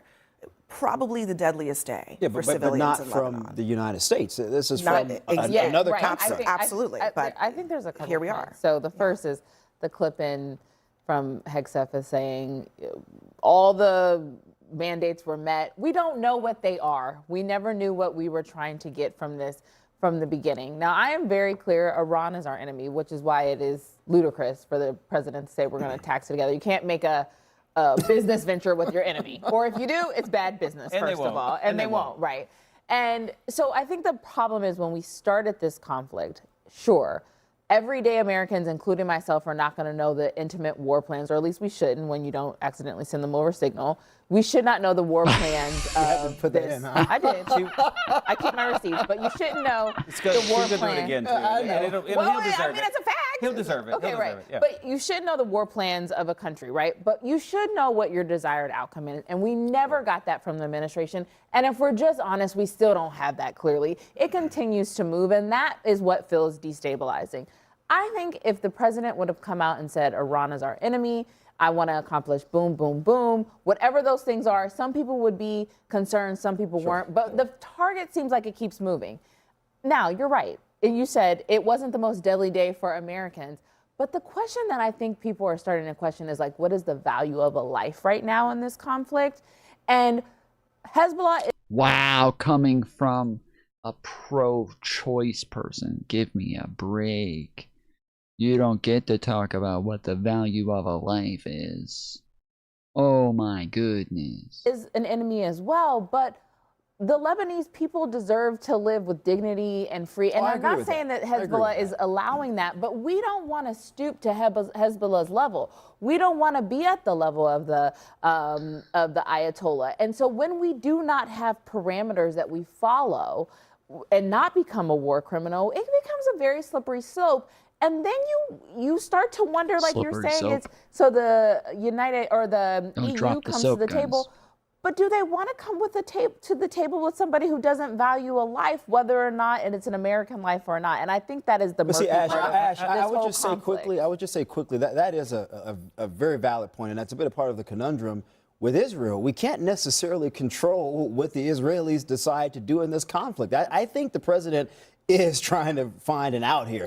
Rightfully so. But we negotiated. But the Israelis are going to do whatever they decide. If true, but they did back down immediately. They were like, well, Lebanon's not a part of it. Well, yeah. I don't think they really tried that hard to stand from up the Israeli to government before. Netanyahu They'll take an action and then they'll step back. That's not good to what the president's trying to do. I'm saying Trump is not standing up to anybody. He conceded the Lebanon point pretty much immediately as soon as they started complaining about it. So here we are. Well, and also, I mean, they were part of the ceasefire deal. I mean, I think the fact that J.D. Vance, who is our chief negotiator in all of this, or he's becoming, based on like what the negotiations are going to look like moving forward, is now saying that this whole thing on Lebanon and the ceasefire was a misunderstanding. It is amateur hour, and you're dealing with a whole bunch of incompetent individuals. If you can't negotiate a ceasefire and exactly what that ceasefire means, the fact that there are so many lives in Lebanon that are now, people were killed.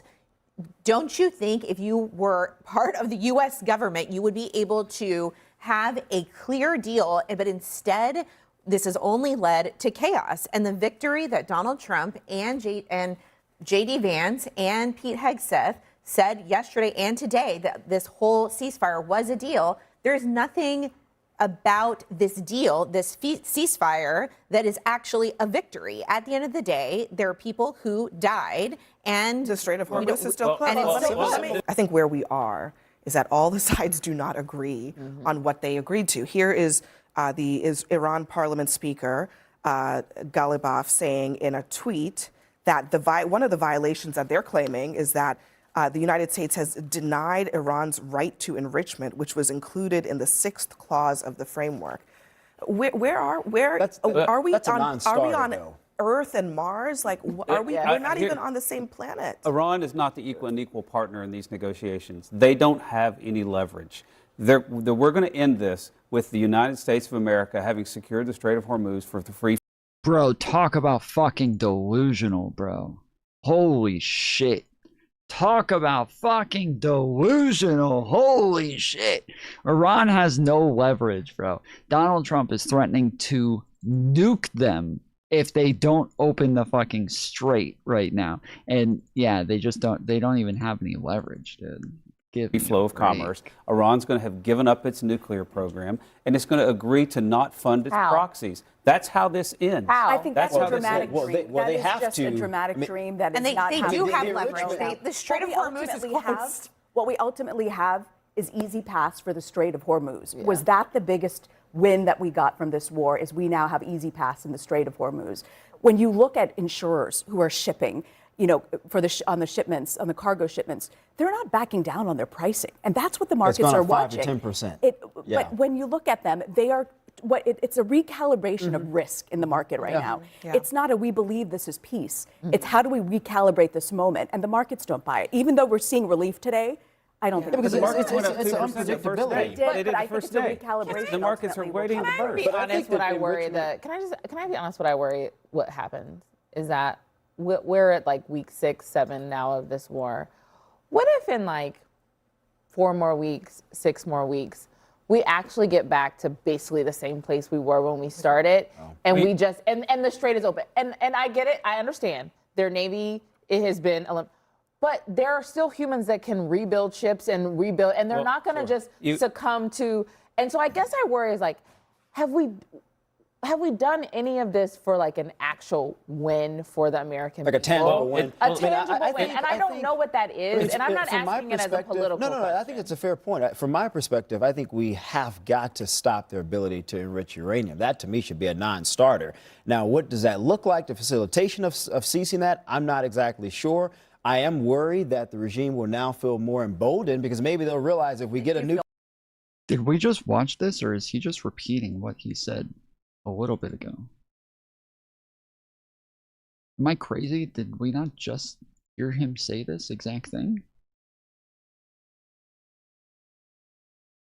Put their hands on the fuck? Nuclear missile quicker, then this won't happen again. And so we have to figure out to stop that. It does at the very least sound like they believe that a core tenet that they want to come out of these negotiations is a recognition of their right to enrich and that has to uranium. be a non-starter. That has to be a non-starter. That has to be a walk-away thing and start bombing again. We just can't accept that. How long are we going to be willing to just bomb them? I mean, this is the core problem that I think you have to weed the garden every once in a while. And until the Iranians decide that they're going to be nice to their neighbors, they're not going to threaten Western civilization, then they're going to be constantly a threat of being weeded. Proxy groups across the globe. Correct.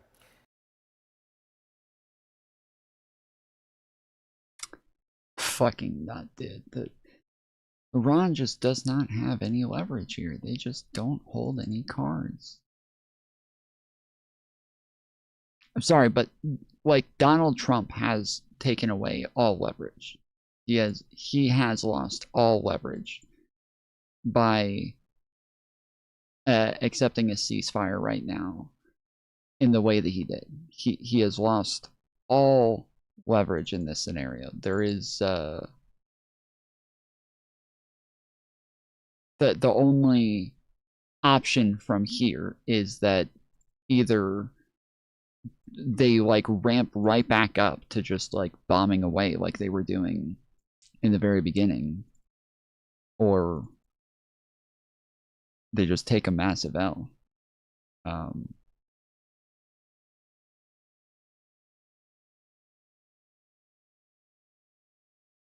don't know. I don't know what possibility there is to come out of this.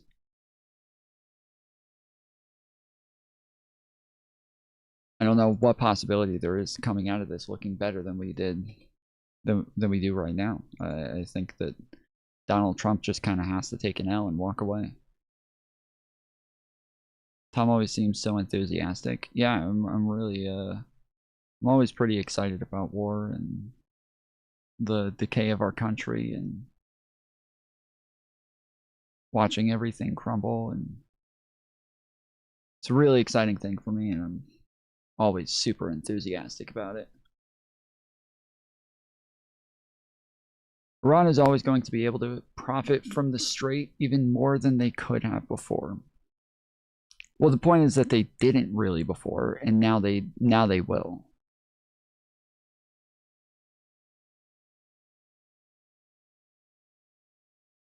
Now they will. So that is the biggest L in this, is that, yeah, it seems as though they're going to continue to profit from the Strait, and everything's just kind of fucked.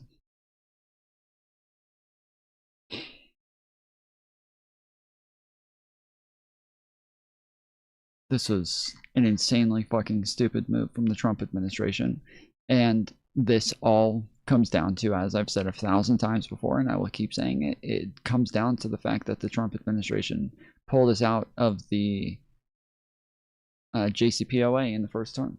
Like, that is the fault of Trump. That is the fault of the first term administration, and now here we are.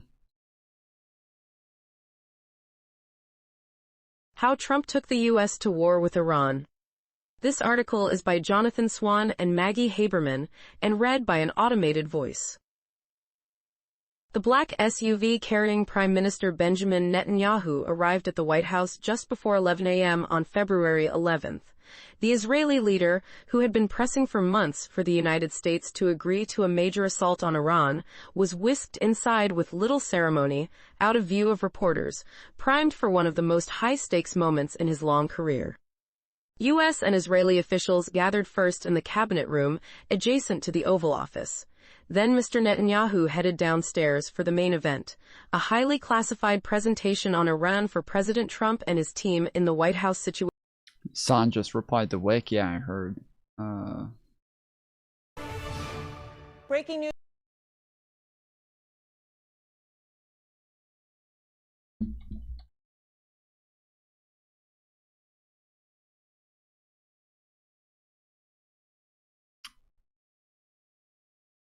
How did he quote tweet 2 fucking tweets?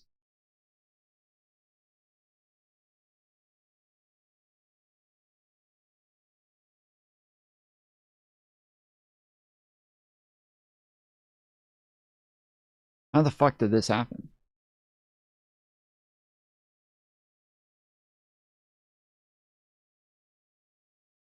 What the fuck?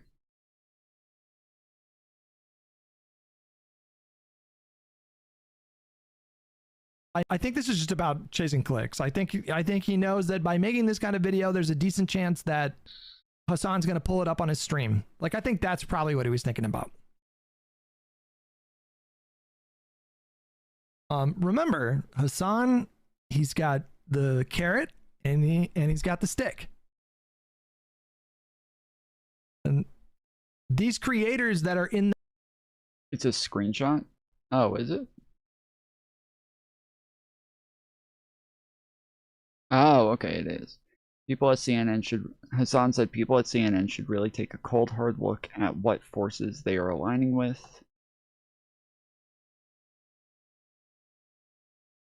Okay, and this one is a...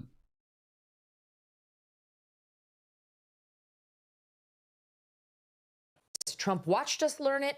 And so what led Trump at 79 years old, to sit in there in that Situation Room when Bibi Netanyahu was seated as an equal. Yeah. Trump didn't even sit at the head of the table. Trump sat at the side of the table, and Bibi was across from him as an equal in the American Situation Room. What led him to sit there and buy what that guy was selling hook, line, and sinker when every other president was able to see through that liar? What was it? Because he was told the next day by our own top advisors, from the chairman of the Joint Chiefs to the Secretary of State to the vice president, that these are lies and that these objectives are not going to be attainable. Don't believe him. We might be able to wipe out the Ayatollah, not regime change, Ayatollah. And we might be able to decimate some portion of their missiles and their military. Okay, that's true. But the goals as stated by Trump when we actually did pull the trigger were all over the board. And to this moment, he's pushing the BS claim that we affected regime change. No, we didn't. It's the same regime, just different players. There isn't somebody more moderate in there at all. We have no reason to believe that. In fact, it looks like the Iranian Revolutionary Guard is in control now, which is far more radical. And the fatwa that had allegedly been issued by the Ayatollah on developing nukes is gone. Iran is more powerful economically. It controls the strait and now is demanding the lifting of all sanctions against it. And what Trump did with that 10-point plan was go from Monday saying, no, not good, to Tuesday saying, very workable, we can do it, as a means of saving face to bail off of his insane threats about annihilating an entire civilization. So I don't know how we got here, Piers. I'd like to know just as much as anybody else, but all I can think in my head, based on what I've read in the paper, is we got here thanks to Bibi Netanyahu, Lindsey Graham, and Mark Levin. And ultimately President Trump. That's not to take agency away from the president, who was bamboozled. I don't know why. He was too weak to say no. He was too gullible to see through the lies. One way or another, he allowed himself to be pushed into this insane conflict. Yeah, I was planning on watching this next.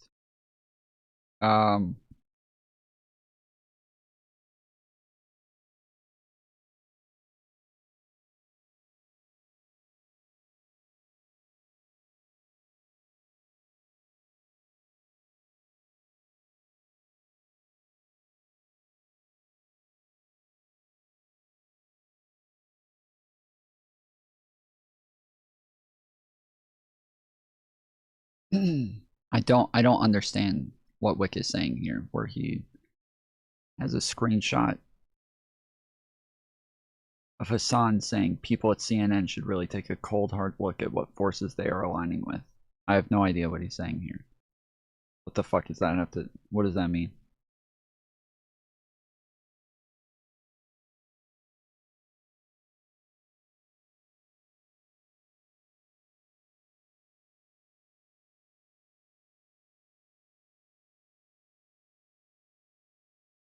Why are rewatching the same clip? I just watched that clip for the first time. I didn't watch that before. This was the first time I saw it. I didn't rewatch anything.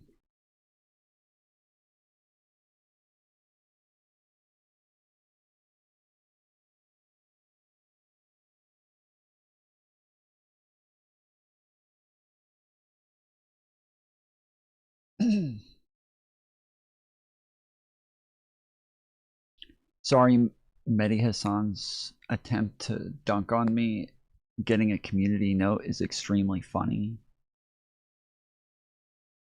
Mehdi said, tell every Iranian schoolgirl who was murdered on day 1 of this war that you support their killing because of their government's use Shandan drones.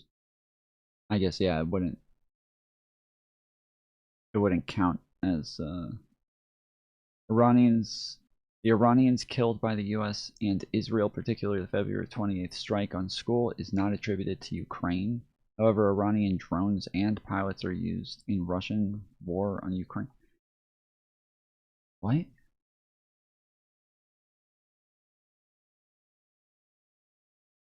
Oh, because he said Shahed drones? Okay. Advocating for universal health care and a livable wage in question.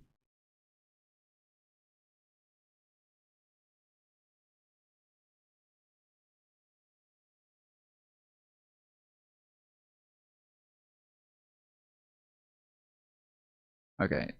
Yeah, I'm gonna...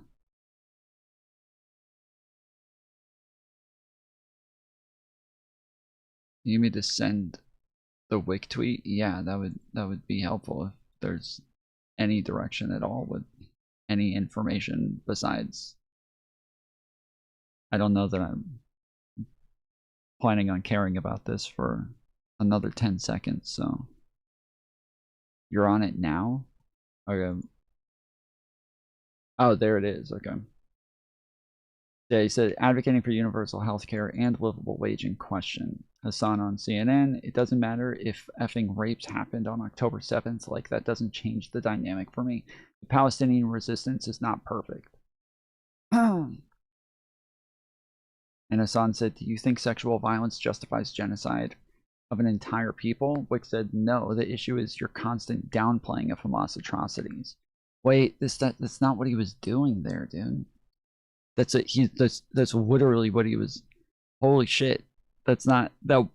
This is obnoxious. That, yeah, like, people are just taking that fucking quote out of context. And Hassan was arguing with a chatter who was saying that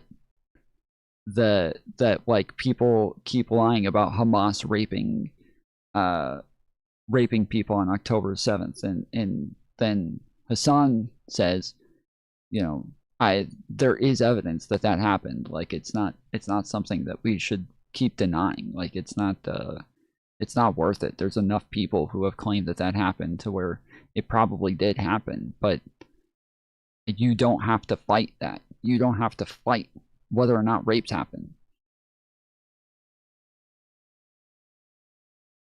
No, Wick bringing up his past content, not that specific clip. It literally says it right here in the screenshot. This is the screenshot that Wick posted. Is Hassan saying, it doesn't matter if effing rapes happened on October 7th. This is the screenshot that Wick posted. Wick posted this.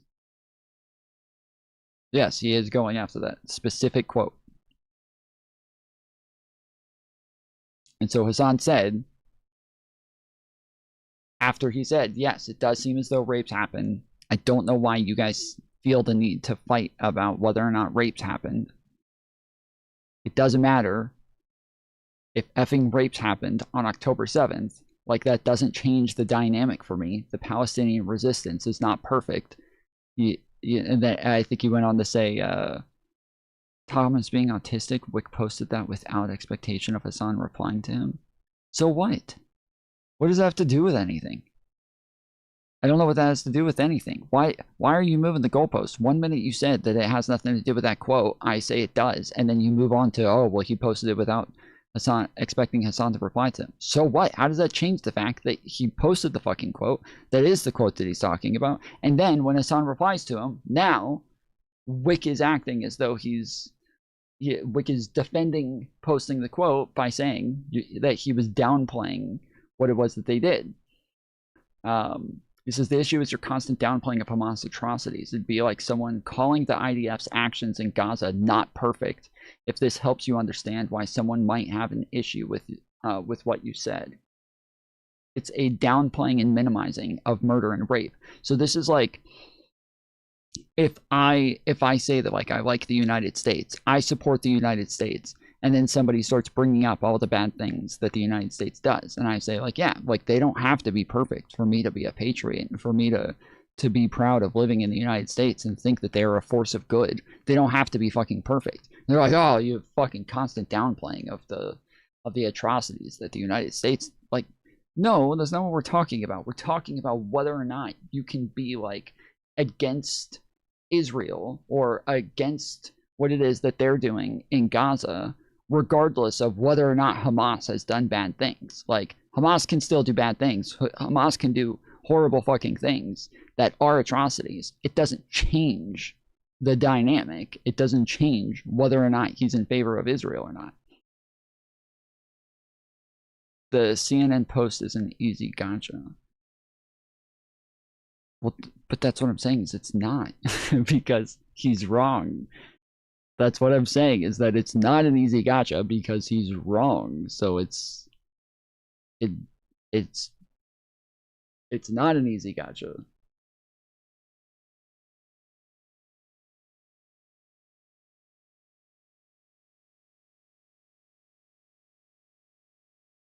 I think Hassan downplays the... Yes, me too. But that's the thing, is that people will go and use a fucking horrible quote where they're the ones who are wrong, and then this makes it to where Hassan looks better because he can come back and be like, you're using out of context quotes again. Like, you guys will always use the fucking lie against me in order to attack me. And instead of Wick being like, okay, like, sure, that one probably not a good one, but you do this in general, you know, he just goes right back to like, no, I don't agree with you. You're downplaying it. And then he literally uses the quote to say that, you know, not perfect. That makes sense in the context where he was saying it. That makes perfect sense in the context that he said it in. Welcome to my world, aren't? Yes, I'm sorry that I don't just jump onto y'all's bandwagon. It's just because you don't like the guy that I'm just gonna sit here and fucking lie.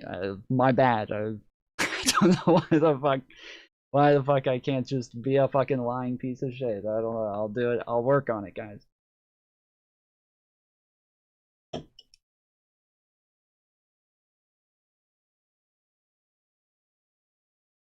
I don't even like Wick's generalization. It's not a generalization. It's just a fucking lie. I don't know. I don't like the constant downplaying of people lying about things. I don't like the constant downplaying of people helping people like Hassan, where they use out of context quotes to make Hassan look better because he can just keep pointing at the fact that people are fucking lying about him. And with these attacks where they're trying to act like he did something wrong here when he didn't, and then they use that and they help Hassan. They are benefiting him with this shit.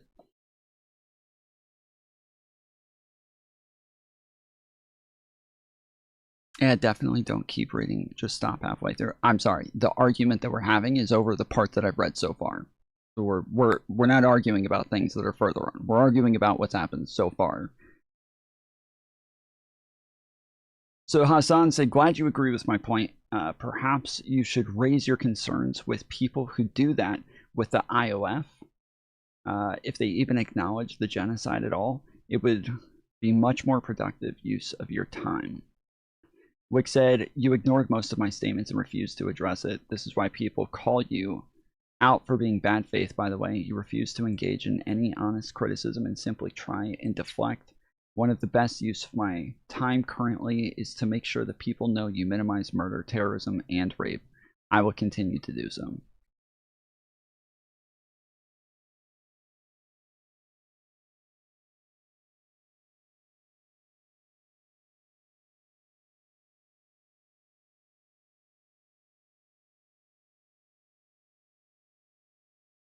In this quote, again, Hassan is arguing against people who are downplaying murder and rape. Like, Hassan is the one who's arguing people who are downplaying rape.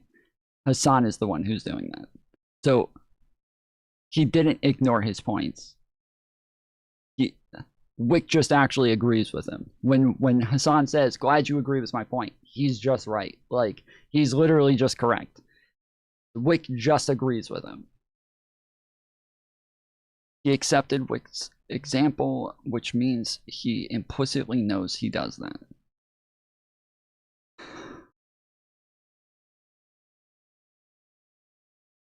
I'm sorry, you can't use an example as the basis for your argument and then pretend as though you're talking about something totally different the entire time. If this is the basis of his argument, this is the example that he's using for Hassan downplaying these things. This is what they're talking about. That's how arguments work. If I say somebody does something, they say where, and then I show them an example, and then they start arguing against that example. I can't just generalize it to everything they've ever said and never have an example that I come forward with of the thing that I'm talking about. The example is there. That's what you're arguing about. That's what you're using as the example. That's it. in the example that they're using, they just do agree. He is right.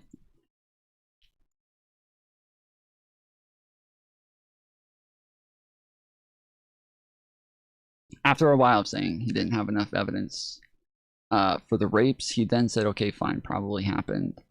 But even so, it doesn't stop my support of their uprising against Israel. Yes, correct. So there's so many other fucking examples that you could use. There's so many other ways to go at Hassan. There's so many other ways to like point this shit out.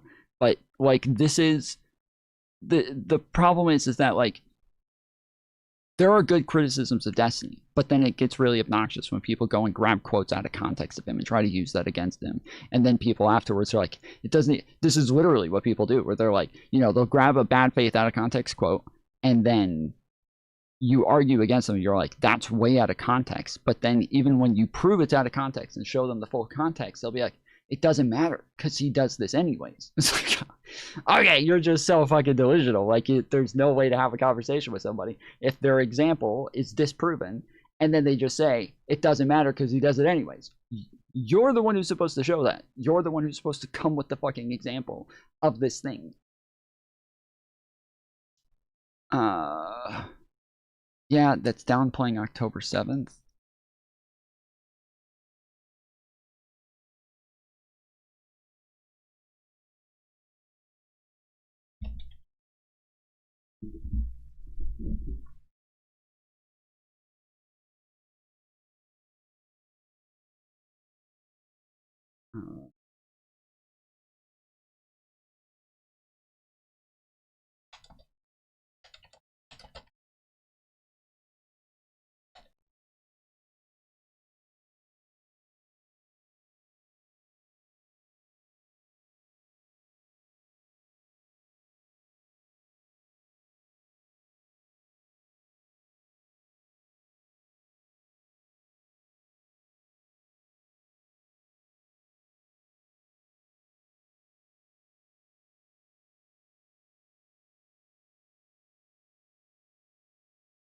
All right, 1 second.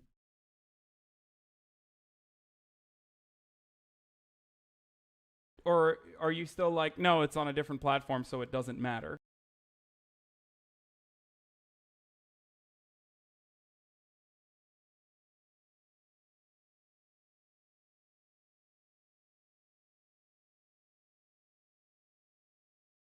Ongoing apartheid. Doesn't matter if rapes happen on October 7th. Like, that doesn't change the dynamic. Any kind of Zionist. Fuck, it's going to him reviewing this. I don't want his review of it.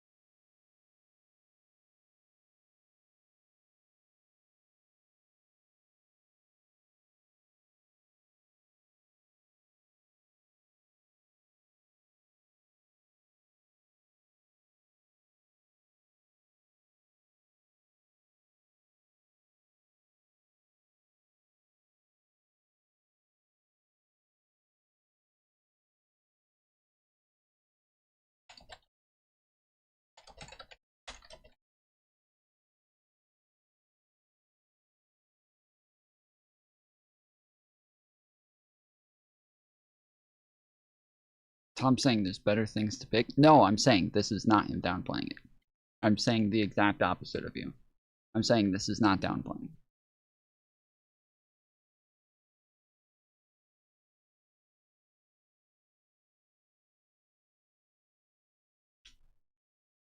It doesn't seems like okay, I think this is it. It doesn't matter if it happened on October 7th, Piker said in a May 22nd stream. Ah, fuck. Yeah, it looks like they actually took down the original clip of this. Fuck.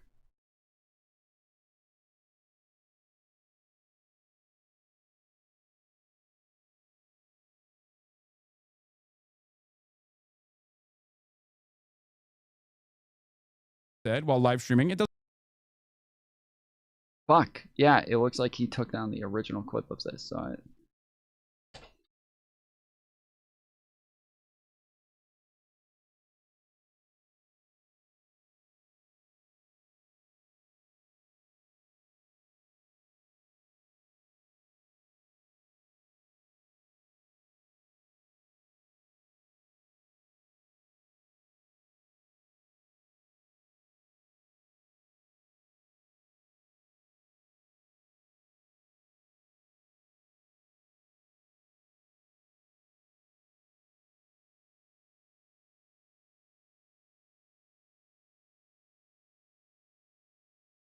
doesn't matter if fucking rapes happen on October 7th.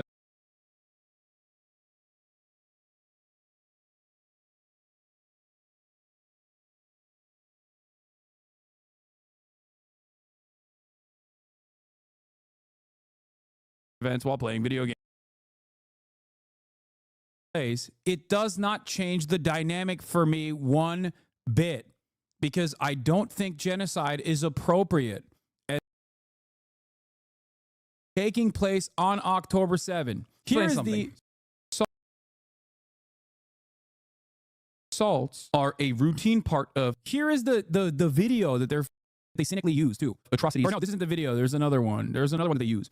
And what's so disgusting about it is that I then follow up by saying that even if there were that took place, it does not change the dynamic for me one bit, because I don't think genocide is appropriate as a retaliation. That is psychotic. If your argument is that genocide is appropriate because hypothetically occurred, or even if hard evidence exists and occurred on this day by the thousands, if you think that genocide is appropriate as a retaliation to that, you are a psychopath. That's it. You are a Nazi. It's an insane Nazi argument. A lot of people anti-Semitism dog whistle because it's propaganda, and none of which data. The clip that they always use out of context is this one. None of which justifies Israel's actions. So it doesn't even matter. None of this justifies that Palestinians have a right to dignity, a right to emancipation, a right to live free lives, free from. You know, says that saying Hosmer is anti-Semitism dog whistle because it's propaganda in Hebrew. Yeah, I mean, he's I just stop telling me what Ethan is saying. Yes, it's no different than telling me what Asmongold's opinion is. Okay, yeah, he's a stupid person. I don't know what to tell you. He's desperate to hold on to anything. Michael Rappaport ass. Okay, that's it. There's no redeemable quality at that point. Newsflash: fork found in the kitchen. Stories of horrors that supposedly took place on October 7th. Hamas burned babies in ovens. They burnt babies alive. They put children and burned them. okay, yeah, I can't find the original clip, but yeah, he is arguing with somebody who's saying the rapes didn't happen, and he's saying he literally says at points that there is evidence of this. There are girls who claim this, so it doesn't make sense to keep arguing against that shit.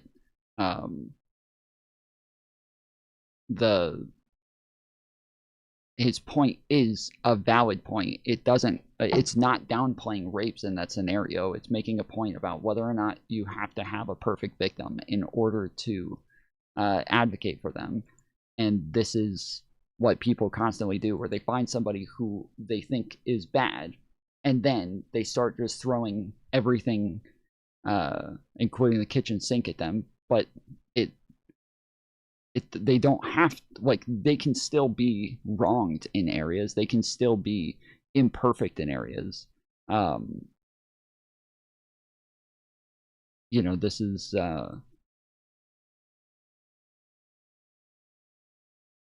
I don't disagree with his point, but I do think he downplays. Yes, me too. That's what I'm saying, is that I think this is, we can find other examples. But that is the point, though, is that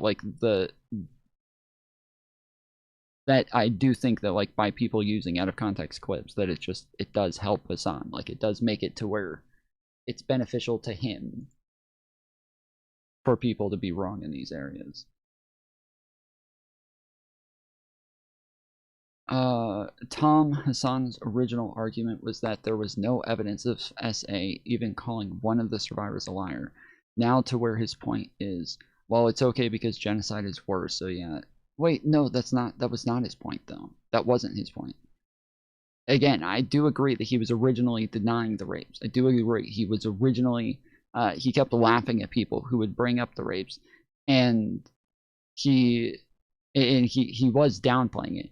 I think on an individualistic level, so this is kind of like how I feel about a lot of the anti-Israel people, where they'll say, you know, they're committing a genocide, blah, blah, blah, and you're like, What do you mean, like, when you say they're committing a genocide? And they'll say, they kill women and children. I laugh at those motherfuckers. I laugh at them a lot. Every time they say this shit, they're like, they kill women and children. I'm like, come on, dude. Like, what the fuck is wrong with you? But that's like, that is their, like, thing, is they kill women and children.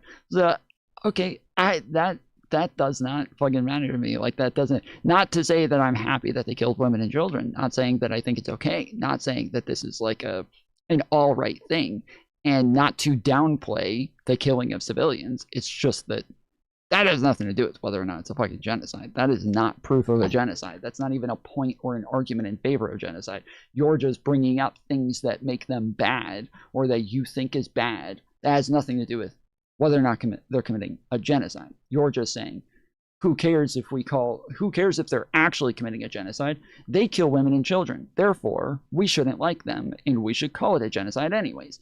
Like, that's, so yes, I laugh at those people. And then, yes, the anti-Israel people turn around and clip it. Oh my goodness, they laugh at the death of women and children. Like, I'm sorry, but it's just, I'm not laughing at the death of women and children. I'm laughing at the argument. I'm laughing at the argument that this is somehow relevant to whether or not there's a genocide. I think that it's a ridiculous argument to make.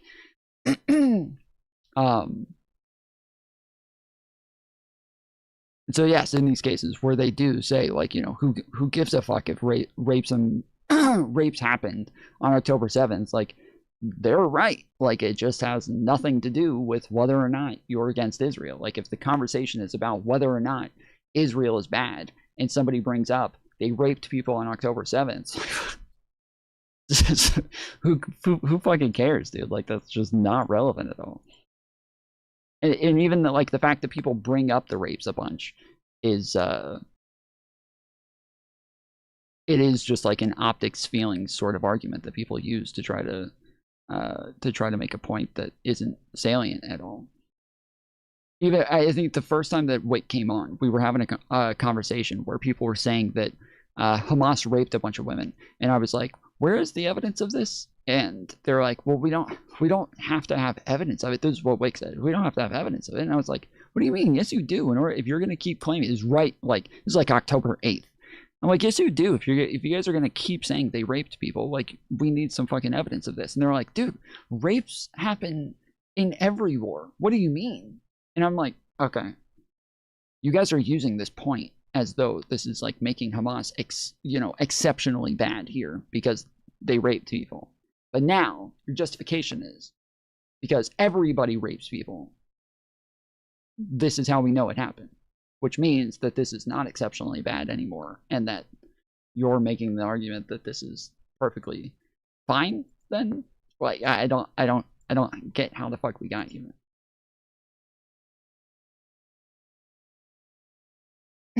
At the time, they were using it to say Israel had the right to respond forcefully. I guess. I mean, I think that before this, we had evidence of Israeli soldiers raping people as well. Like, it's just, in that case, it would be a good argument for Hamas responding forcefully. If the question is, does SA allow for genocide, not verbatim, that you force you to determine if the mass SA of victims is worth discussing because there is a genocide happening, which is worse. That isn't, so it's, again, that's not really the question. It's about whether or not people should be anti-Israel or anti-Palestine or anti-Hamas, right? That is like the conversation that is being had in these scenarios. And so the idea is that, like, somebody is saying, Hassan feels as though he's being attacked for being against Israel, which obviously isn't the case. And that is the bigger problem, is that he'll always act like everybody's against him just because he's anti-Israel and not because he spreads a bunch of misinformation and, says insane fucking shit. But when he's talking about, like, this is why I'm against Israel, X, Y, and Z, and that is like his his podium he's standing on. He's not making a point about whether or not rapes are okay, or whether or not they're justified, or whether or not they happen. Fuck, I didn't mean the X out of that. Shit. Yeah, or whether or not they happen. He's making a point about whether or not they change the dynamic for him.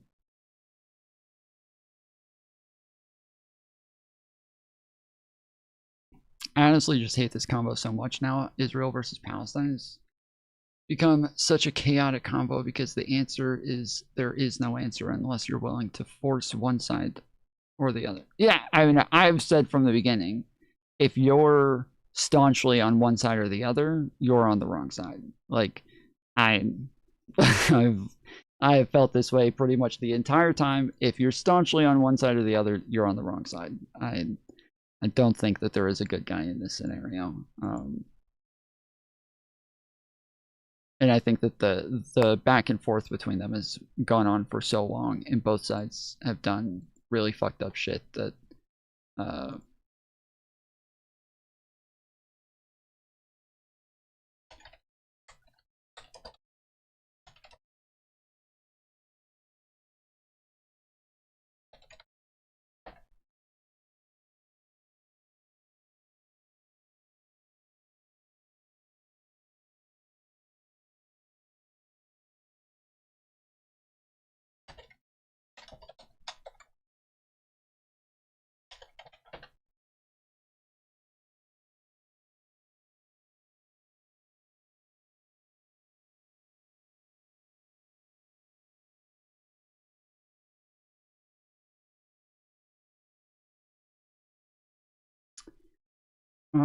UN findings 2024 report by the UN's Independent International Commission of Inquiry concluded that sexual and gender-based violence against Palestinians by Israeli forces precedes October 7th and is intrinsically linked to the context of prolonged occupation. Academic Research 2012 study, The Blot of a Light Cloud by Israeli academics, including former IDF soldiers, documented accounts of soldiers committing acts of physical and sexual humiliation against Palestinian civilians during the Intifada. Some Israeli soldiers have historically been convicted by military courts for such offenses committed prior to the 2023 conflict. Recent UN reports describe SGBV as an element of ill treatment intended to humiliate and terrorize the community. Post-October 7th surge, while historical evidence exists, these same international bodies have documented a sharp increase in reports of rape, forced nudity, and sexualized torture perpetrated by Israeli forces following the October 7th attacks.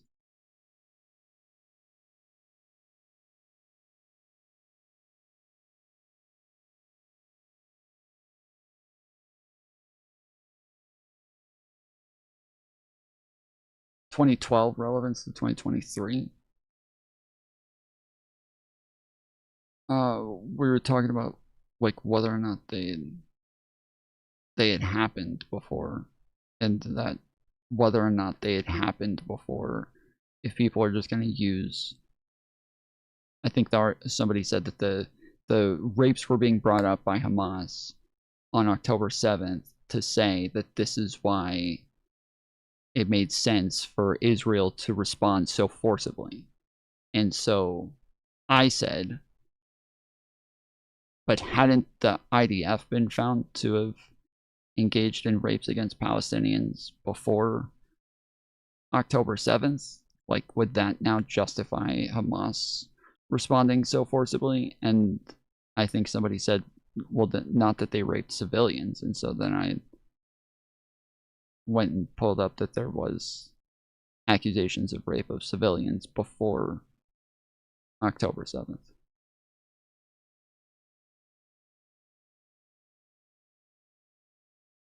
Whereas to me, I agree with this on. I don't think that still wouldn't justify it. Exactly, that's what I'm saying. I don't think that the rapes are relevant. I don't think that people bringing up rapes is relevant at all. That was my whole point. I don't think that they're relevant.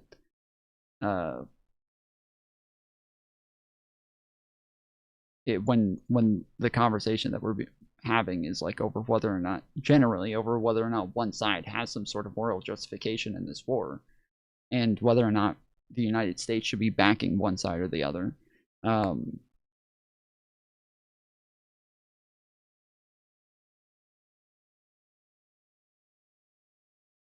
My point was that, yes, whether or not rapes happen does not say that, like, it doesn't justify a more forcible response, and doesn't seem to be relevant to the larger conflict at hand.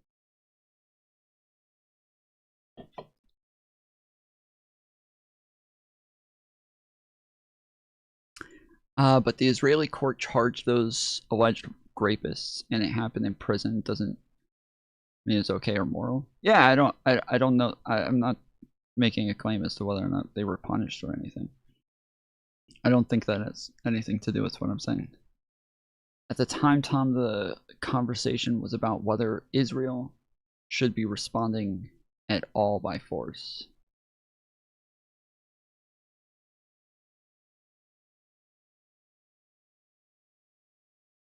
Okay, maybe. Maybe. I don't think I ever remember that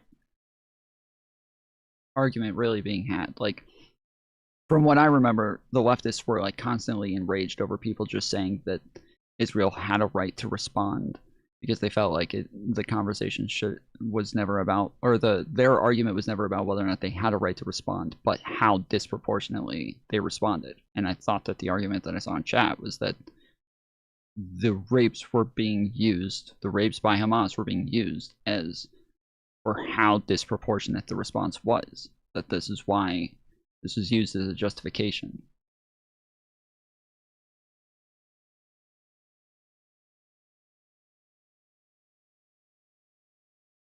What about the mass protests and acquittals for Israeli torture and SA of prisoners? We're talking about before 2023. We're talking about before October 7th.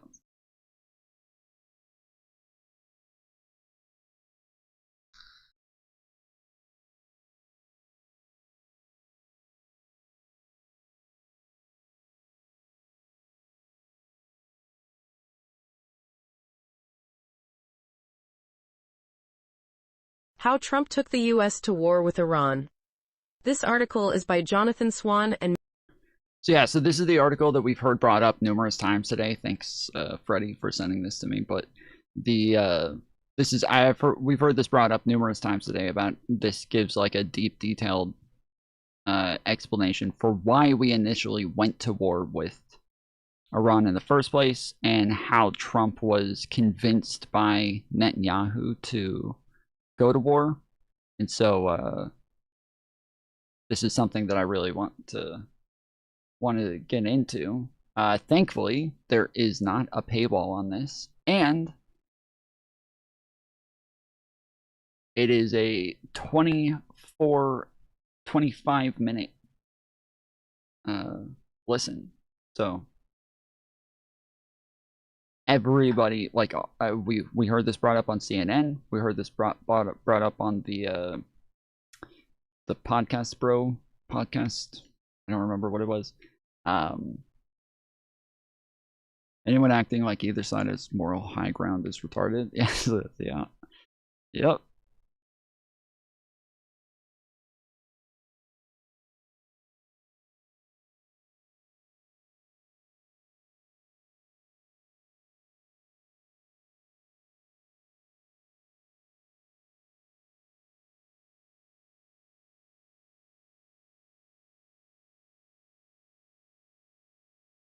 They did drop the charges as of last month. I was gonna say I thought I heard that they did end up dropping the charges.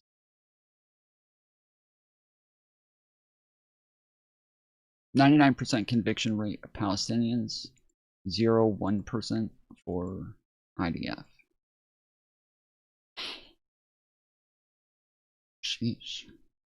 Maggie Haberman, and read by an automated voice.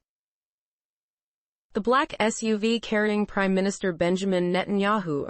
Yeah, as I was saying, this is really big. I really want to hear this. This is apparently just like a groundbreaking article that has just kind of all of the information that everybody's been wondering since the start of this war. This apparently kind of blows a lot of the shit wide open, so. Arrived at the White House just before 11 a.m. on February 11th. The Israeli leader, who had been pressing for there a 0.25 option? It doesn't have a speed option. I was looking for it a minute ago.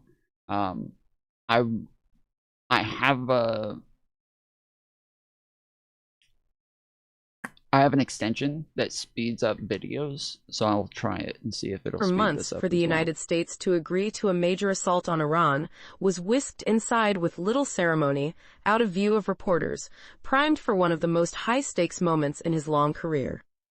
U.S. and Israeli officials gathered first in the cabinet room adjacent to the Oval Office. Then Mr. Netanyahu headed downstairs for the main event, a highly classified presentation I feel like they used to have a speed option. I thought. On Iran for President Trump and his team in the White House Situation Room, which was rarely used for in-person meetings with foreign leaders. Mr. Trump sat down, but not in his usual position at the head of the room's mahogany conference table. Instead, the president took a seat on one side, facing the large screens mounted along the wall. Mr. Netanyahu sat on the other side, directly opposite the president. Appearing on the screen behind the Prime Minister was David Bernea, the director of Mossad, Israel's foreign intelligence agency, as well as Israeli military officials. Arrayed visually behind Mr. Netanyahu, they created the image of a wartime leader surrounded by his team. Susie Wiles, the White House Chief of Staff, sat at the far end of the table.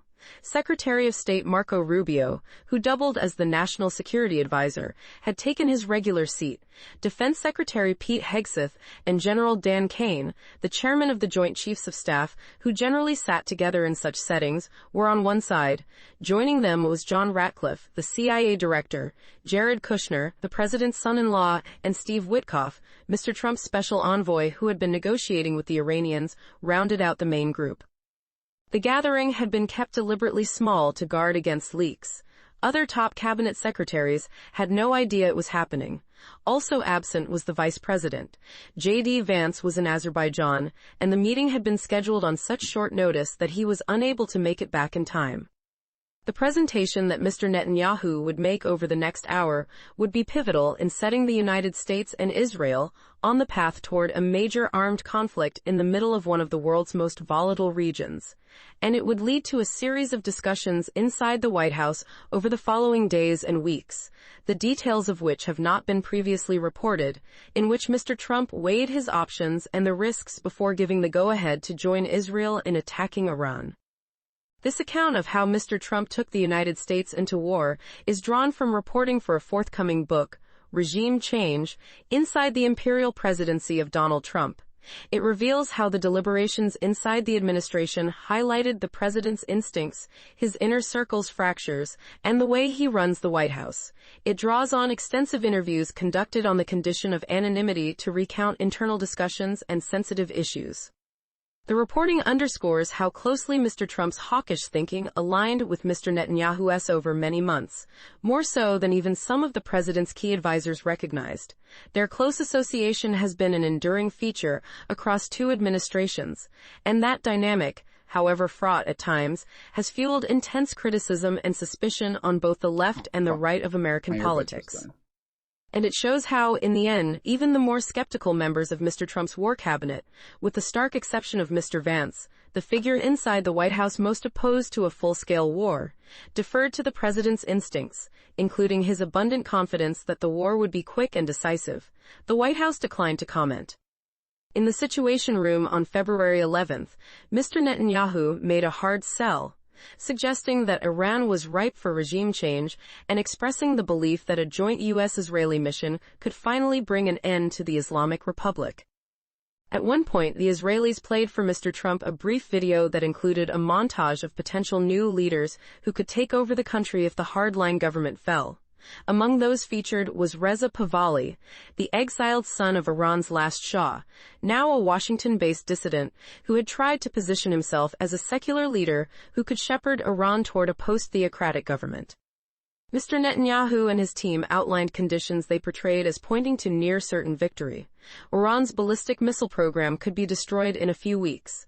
The regime would be so weakened that it could not choke off the Strait of Hormuz, and the likelihood that Iran would land blows against U.S. interests in neighboring countries was assessed as minimal.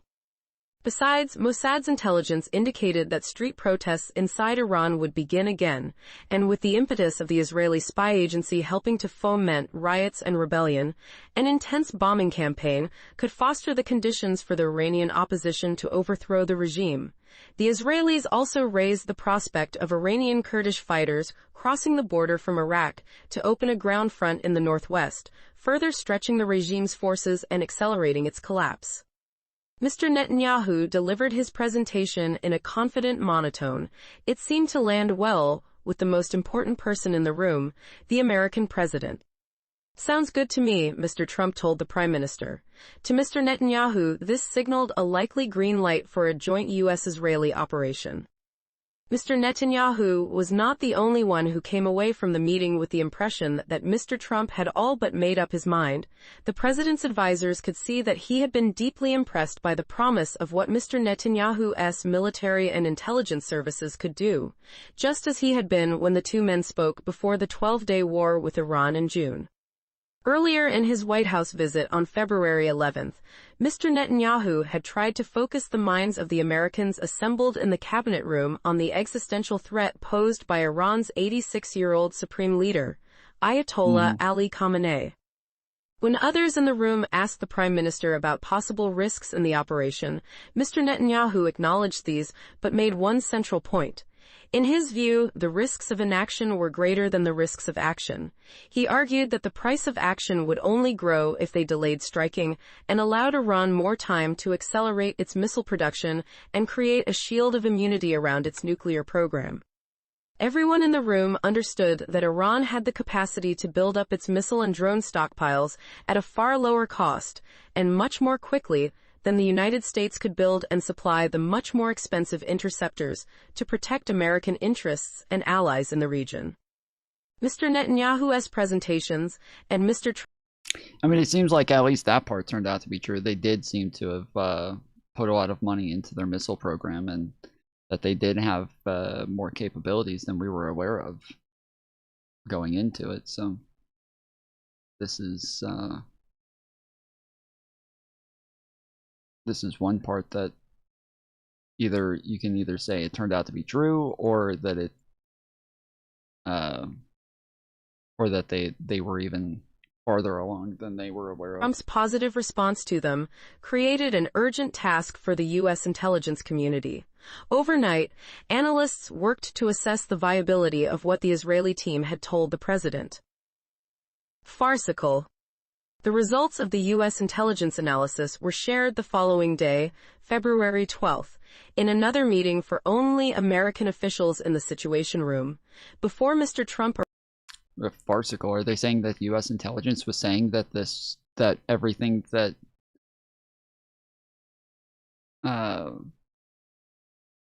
Netanyahu said was farcical? They just said it. The U.S. intelligence sentiments. Farcical. Arrived, two senior intelligence officials briefed the president's inner circle. The intelligence officials had deep expertise in U.S. military capabilities, and they knew the Iranian system and its players inside out. They had broken down Mr. Netanyahu's presentation into 4 parts. First was decapitation, killing the Ayatollah. Second was crippling Iran's capacity to project power and threaten its neighbors. Third was a popular uprising inside Iran. And fourth was regime change with a secular The 2 goals were farcical, okay. Leader installed to govern the country. The U.S. officials assessed that the first 2 objectives were achievable with American intelligence and military power. They assessed that the third and fourth parts of Mr. Netanyahu's pitch, which included the possibility of the Kurds mounting a ground invasion of Iran, were detached from reality. When Mr. Trump joined the meeting, Mr. Ratcliffe briefed him on the assessment. The CIA director used one word to describe the Israeli prime minister's regime change scenarios: farcical. At that point, Mr. Rubio cut in. "In other words, it's bullshit," he said. Mr. Ratcliffe added that given the unpredictability of events in any conflict, regime change could happen, but it should not be considered an achievable objective. Several others jumped in, including Mr. Vance, just back from Azerbaijan, who also expressed strong skepticism about the prospect of regime change. The president then turned to General Kane. "General, what do you think?" General Kane replied, "Sir, this is, in my experience, standard operating procedure for the Israelis. They oversell, and their plans are not always well developed. They know they need us, and that's why they're hard selling." Yeah, they really want Iran taken out. Iran is a nuisance for them, even more so than Iran is a nuisance for us. And so they would really like if Iran was just not Iran. they would just really, really like it if that just was not the case anymore. But they have a very different way of dealing with things than the United States generally does, and so they would just like Iran to just kind of be over with already and just to be able to move on from them. But the United States, again, generally doesn't try to do this in the way that Israel would, but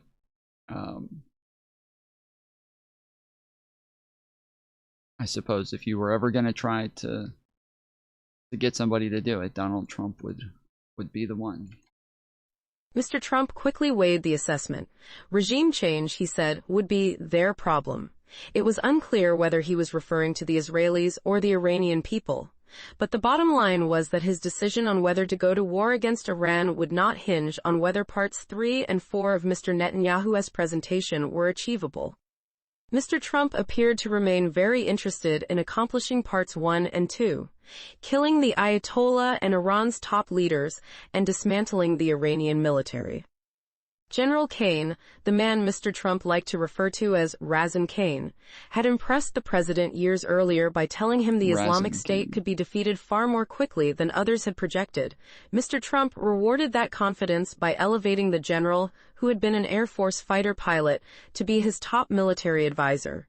General Kane was not a political loyalist, and he had serious concerns about a war with Iran, but he was very cautious in the way he presented his views to the president. As the small team of advisors who were looped into the plans deliberated over the following days, General Kane shared with Mr. Trump and others the alarming military assessment that a major campaign against Iran would drastically deplete stockpiles of American weaponry, including missile interceptors, whose supply had been strained after years of support for Ukraine and Israel.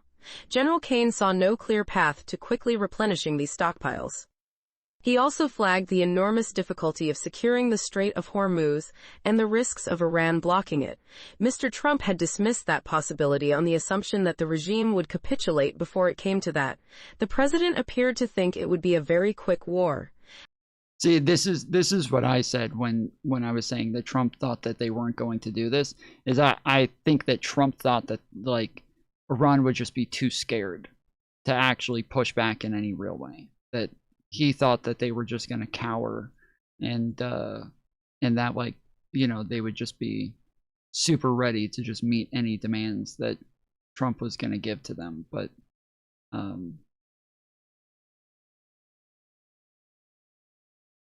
I've always wanted to know if that's what our intelligence told them, because that just seems absolutely fucking stupid.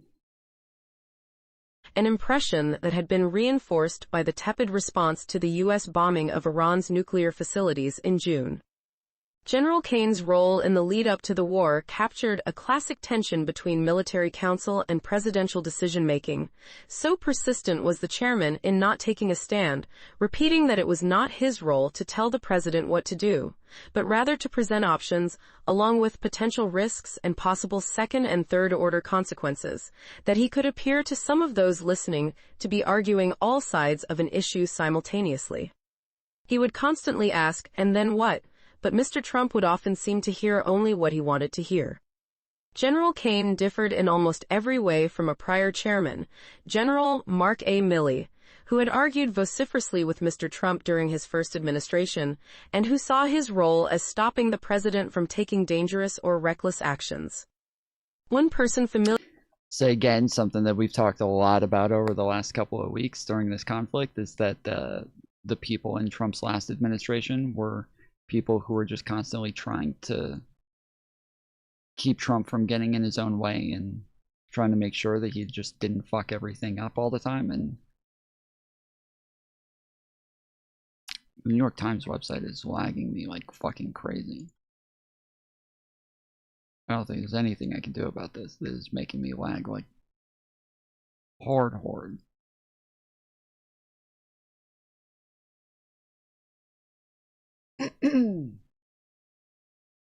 With their interactions noted that Mr. Trump had a habit of confusing tactical advice from General Kane with strategic counsel. In practice, that meant the general might warn in one breath about the difficulties of one aspect of the operation, then in the next note that the United States had an essentially unlimited supply of cheap, precision-guided bombs and could strike Iran for weeks once it achieved air superiority. To the chairman, these were separate observations, but Mr. Trump appeared to think that the second most likely canceled out the first. At no point during the deliberations did the chairman direct... Yes, we're capable of doing something versus we should do something. To Donald Trump, those are the same exact things. That makes so much fucking sense. That is fucking hilarious. Tell the president that war with Iran was a terrible idea, though some of General Kane's colleagues believed that was exactly what he thought. Trump the hawk. Distrusted as Mr. Netanyahu was by many of the president's advisors, the prime minister's view of the situation was far closer to Mr. Trump's opinion than the anti-interventionists on the Trump team or in the broader America First movement like to admit. This had been true for many years. Of all the foreign policy challenges Mr. Trump had confronted across two presidencies, Iran stood apart. He regarded it as a uniquely dangerous adversary and was willing to take great risks to hinder the regime's ability to wage war or to acquire a nuclear weapon. Furthermore, Mr. Netanyahu's pitch had dovetailed with Mr. Trump's desire to dismantle the Iranian theocracy, which had seized power in 1979 when Mr. Trump was 32. It had been a thorn in the side of the United States ever since. Now, he could become the first president since the clerical leadership took over 47 years ago to pull off regime change in Iran. Usually unmentioned, but always in the background, was the added motivation that Iran had plotted to kill Mr. Trump as revenge over the assassination in January 2020 of General Qasem Soleimani, who... Yeah, this is why when I keep arguing with people who just want to like make this all about Israel and the Zionists and shit like that, when I bring up obviously the fact that Trump just has like a hard-on for trying to outdo Obama and really wants to have his legacy up against Obama's legacy, I do think that that is a big part of what he's doing here. But also, yeah, Trump just doesn't like Iran. They did seemingly try to kill Donald Trump and did put a hit out on him, and so I think that you know, Donald Trump's constantly trying to go after people who just look at him wrong or said something mean about him on Twitter, and he wants to have like ruin these people's lives and, you know, have them thrown in fucking prisons and shit like that. He wants to take down entire networks because they say things about him that he doesn't like. I think it's very plausible that he's going to try to go to war with a country that tried having him killed. I think that's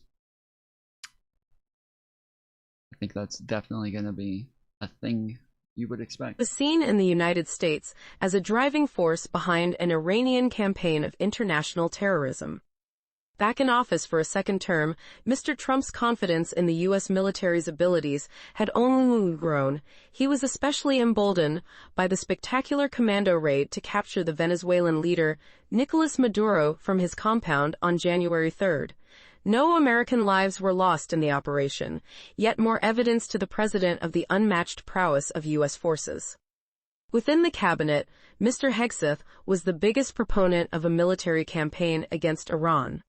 No. Mr. Rubio indicated to colleagues that he was much more ambivalent. He did not believe the Iranians would agree to a negotiated deal, but his preference was to continue a campaign of maximum pressure rather than start a full-scale war. Mr. Rubio, however, did not try to talk Mr. Trump out of the operation, and after the war began, he delivered the administration's justification with full conviction. Yeah, this is part of like the problem right now for people who even do want to talk Trump out of doing shit, is that if you try to talk Trump out of doing something and he ends up doing it, he'll likely remember you as like, especially if you try hard, like if you're like vehemently against something, he'll likely think of you as against him the entire time, and you'll be left out of, you know, pivotal conversations. They'll have meetings without you. He'll likely get rid of you soon after but that's like, you know, that's only if he decides to go along with something that you didn't want. There's a chance that you actually successfully talk him out of doing something, and then you're good. But it seems as though, yeah, these people who, even the people with brains who would normally talk Trump out of doing something, they're not as likely to do so, because he's going to sit around and pout afterwards and throw a fit like a little baby. So you don't actually get real advice from your advisors. Ms. Wiles had concerns about what a new conflict overseas could entail, but she did not tend to weigh in hard on military matters in larger meetings. Rather, she encouraged advisors to share their views and concerns with the president in those settings. Ms. Wiles would exert influence on many other issues, but in the room with Mr. Trump and the generals, she sat back. Those close to her said she did not view it as her role to share her concerns with the president on a military decision in front of others, and she believed that the expertise of advisors like General Kane, Mr. Ratcliffe, and Mr. Rubio. I mean, that's true. That is definitely true. That like it is definitely not her role in front of others, especially. Like if Donald Trump like respects her opinion and wants to ask her for it, and does so, he likely is not going to be doing so in big meetings, especially with a bunch of generals and people there. Like that would not make a whole lot of sense. She's like his what is his chief of staff? Like that is not something she should be doing, for sure. It was more significant for the president to hear. Still, Ms. Wiles had told colleagues that she worried about the United States being dragged into another war in the Middle East. An attack on Iran carried with it the potential to set off soaring gas prices months before midterm elections that could help decide whether the final 2 years of Mr. Trump's second term would be years of accomplishment or subpoenas from House Democrats. But in the end, Ms. Wiles was on board with the operation. Vance the skeptic. Nobody in Mr. Trump's inner circle was more worried about the prospect of war with Iran, or did more to try to stop it, than the vice president.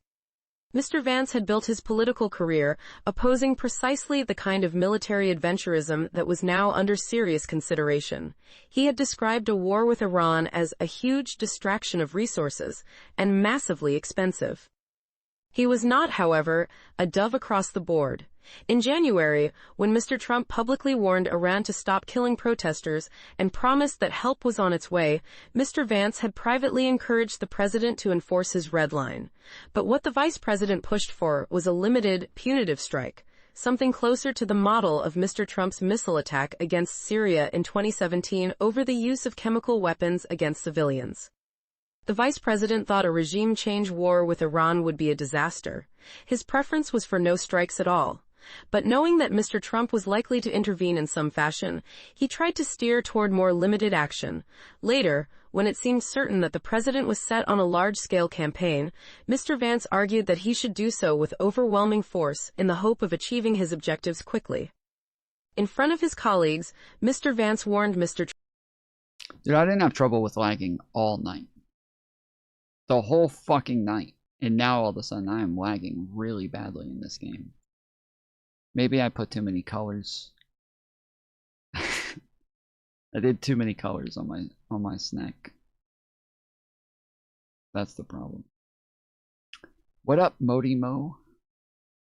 Trump that a war against Iran could cause regional chaos and untold numbers of casualties. It could also break apart Mr. Trump's political coalition and would be seen as a betrayal by many voters who had bought into the promise of no new wars. Wow, that's crazy. That's crazy that, like, you know, even Trump's own cabinet was saying that this would be the case. Crazy, while you got all of these magatards out here trying to pretend like, no, we never thought that. No, we all thought Trump was going to go to war with Iran. Yeah, we all felt like he ran on going to wars and doing lots of wars. That's what we all remembered. The liberals are trying to act like Trump ran on no new wars, but none of us ever had that impression. Mr. Vance raised other concerns, too. As vice president, he was aware of the scope of America's munitions problem. A war against a regime with enormous will for survival could leave the United States in a far worse position to fight conflicts for some years. The vice president told associates that no amount of military insight could truly gauge what Iran would do in retaliation when survival of the regime was at stake. A war could easily go in unpredictable directions. Moreover, he thought there seemed to be little chance of building a peaceful Iran in the aftermath. Beyond all of this was perhaps the biggest risk of all. Iran held the advantage when it came to the Strait of Hormuz.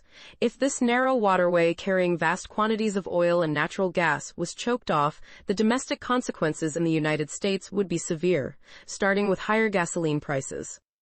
Tucker Carlson, the commentator who had emerged as another prominent skeptic of intervention on the right, had come to the Oval Office several times over the previous year to warn Mr. Trump that a war with Iran would destroy his presidency. A couple weeks before the war began, Mr. Trump, who had known Mr. Carlson for years, tried to reassure him over the phone. "I know you're worried about it, but it's going to be okay," the president said. Mr. Carlson asked how he knew. "Because it always is," Mr. Trump replied. In the final days of February, the Americans and the Israelis discussed a piece of new intelligence that would significantly accelerate their timeline. The Ayatollah would be meeting above ground with other top officials of the regime, in broad daylight and wide open for an air attack. It was a fleeting chance to strike at the heart of Iran's leadership, the kind of target that might not present itself again. Mr. Trump gave Iran another chance to come to a deal that would block its path to nuclear weapons.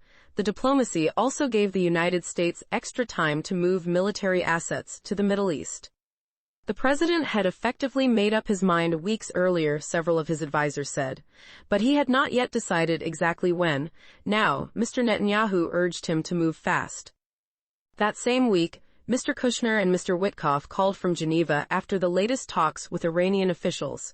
Over 3 rounds of negotiations in Oman and Switzerland, the two had tested Iran's willingness to make a deal.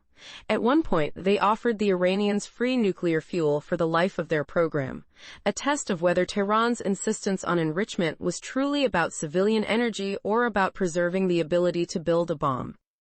The Iranians rejected the offer, calling it an assault on their dignity. Mr. Kushner and Mr. Witkoff laid out the picture for the president. They could probably negotiate something, but it would take months, they said.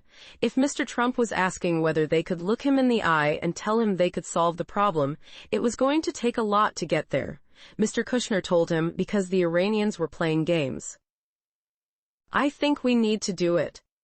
On Thursday, February 26, around 5 p.m., a final Situation Room meeting got underway. By now, the positions of everyone in the room were clear. Everything had been discussed in previous meetings. Everyone knew everyone else's stance. The discussion would last about an hour and a half. Mr. Trump was in his usual place at the head of the table. To his right sat the vice president. Next to Mr. Vance was Ms. Wiles, then Mr. Ratcliffe, then the White House counsel David Warrington, then Stephen Chung, the White House communications director. Across from Mr. Chung was Caroline Leavitt, the White House press secretary. To her right was General Kaine, then Mr. Hegseth and Mr. Rubio. I think if Trump was smart in this, he would have actually just said that we're assisting Israel in this conflict. if he was being smart about this, he would have just said, we're just assisting Israel in their issues with Iran, and the reason that we're helping is because Iran has yet to sign a nuclear deal with us. And that would have given them an out from the beginning to where they could have said, like, you know, yeah, we're not in a war. We're not, we can back out anytime we want. We're just helping them in the beginning, and if we think their issue is going on for too long, then we can just back out and tell Israel to quit it.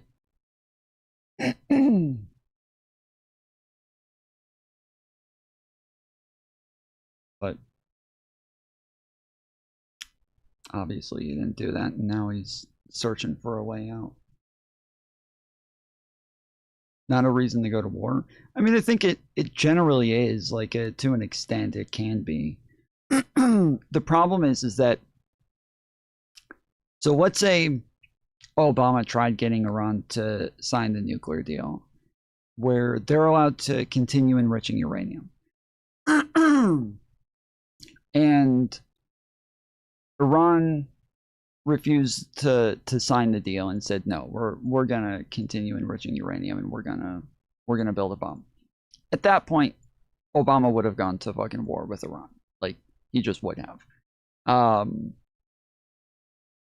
But they did sign the deal, right?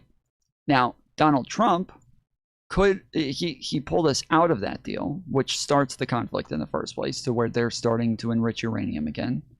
This is because of him. And now he's not accepting that they're going to enrich uranium to 3.6%, but is instead trying to, get them to, he's trying to get them to agree to enrich uranium to 0%, that they will not enrich whatsoever. He's trying to get them to agree. Sorry, my voice is going out. Trying to get them to agree not to enrich whatsoever. If Donald Trump was negotiating in good faith, if he was actually trying to negotiate in good faith, and he was actually giving a reasonable request,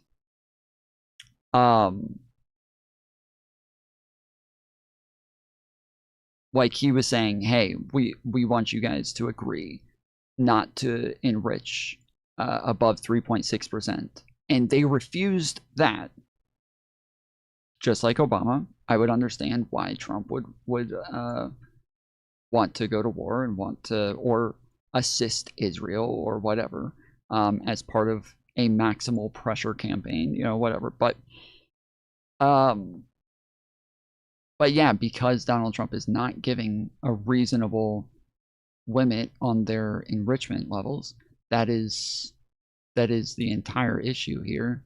And so while I would say it is technically a good reason to go to war, that's not the scenario here, because Trump is not being reasonable. He is not allowing he's not allowing for there to be reasonable negotiations. So where assisting Israel may have been a better play, but a hard sell, and Trump has too much ego. Maybe, yeah, because he wants Netanyahu to follow his lead, not the other way around, maybe. They devastated the leader's whole family. He's more hardened. He won't agree. The nuclear card is the only one they have, so they will never give that up. That's why North Korea won't be attacked. No, I disagree. I don't think that they actually, I don't think that they actually want, I don't think they actually wanted to build a bomb here. I don't think they actually planned on building a bomb. I think that they wanted to enrich uranium because Trump pulled out of the JCPOA. Because when he pulled out of the JCPOA, this made it to where the United States was able to put all the sanctions in the world right back on Iran. and freeze up assets again and stop releasing assets and like make Iran's life miserable again. And so Iran wanted to get the United States back into a deal. Is that one of mine? Yeah, that is. Tom, that snack is unique. I can give you the code to the colors if you want. If you have, I'm assuming if you have the glasses, that means that you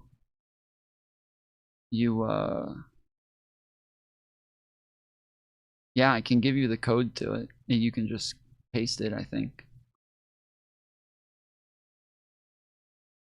Sorry, that's the name of this slither right here. Tom, that snack is unique.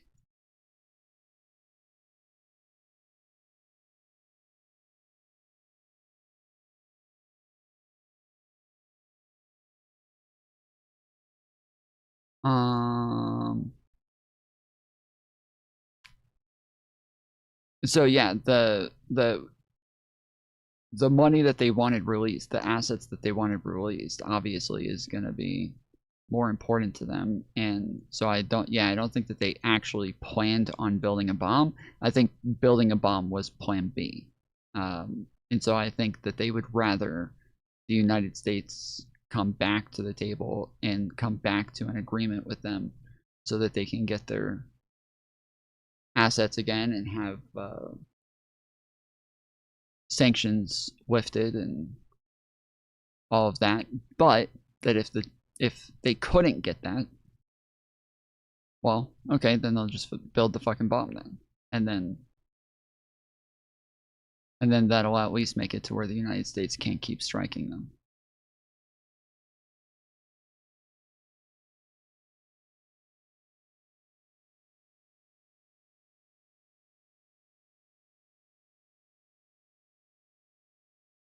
But yeah, when you say like, oh no, they're never gonna give up the uranium card. No, I think the whole point was to give up the uranium. Like, I think that was the whole point. This is what gives them leverage. This is what gives them, you know, any ability to negotiate.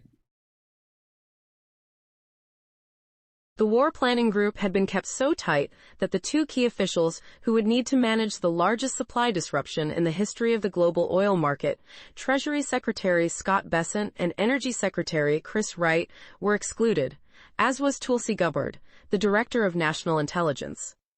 The president opened the meeting asking, okay, what? Oh, shit. Bruh.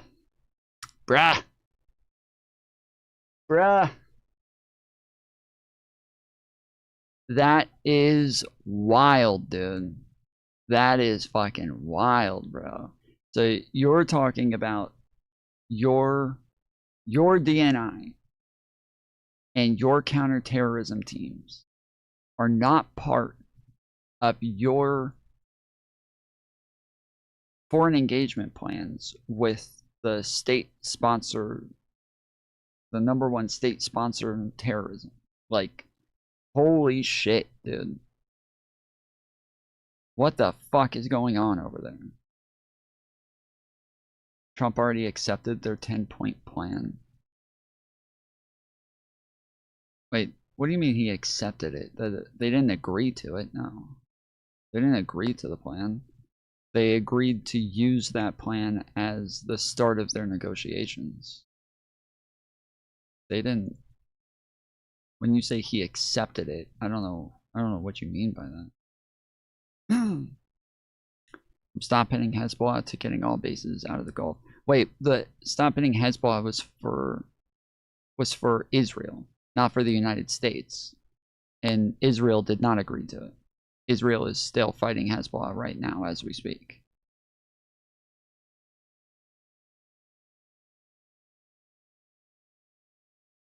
Release of frozen assets, etc. This is silly to go to. Wait, yeah, they did not agree to this, just so you know. They did not agree to do those things. I don't know who told you that they agreed to this, but yes, I know. That's what I said at the beginning. Oh.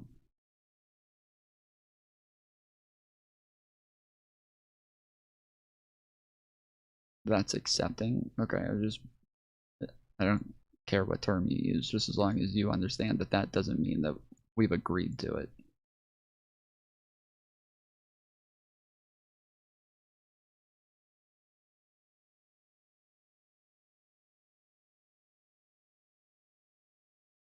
What have we got?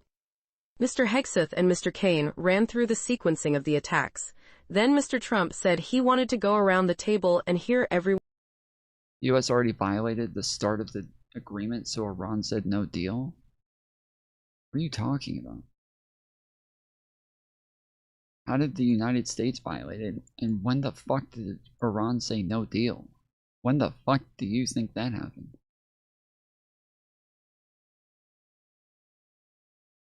As of right now, we are currently in a ceasefire with Iran. I have no idea what you're talking about, Maxine Knight.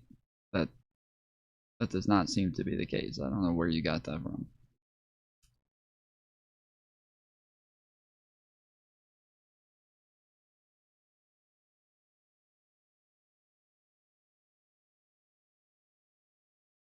Because Israel was attacking Lebanon, the deal didn't go through. Yeah, Israel has not agreed to the ceasefire. The United States has.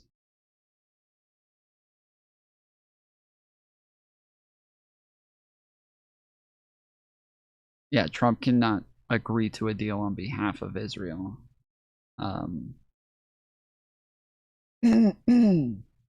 Which is why earlier I was saying that it would have probably been better off for the United States to just say that they were there like just to assist Israel, because it's unlikely that Israel is gonna actually try to back out of this at any point. Like, it seems like this is a fight that they've been in for a long time. The United States does not want to be in this fight, and they were just trying to get the United States to come help finish it off, which hasn't happened. And I think that they were hoping that the United States would just be in it until the end as well. But I see no way that Israel actually backs off.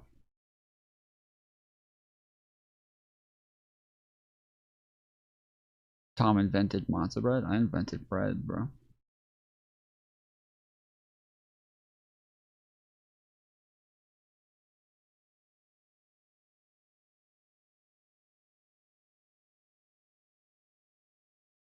Recent stories say the strait is closed again, whatever that means. So it's not technically open, not technically closed.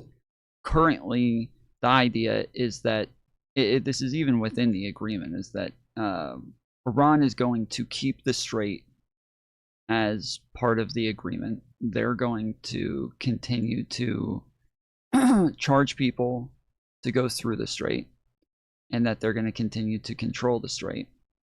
And that they'll just from now on make money off of deciding who does and doesn't go through the strait. So where before that wasn't the case, you could just go through the strait, but now they're tolling everybody. And apparently Donald Trump was even talking about the fact that he wants to go into a joint venture with Iran to control the strait with them so that they both make money off of it, which is likely not gonna fucking happen. I don't know where the fuck he thought that that was gonna happen, but yeah, it seems as though this is like the strait's closed openness. From my understanding is that they are not they're not opening it up for free access, and that they have to, I mean, even part of it, they still have mines in this strait apparently, and so they would have to trolley any sort of ships through the strait anyways to avoid all the fucking mines. So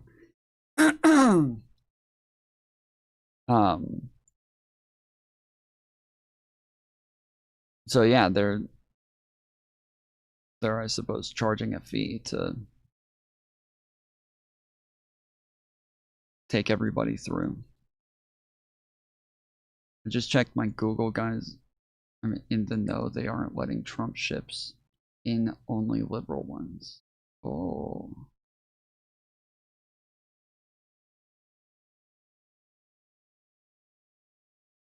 The idea is the tolled ships go via the Iranian coast, which isn't mined.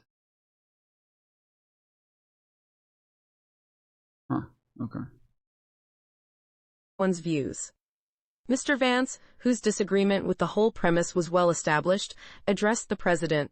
You know, I think this is a bad idea, but if you want to do it, I'll support you. Ms. Wiles told Mr. Trump that if he felt he needed to proceed for America's national security, then he should go ahead. Mr. Ratcliffe offered no opinion on whether to proceed, but he discussed the stunning new intelligence that the Iranian leadership was about to gather in the Ayatollah's compound in Tehran. The CIA director told the president that regime change was possible depending on how the term was defined. If we just mean killing the supreme leader, we can probably do that, he said. When called on, Mr. Warrington, the White House counsel, said it was a legally permissible option in terms of how the plan had been conceived by U.S. officials and presented to the president. He did not offer a personal opinion, but when pressed by the president to provide one, he said that as a Marine veteran, he had known an American service member killed by Iran years earlier. This issue remained deeply personal. He told This guy right here is Trump 48 hours. This person's name is Trump 48 hours. That's pretty funny, dude. That's pretty good. You should just start using that as like a term for empty threats. Just start throwing that around anytime you just have like a sarcastic threat. You don't want me to stick my dick in your ass. You better do it. You got 48 hours. The president that if Israel intended to proceed regardless, the United States should do so as well. Mr. Chung laid out the likely public relations fallout. Mr. Trump had run for office opposed to further wars. People had not voted for conflict overseas. The plans ran contrary to everything the administration had said after the bombing campaign against Iran in June. How would they explain away 8 months of insisting that Iranian nuclear facilities had been totally obliterated? Mr. Chung gave neither a yes nor a no, but he said that whatever decision Mr. Trump made would be the right one. Ms. Leavitt told the president that this was his decision and that the press team would manage it as best they could. Mr. Hegseth adopted a narrow position. They would have to take care of the Iranians eventually, so they might as well do it now. He offered technical assessments. They could run the campaign in a certain amount of time with a given level of forces. General Kane was sober, laying out the risks and what the campaign would mean for munitions depletion. He offered no I mean, yeah, they haven't really even tried to explain this.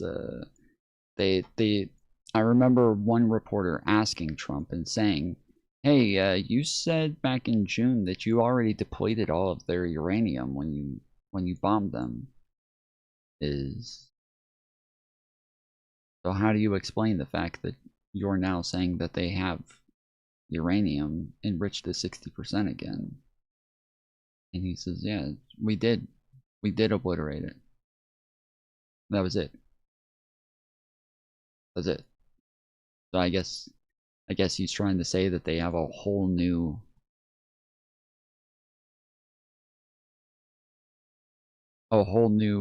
stockpile of uranium that is the same exact weight, enriched to the same exact percentage, that is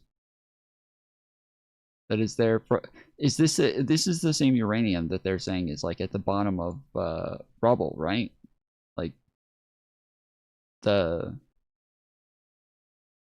IAEA was reporting back in fucking November that they had this uranium.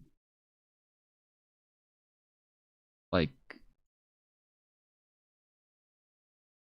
this isn't uranium that they took forever to go build back up. This is uranium that, like, back when they initially bombed them, our own intelligence said that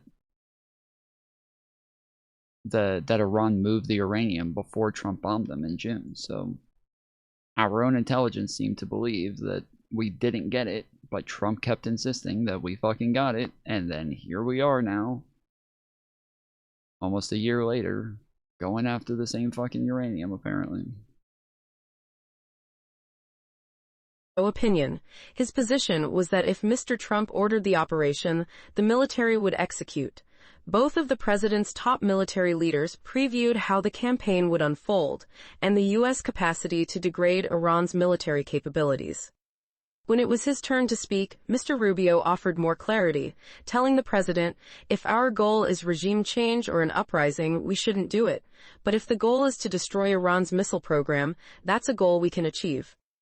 Everyone deferred to the president's instincts. They had seen him make bold decisions, take on unfathomable risks, and somehow come out on top. No one would impede him now.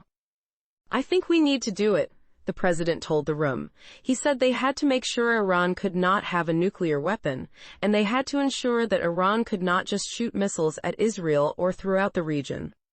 General Kane told Mr. Trump that he had some time. He did not need to give the go-ahead until 4 p.m. the following day.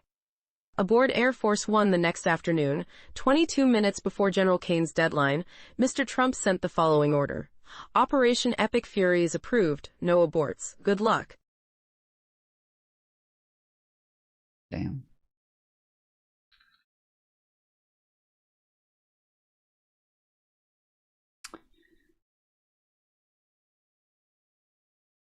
So, I mean, we've heard reports that J.D. Vance was upset because he felt as though Netanyahu misled them on how, like, quick and easy this was going to be.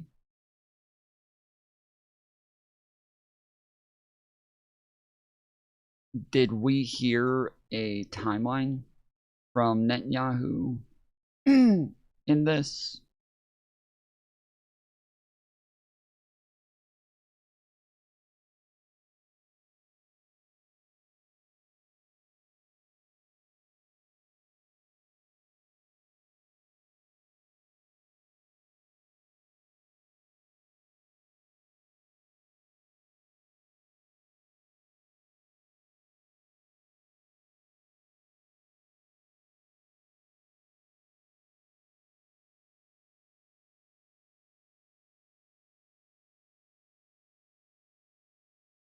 Anybody hear a timeline from Netanyahu in this article?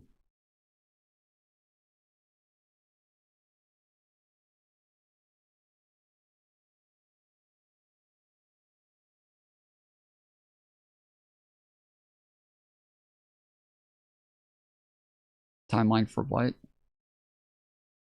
So again, we heard for a while that J.D. Vance was upset with Netanyahu for making this sound like it was going to be a faster ordeal and that it was going to be a lot easier.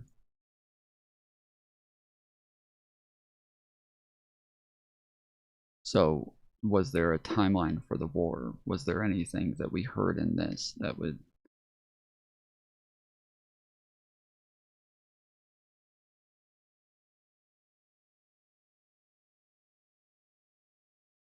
suggest what the timeline was, or what made them think that this was just going to be a real easy in and out job?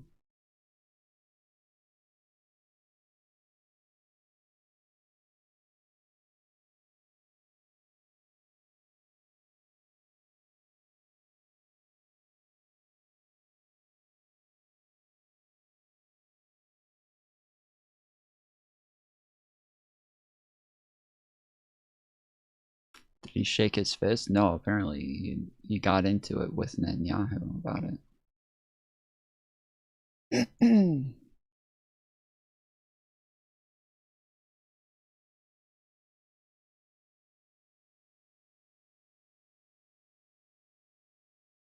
I'm way too laggy. It's not really.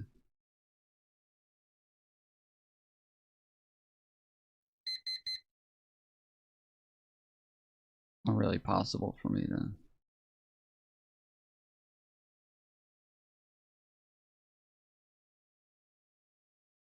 to do very much on this fucking game with all of this lag.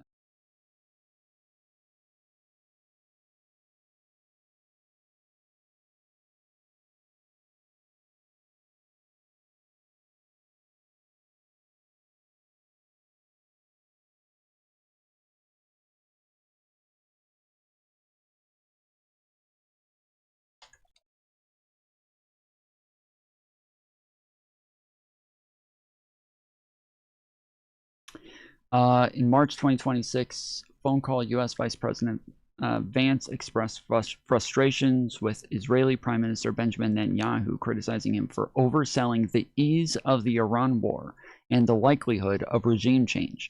Vance, representing a more cautious approach to foreign conflict, challenged Netanyahu's rosy projections. Failed predictions. Vance told Netanyahu that his pre-war promises regarding a quick, easy conflict with Iran did not match the current reality.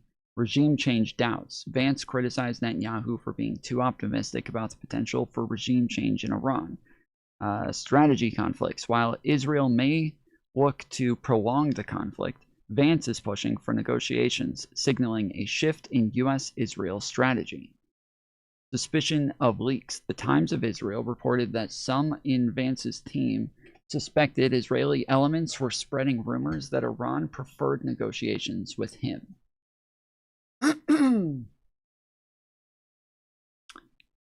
Yeah, you guys remember when there was, there were rumors about the fact that Iran wanted to negotiate with Vance because they thought that he was more sensible and more willing to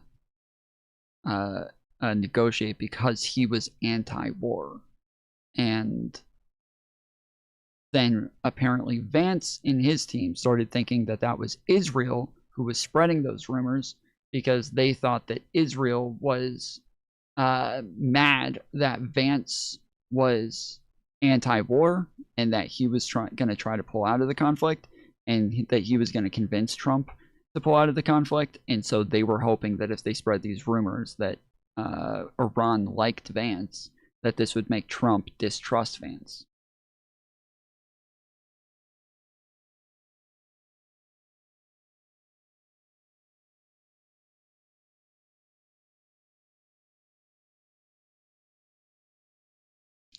These were from the Times of Israel, but have been like re-quoted by pretty much everybody.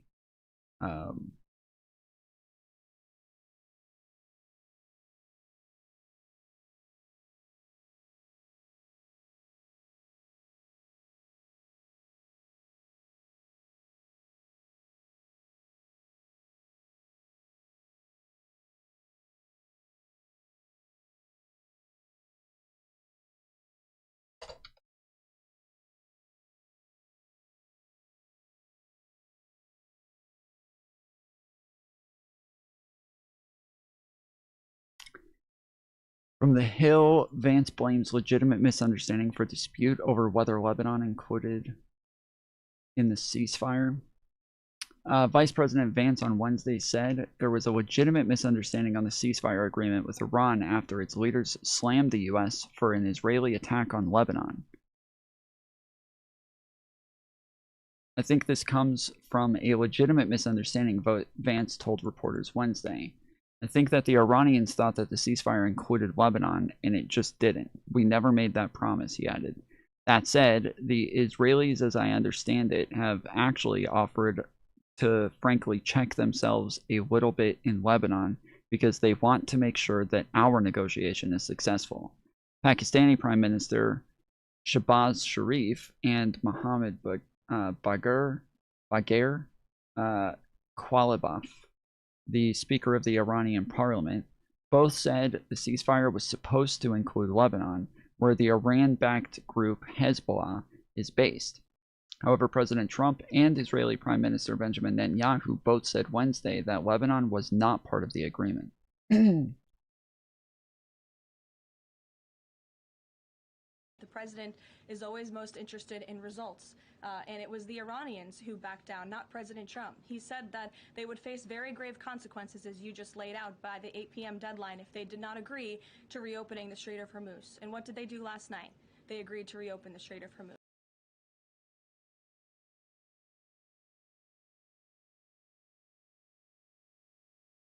What the fuck was that? That made it like 10% of the way, like the little bar at the bottom showed that it was like 10% of the way through the video, and then it just ended.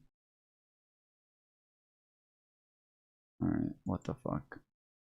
With the greatest humility, I am, quote, with the greatest humility, I am pleased to announce that the Islamic Republic of Iran and the United States of America, along with their allies, have agreed to an immediate ceasefire everywhere, including Lebanon and elsewhere, effective immediately, Sharif wrote in a Tuesday post on the social platform X, announcing the deal's framework. In an interview Wednesday, however, Trump said Lebanon was not part of the ceasefire. They were not included in the deal. That'll get taken care of, too. It's all right, the president said.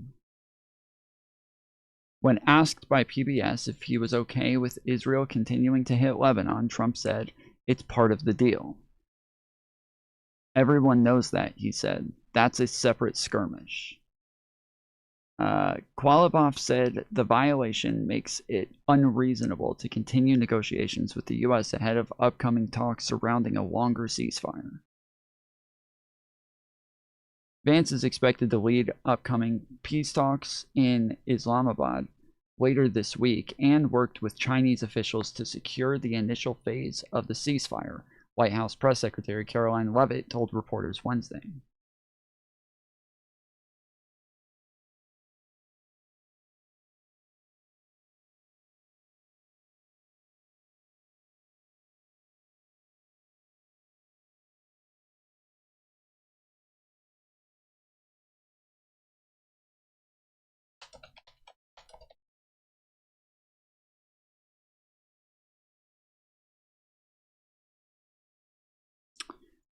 As of April 2026, the Strait of Hormuz is experiencing extreme volatility and near total closure due to escalating military tensions between Iran, Israel, and the United States. While a temporary 2-week ceasefire was announced on April 8th, 2026, the vital shipping artery remains under tight Iranian control and faces severe disruptions, impacting over 20% of global oil and LNG supplies.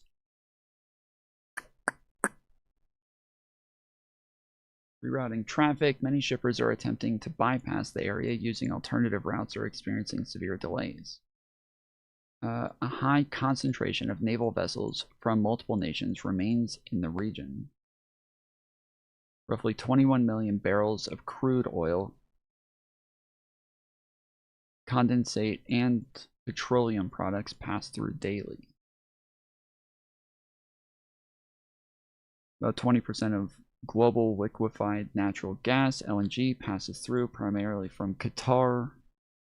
It is the only maritime pathway from the Persian Gulf to open ocean, with its narrowest point being only 33 kilometers wide.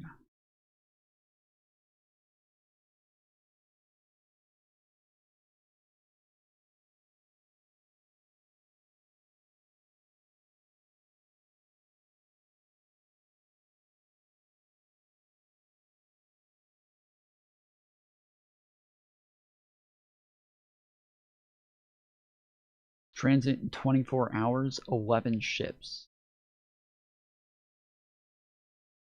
That is 18% of a normal day.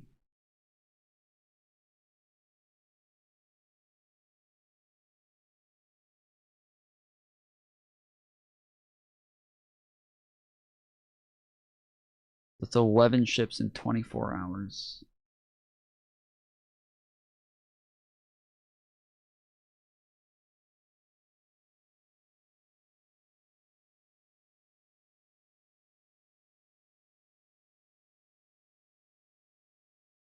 This says vessels waiting. No stranded vessel reports at this time.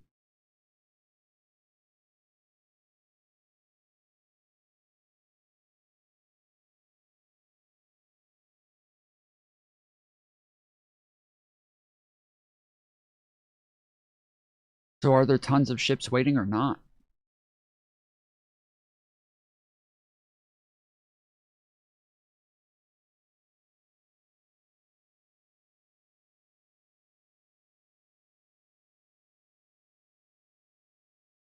Source for what?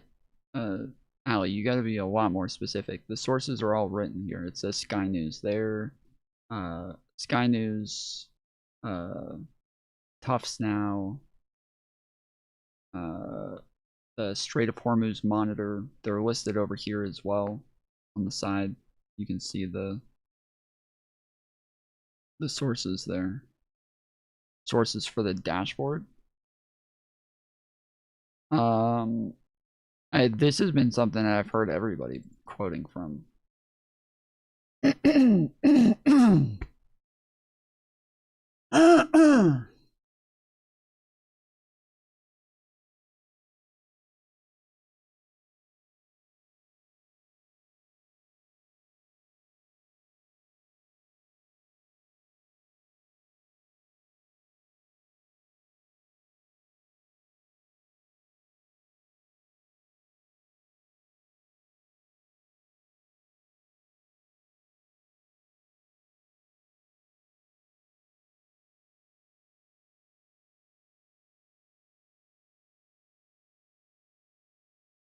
So it says only 2 to 3 ships transited overnight. I'm assuming that's because of the continued attacks in Lebanon.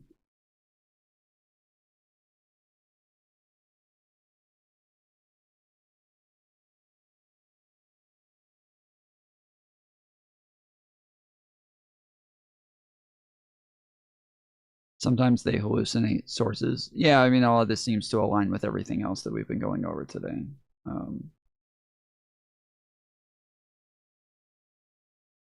We've literally spent it like the entire show on a run. But all right, I'm gonna crap, my phone died. I'm gonna head out.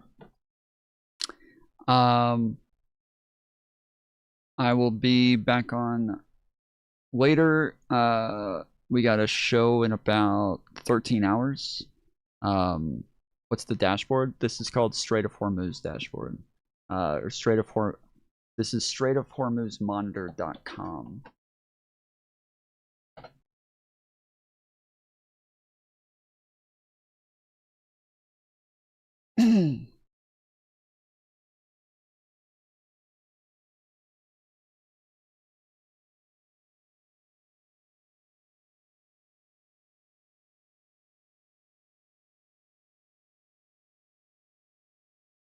Is the ceasefire good news for the global economy? Well, it's all about the Strait of Hormuz. This is the passage where we get so much oil and gas, which is so important for everything.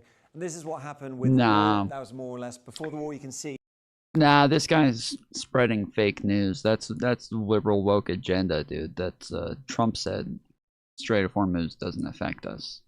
He said that's Europe's problem, not ours. It just dropped off there, slightly intermittent after that as Iran let some ships through. The whole point of the ceasefire, though, is the strait is supposed to be open. So what's been happening since the ceasefire announced? Well, we've been looking at all the ships that have been waiting in and around, and we found that only 2 have made it through. And the important thing is they've gone really close to that Iranian side. So this isn't the free flowing of cargo, of oil that maybe people were hoping to see. And it looks like there might be a new model here, the Tehran toll booth. So this is the Strait of Hormuz. This red line here, that is the normal shipping lane. So before the war, that's where boats went in and out, pretty much unimpeded, really, really crucial for global trade. But since the start of the war, you've had this dotted line in green. This is the Iran-controlled route. And what it does is send ships really close to Iranian territory where they can physically, visually check out ships and give them permission or not to cross the strait. What does it actually look like in action? Well, this is an image from Tuesday. And what it shows, this is satellite imagery, so bear with us.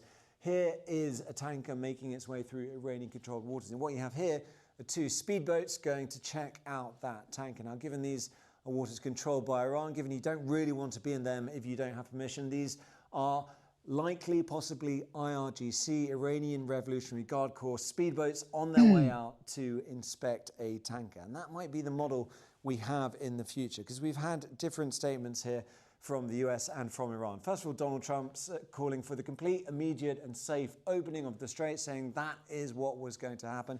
Then we had this from Iran's foreign minister, a bit more considered. He said, for a period of 2 weeks, safe passage through the Strait of Hormuz will be possible via coordination with Iran's armed forces and with due consideration of technical limitations. Two really, really important points there. Iran's armed forces, that suggests Iran very much still in control, at least according to their foreign ministry, and with due consideration of technical limitations. That sounds like the brake is being applied. We're not just going to see traffic flowing through the Strait of Hormuz straight away. So that means that all the effects on the global economy, even things like the gas prices coming down, oil prices going down, is going to take a while to filter through. And that is assuming that the ceasefire even holds. Yeah. Yeah, that's what I was saying earlier. That is what it seems like right now. I would assume the things we'll get a lot more information if they're supposed to meet on the 12th. Then that's when we'll get better answers. But I mean, obviously, if Pakistan thought that the United States was speaking for Israel and agreeing to a ceasefire, and then Israel's like, nah, bro, we have nothing to do with this. I don't know what the fuck. You guys agreed with Trump. You didn't agree with us. So, I mean, that makes sense. It does, like, that does make sense. It would be weird for them to like come to an agreement with Trump and then think that this applies to Netanyahu. That would be really weird. But I feel like that should have probably been made clear. If they send their 10-point plan and then Donald Trump just sends a message back saying, like, we agree to this as a tentative starting point for negotiations, probably should have said, like, also, though, the things pertaining to Israel, you'll have to talk to them about that. But I would guess they didn't, because Donald Trump had a deadline, and because he had this deadline, he did not want to come out of this saying there is no agreement right now. He needed people to believe that there was an agreement in that moment so that he had a way to back off his threats. And so he just went along with it and said,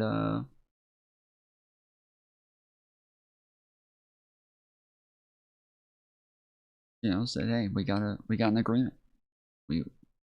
We're in a ceasefire, which is why now Vance is out here like, oh, it's just actually a total misunderstanding, guys. It was just an interesting misunderstanding. They thought it included Israel, but it didn't.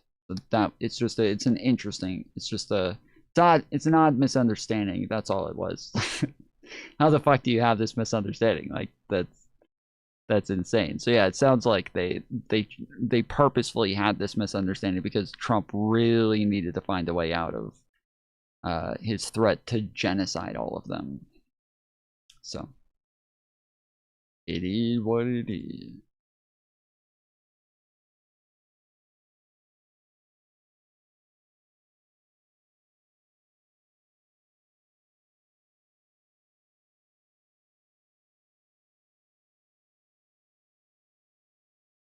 But alright, I'll be back on later tonight. We got a panel at 5 p.m. on Fatty. He is doing politics panels now. So he's got a separate channel that he's doing politics panels on now. So thankfully we shouldn't be doing any like weird red pill arguments or anything like that this time. And we will be talking about the Strait of Hormuz at the time, so excited to have that debate today, and I'll see you guys then. Till then, appreciate you, love you. Make sure you leave a comment after stream's over. Wiki. Also, I want to know, like, leave a comment and let me know. I want to know what you guys think, like, about the ceasefire, about the Strait of Hormuz. I want to know, like, specifically, like, do you guys think that that Trump purposefully pretended that this that the negotiations included Israel? Do you think that that there was a purposeful misunderstanding there, so that they could just back off from their threat? Or do you think, you know, maybe they thought Iran was sending these 10-point plans to Netanyahu as well? Or what do you think? What do you think happened there? Let me know in the comments. And the comments are really helpful to push the stream in the algorithm and make it to where we're more likely to have other people find the channel. So do me a favor, leave a comment. Later, fools.